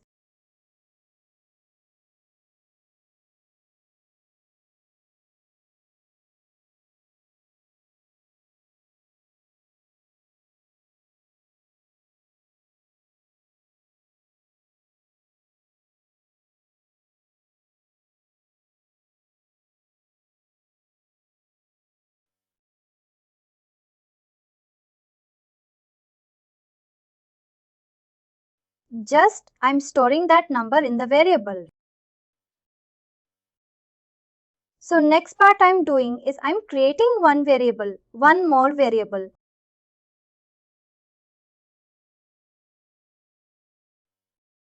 So let me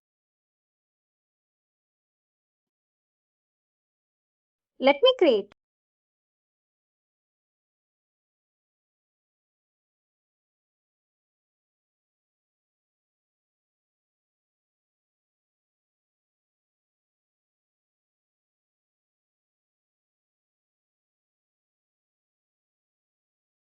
object store is very important concept.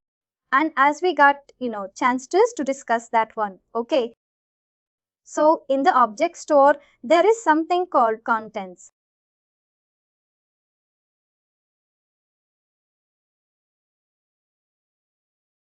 I will tell you the logic once I build complete add-on.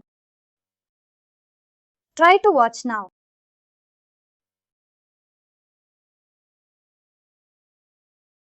Okay. Oh,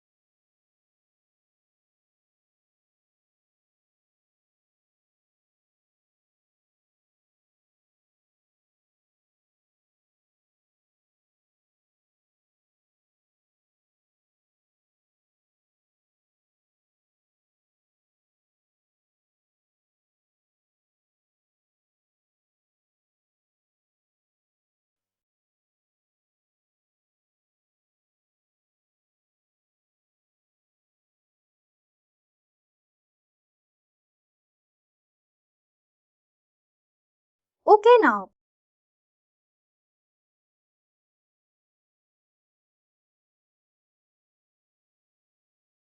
Let me run this one and I can show you. This is all running.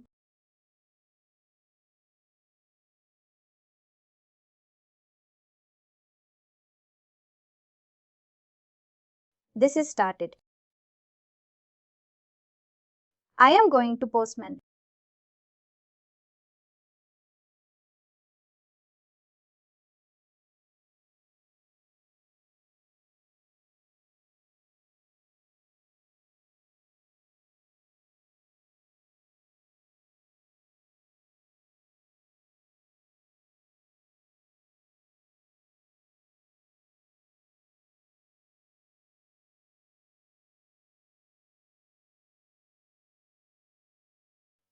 This is the first account I am going to create now.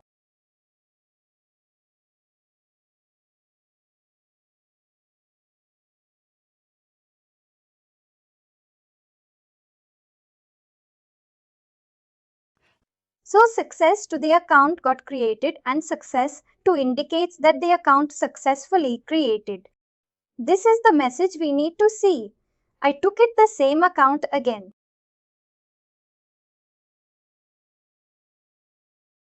I got message. Yeah, I did this with your phone number. Please provide unique your phone number. Right? What happens is even the call, did not go to Salesforce. See in this choice order right. Account exists. Sorry if you go not exist. See, the expression is not. Some explanation, marker is not. Not exist means unique account that will only go to the Salesforce. Okay, if it doesn't exist. If it does not exist, it won't exist. Then it comes to the second rule, this rule. Right, the second part is okay. Yeah, so now how we are achieving? That means when we are, unique number. Right. So I'm sending to Salesforce. I'm storing that number in a temporary place called object store. In the object store, I'm storing that account, whatever account I sent to Salesforce. Right. So, for example, second time also you get the same record. So, second time we get the same record.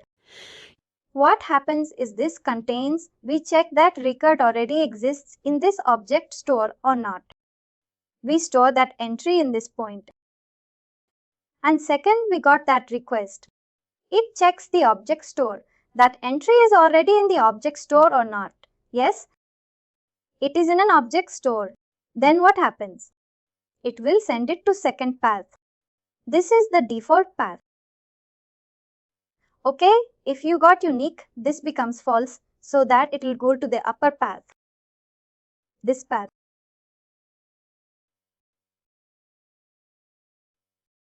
I think I understand, but I just want to also make sure I understand well. So first time everyone is, and it knows what contains in that record right, in that table. First time. Okay, first we got the request right. So object store is empty. Object store is, nothing is in the object store. In fact, for the first request, but object store is way back here, yeah. But how do you make sure that this contains has information that is in the store? That's a part I don't understand. So here contains, yeah. And contains, we're saying what we're saying here. So let me explain this way. Let me open one more path. Yeah, this only contains that I don't understand. One moment. knob,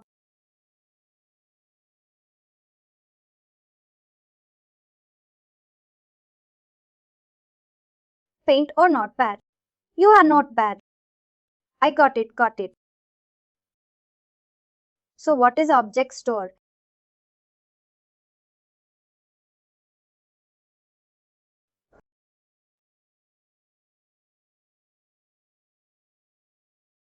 So what is object store? Object store is a temporary storage area. We store key value space.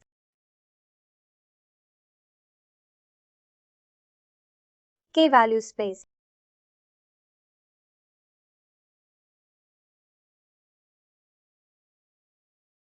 So when first thing now I define my application and sending the very first request. Right?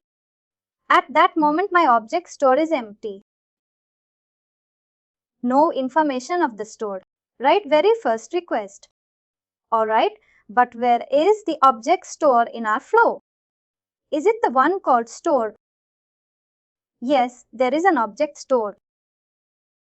It is one. Alright.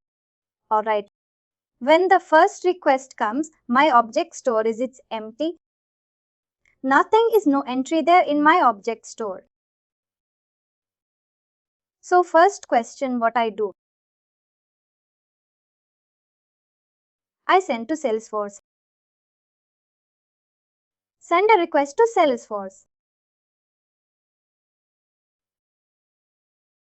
And after sending the request to Salesforce, I store that key. Right? I store that key. What key? The account number. In our case, account number.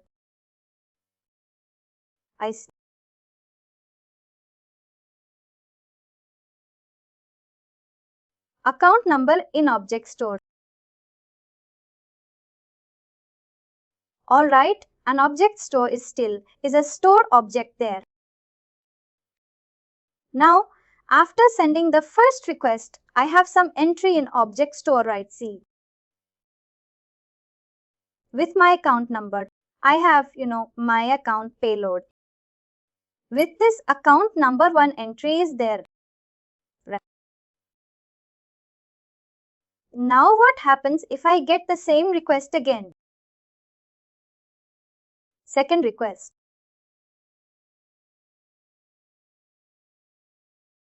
Same request.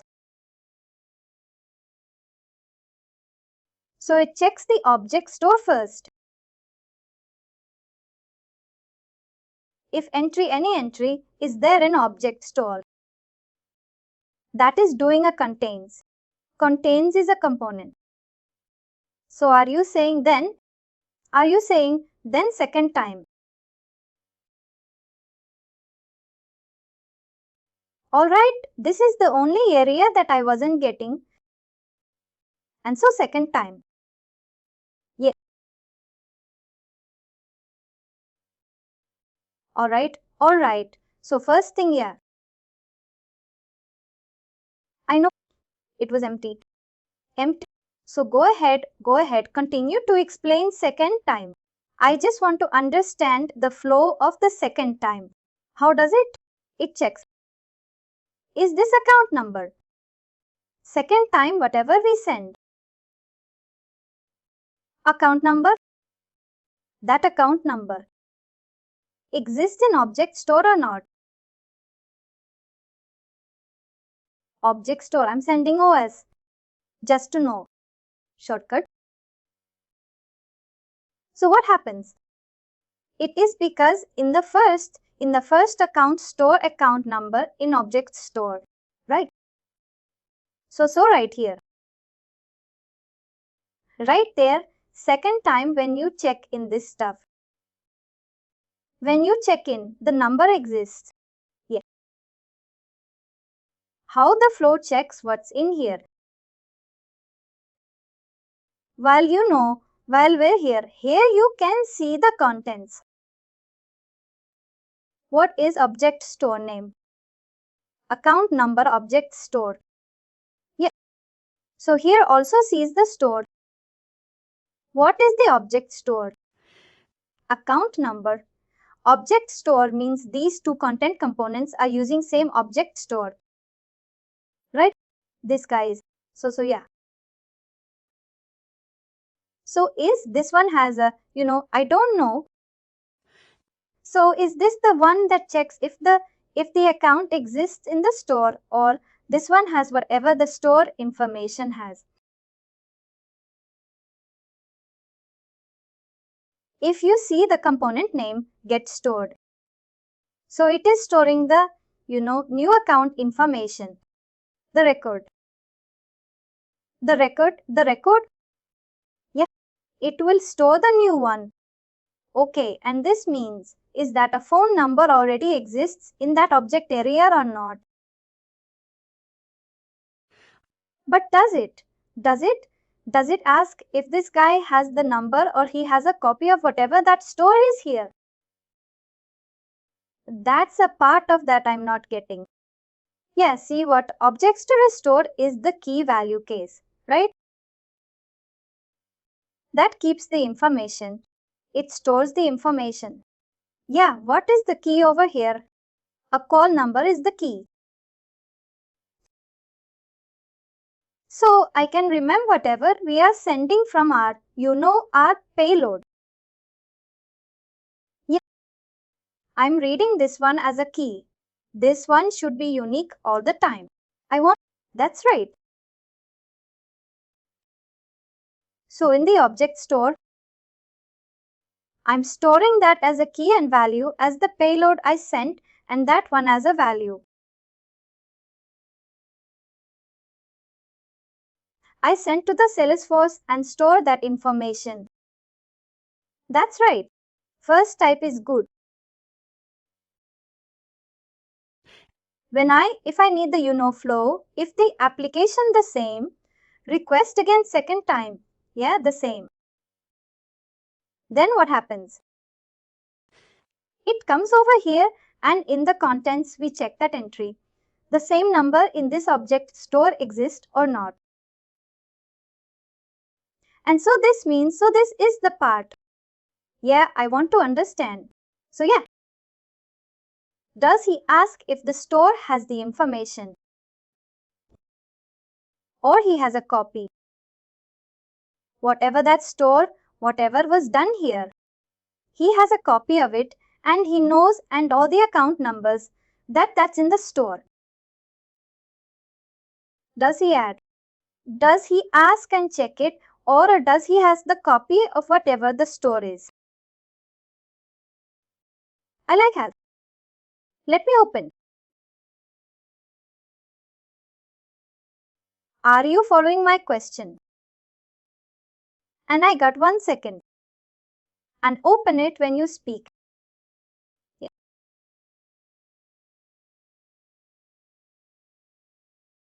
Go second. No problem. I can explain.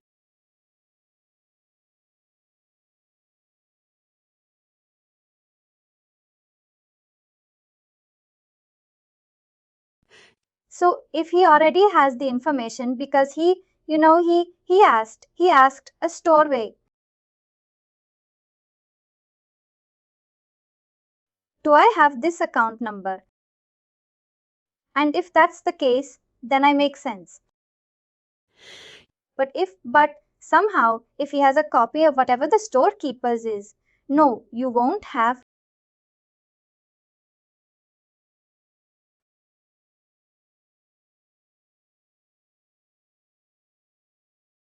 This is objects.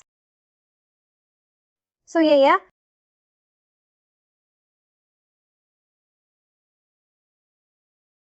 So here I store the key value. Here I'm ready.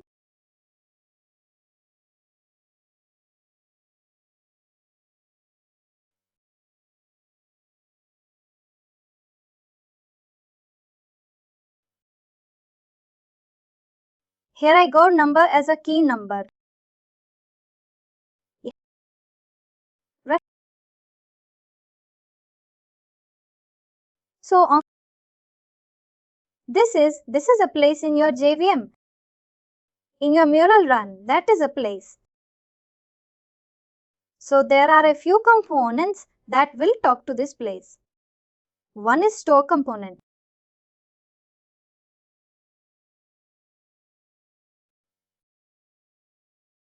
Contains component.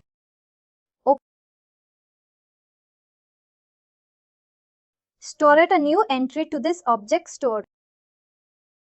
Whenever I want to send a new record.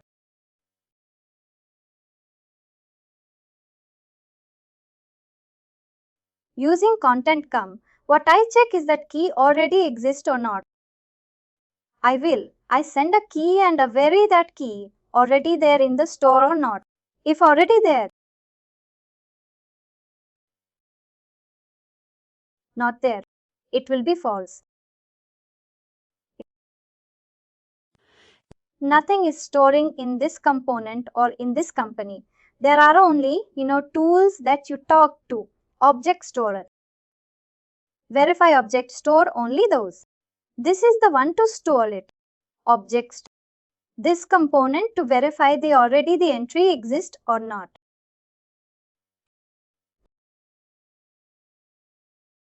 So in our flow then, what is the object stored? Let's see. So in our flow,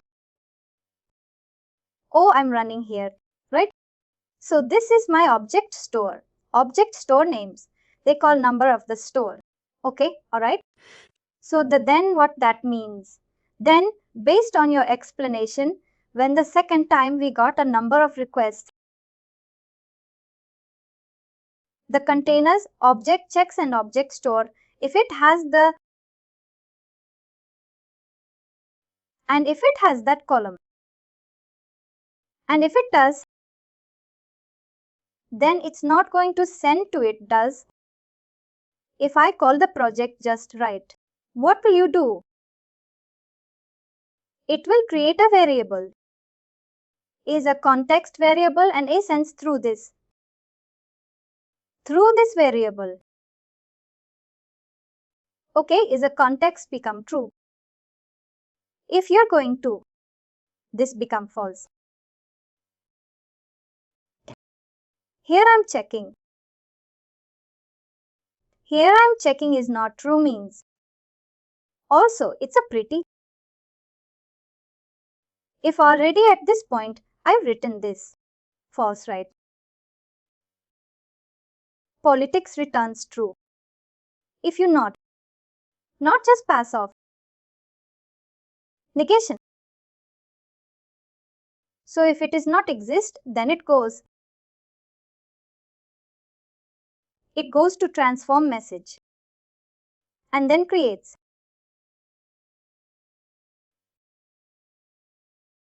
So the other option, if not. If exist is the other choice. And we're saying here, got it.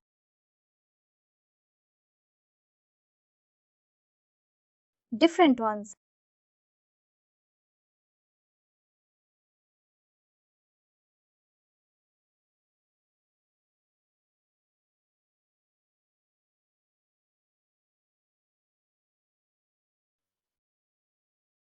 Right.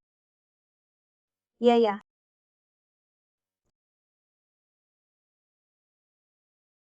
Oh, so I want to see how you the error message and the thing. So if it exists, you say just message. Seeing that's a log. And you say and.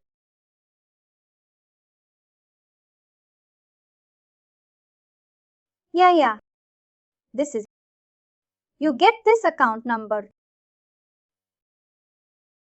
From here, from variables. I'm starting that. Initially variable. Right. He said, here I'm creating a variable. What is that variable is? Here to open this. Transfer message. So this. in this variable? I'm sure in December. Oh, the one you are sending? Yeah. All that payload. You just grab in the account.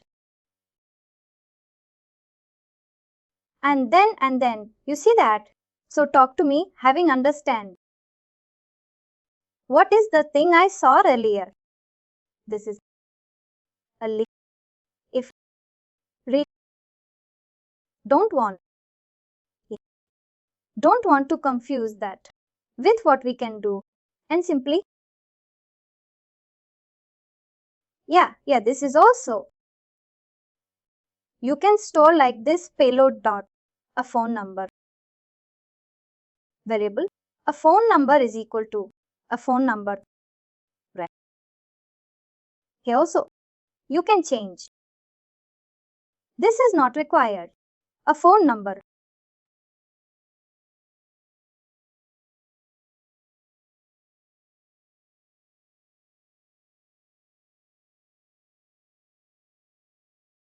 You can also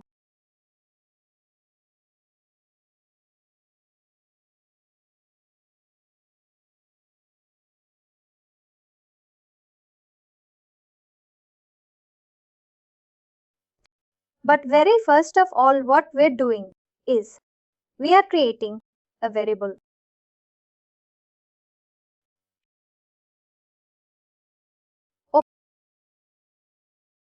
Okay, variable.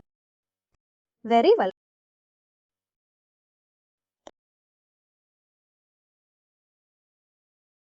But what is a drawback from?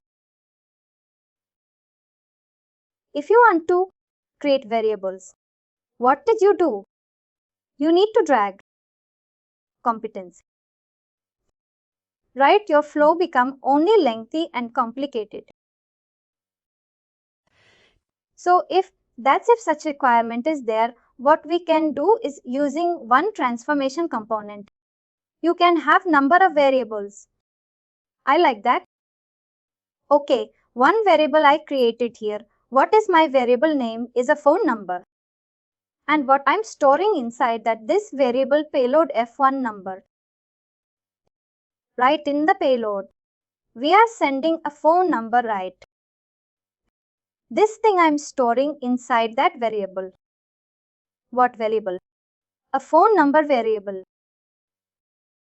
You want one more variable. What we can do? You can just click on the plus sign over here. And suppose you want a phone name variable.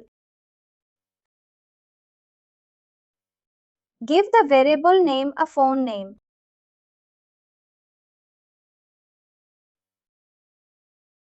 So you have a phone name variable also. What do you want to store in a phone name?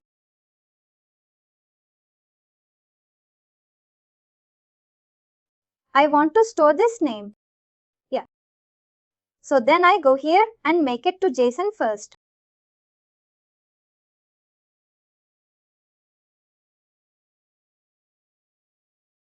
Oh. So check it. Okay, put it in. So I'm going to put it as a check. Then what I'm doing is in one transformation component. This one. You want to change it from Java to JSON. Yeah. It's not required always. You check what happens if you put JSON. What happens in Java? Okay, check it out. Just try it. Right. See, using one transformation component. Here I am creating two variables. Yeah. Okay, so I'm storing a phone number variable. I'm storing a phone number in phone name variable. I'm storing a phone name. But I'm not a phone name because I want to demonstrate. Like one transformation variable, we can create multiple variables. Yeah. One transformation variables, multiple variables. Okay. Second component. Here, what we are doing is there is some object store. Checking from object store. Yeah. If that account number exists, first time what happens? This is empty. So So I'm storing a phone number.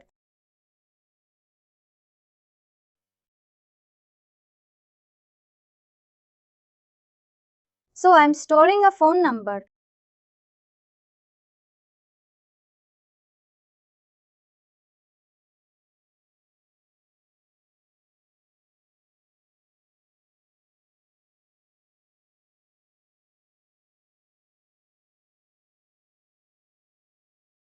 So I'm storing a phone number.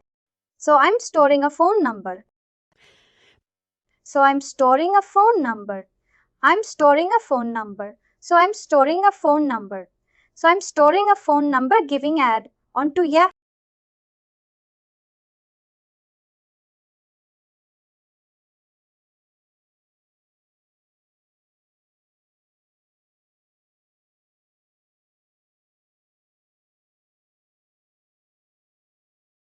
I'm assuring event that the hey I want to let turn on there.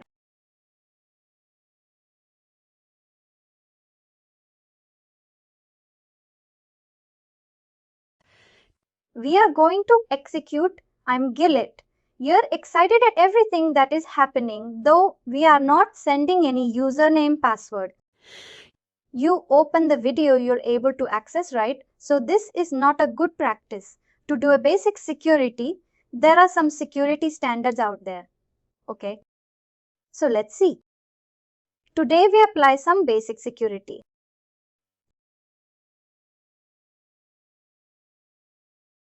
So yesterday you created the RAM, right? Yeah, let me go there.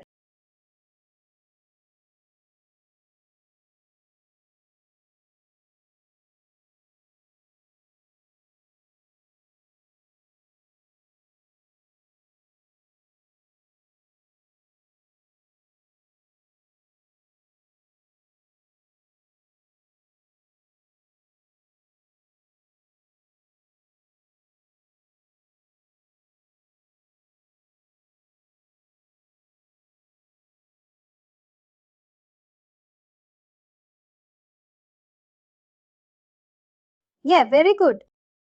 Now, actually, we should give name as the account API. Okay, and first entity, you may imply it doesn't matter. Okay, go to employee.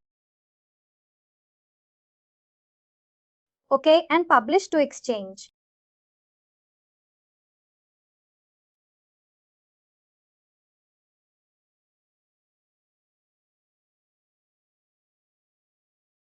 Okay, your version 1.2.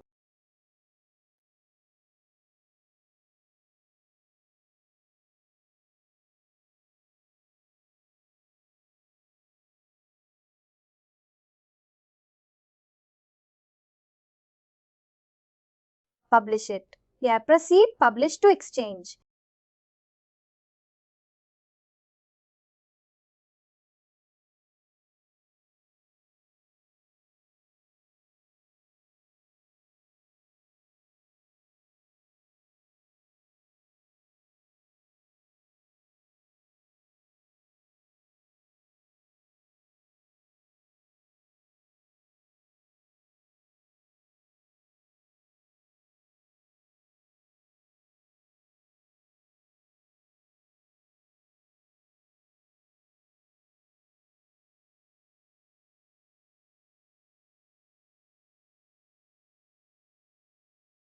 Right now, I don't require the first entity, so add new API.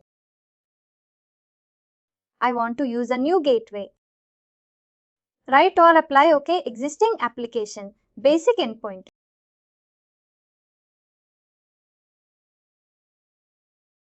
I'll tell you this one. Let us call this mean4. And we are not applying any proxy application. I'll tell you what is proxy, how to create a proxy. Okay, just directly connect to the basic endpoint. Now go to next and set the API from Exchange. We already published to Exchange, right? Okay. Select for employee over here. So employee exchange. This is 29th week published to employees.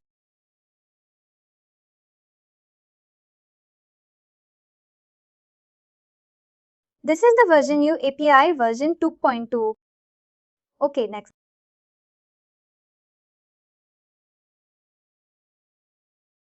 Nazar. I don't have implementation, all the stuff. I will provide this one later. Go to next. Let's save it. Here it provides something called Auto Discovery ID API, Auto Discovery ID. So what API Auto Discovery ID is? It works. It acts as a bridge between your API and your API implementation. Say that one more time and Auto Discovery. Auto Discovery ID is, you see Auto Discovery ID, right? So we will deploy multiple applications in our Mule servers as cloud. So it acts as a bridge. Bridge, okay. As a kind of, what do you say? It's kind of a path between your API and your implementation. So what we do is, I'm just copying this Auto Discovery ID. I'm going back to my Mule application and go to Global Elements.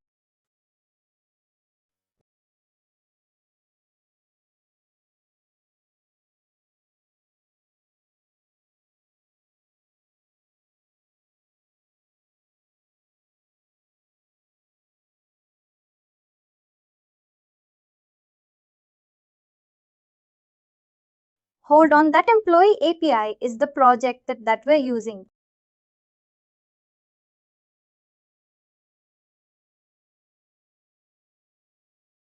Yeah, alright, yeah. In the project, the flow name. You need to give the flow name. Okay, employee API main. The API main means the main flow in our project. What is the main flow? This is the main flow. Yeah.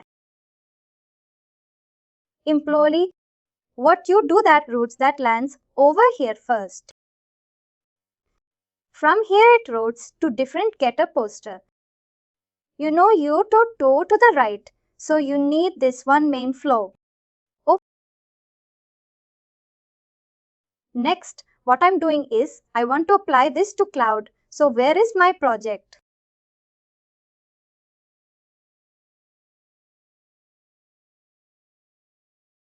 Apply a same thing to this one, right? Yeah, good bugs too on the dark region doing not to go. I have Sven.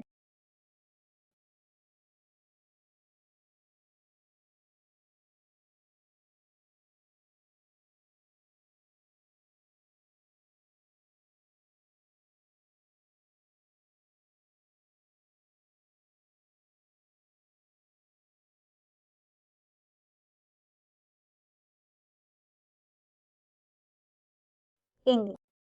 This is on the left is a project name.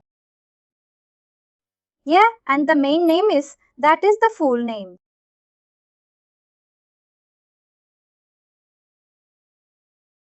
This is a full name. Yeah, can you repeat please? So I want to understand the difference between this and that. So this is the project name, right? Yeah, and this is running okay. So this project contains multiple, for this is a main flow. I see I have some subflows. Also means a subflow. Yeah, so let me try to publish to the title.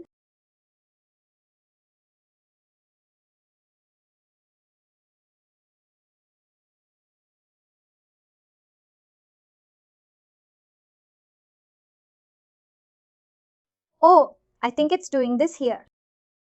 Okay, it moved to another screen. I'm gonna move it here. Okay. Okay, now alright.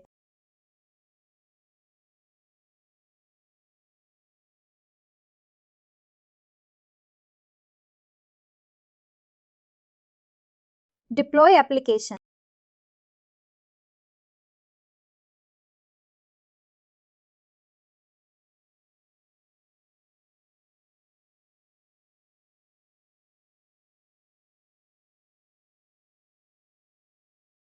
Meanwhile, let me go to that. Anypoint that from this one, right here. This one will go to policy. Step over here.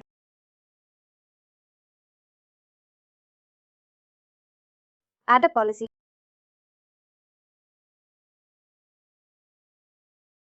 Now there are a number of policies available. Okay, so the policies like security policies. Like basic authentication policy is a policy that use some authentication like you need to. It secures your API username and password. Write an IB blocking policy means I want to block some IPs if I don't want to, Several for those IPs. I think those IPs are harmful. I want to block those IPs using block. IP allow list means I want to allow only some set of IPs only. I don't want to allow any public IPs so that I can use IP policy. So there are two kinds of security policies. So are the HTTP caching spike control rate limiting. So these are different security and quality of service policies. We will discuss about simple and basic authentication policy.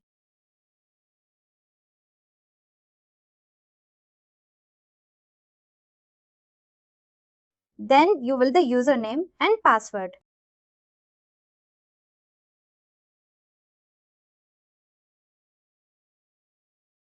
You can use some username and password that you want to protect your API. Okay?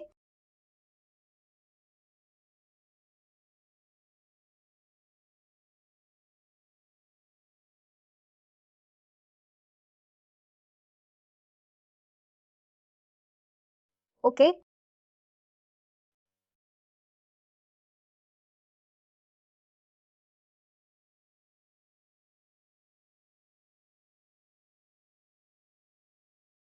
Policy is upgraded successfully.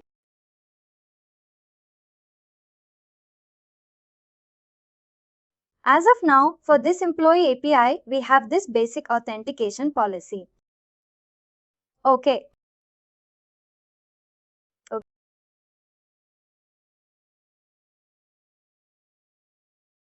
This is the one, let me check.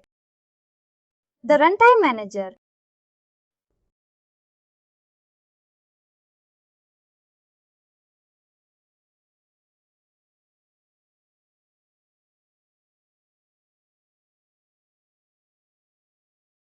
Just wait for a moment.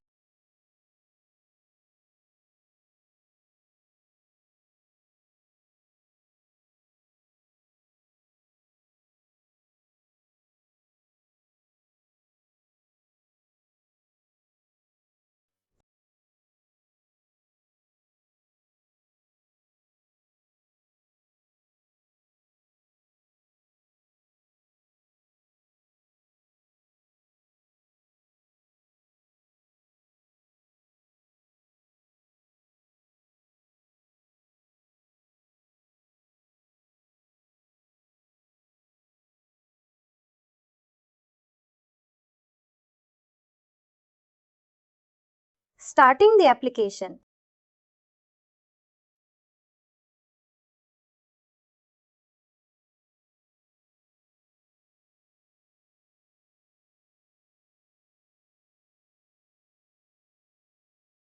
Load it, pend it.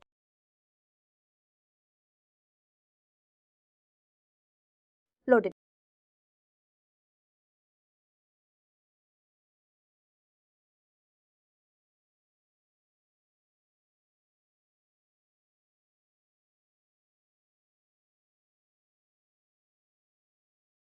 Load it, still doing it.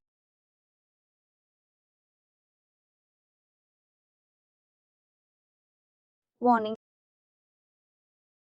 Warning, I am sorry. So API flow successfully reconnected.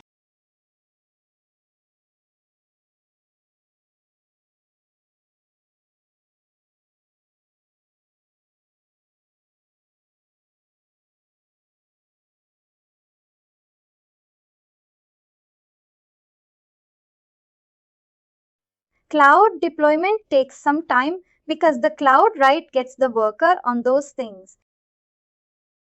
It takes some time.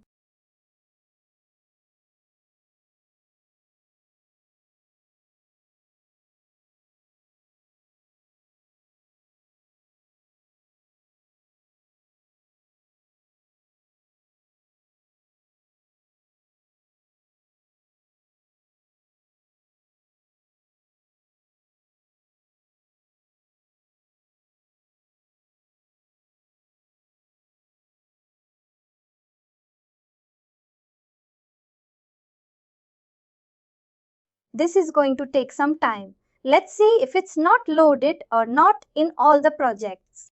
Yes, the whole project we are putting right now on the cloud, right? Right, yeah.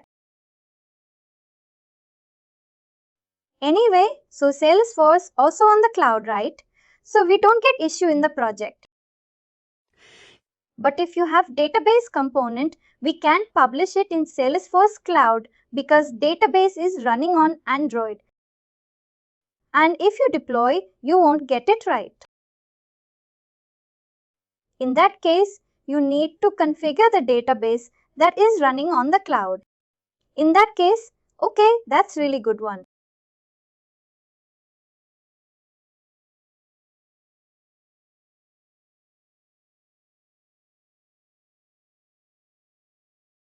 So say that this is successful and it is. And cloud. What do you call it? What is this called?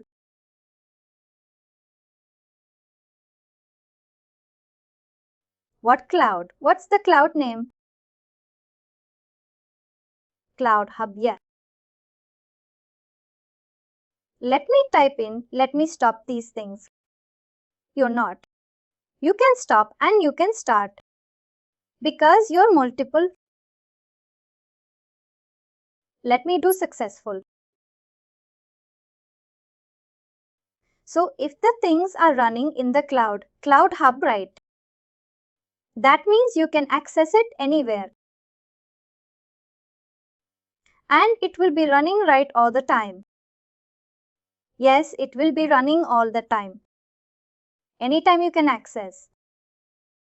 Even I can able to access these applications. If you use the URL, I can access.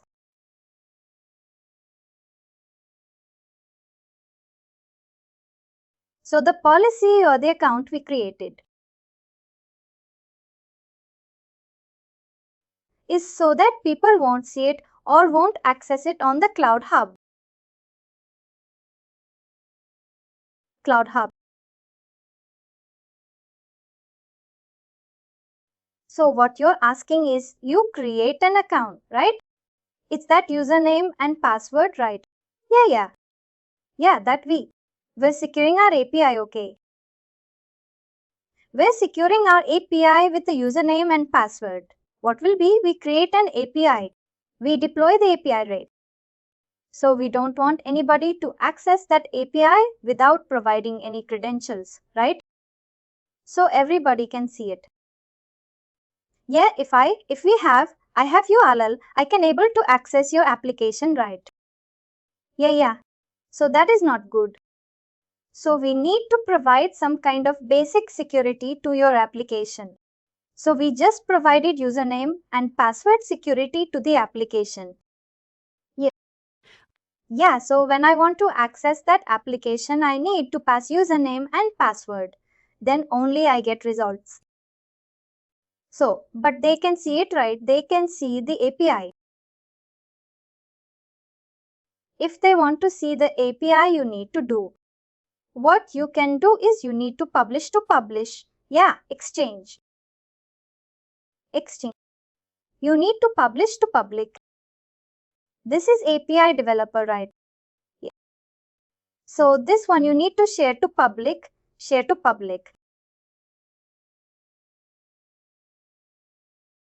Then only anybody can see this API.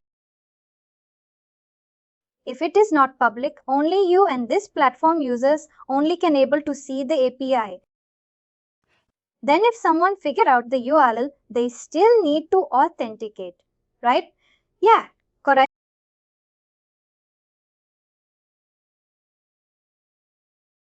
Got.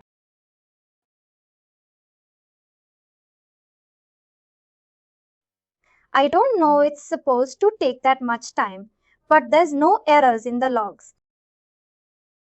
But worker, your application has failed with exception. Exception. You see an exception at the bottom. Your application failed with exception. Okay, cannot get okay response. Yeah. Got it. Got it.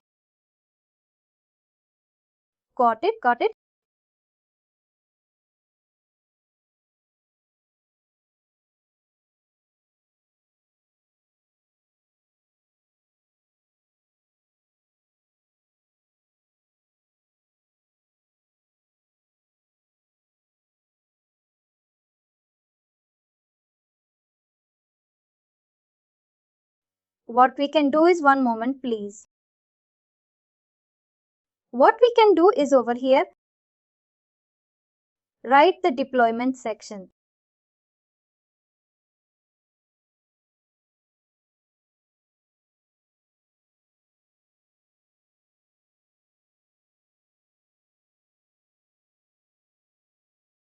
There is a thing called property source here. So here you need to use some properties. I think the other day I showed you, some properties, right?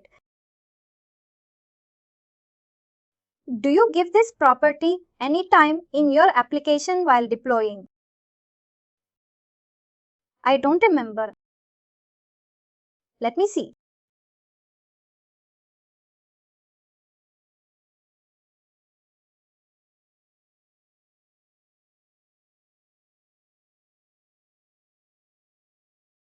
Start one moment, okay?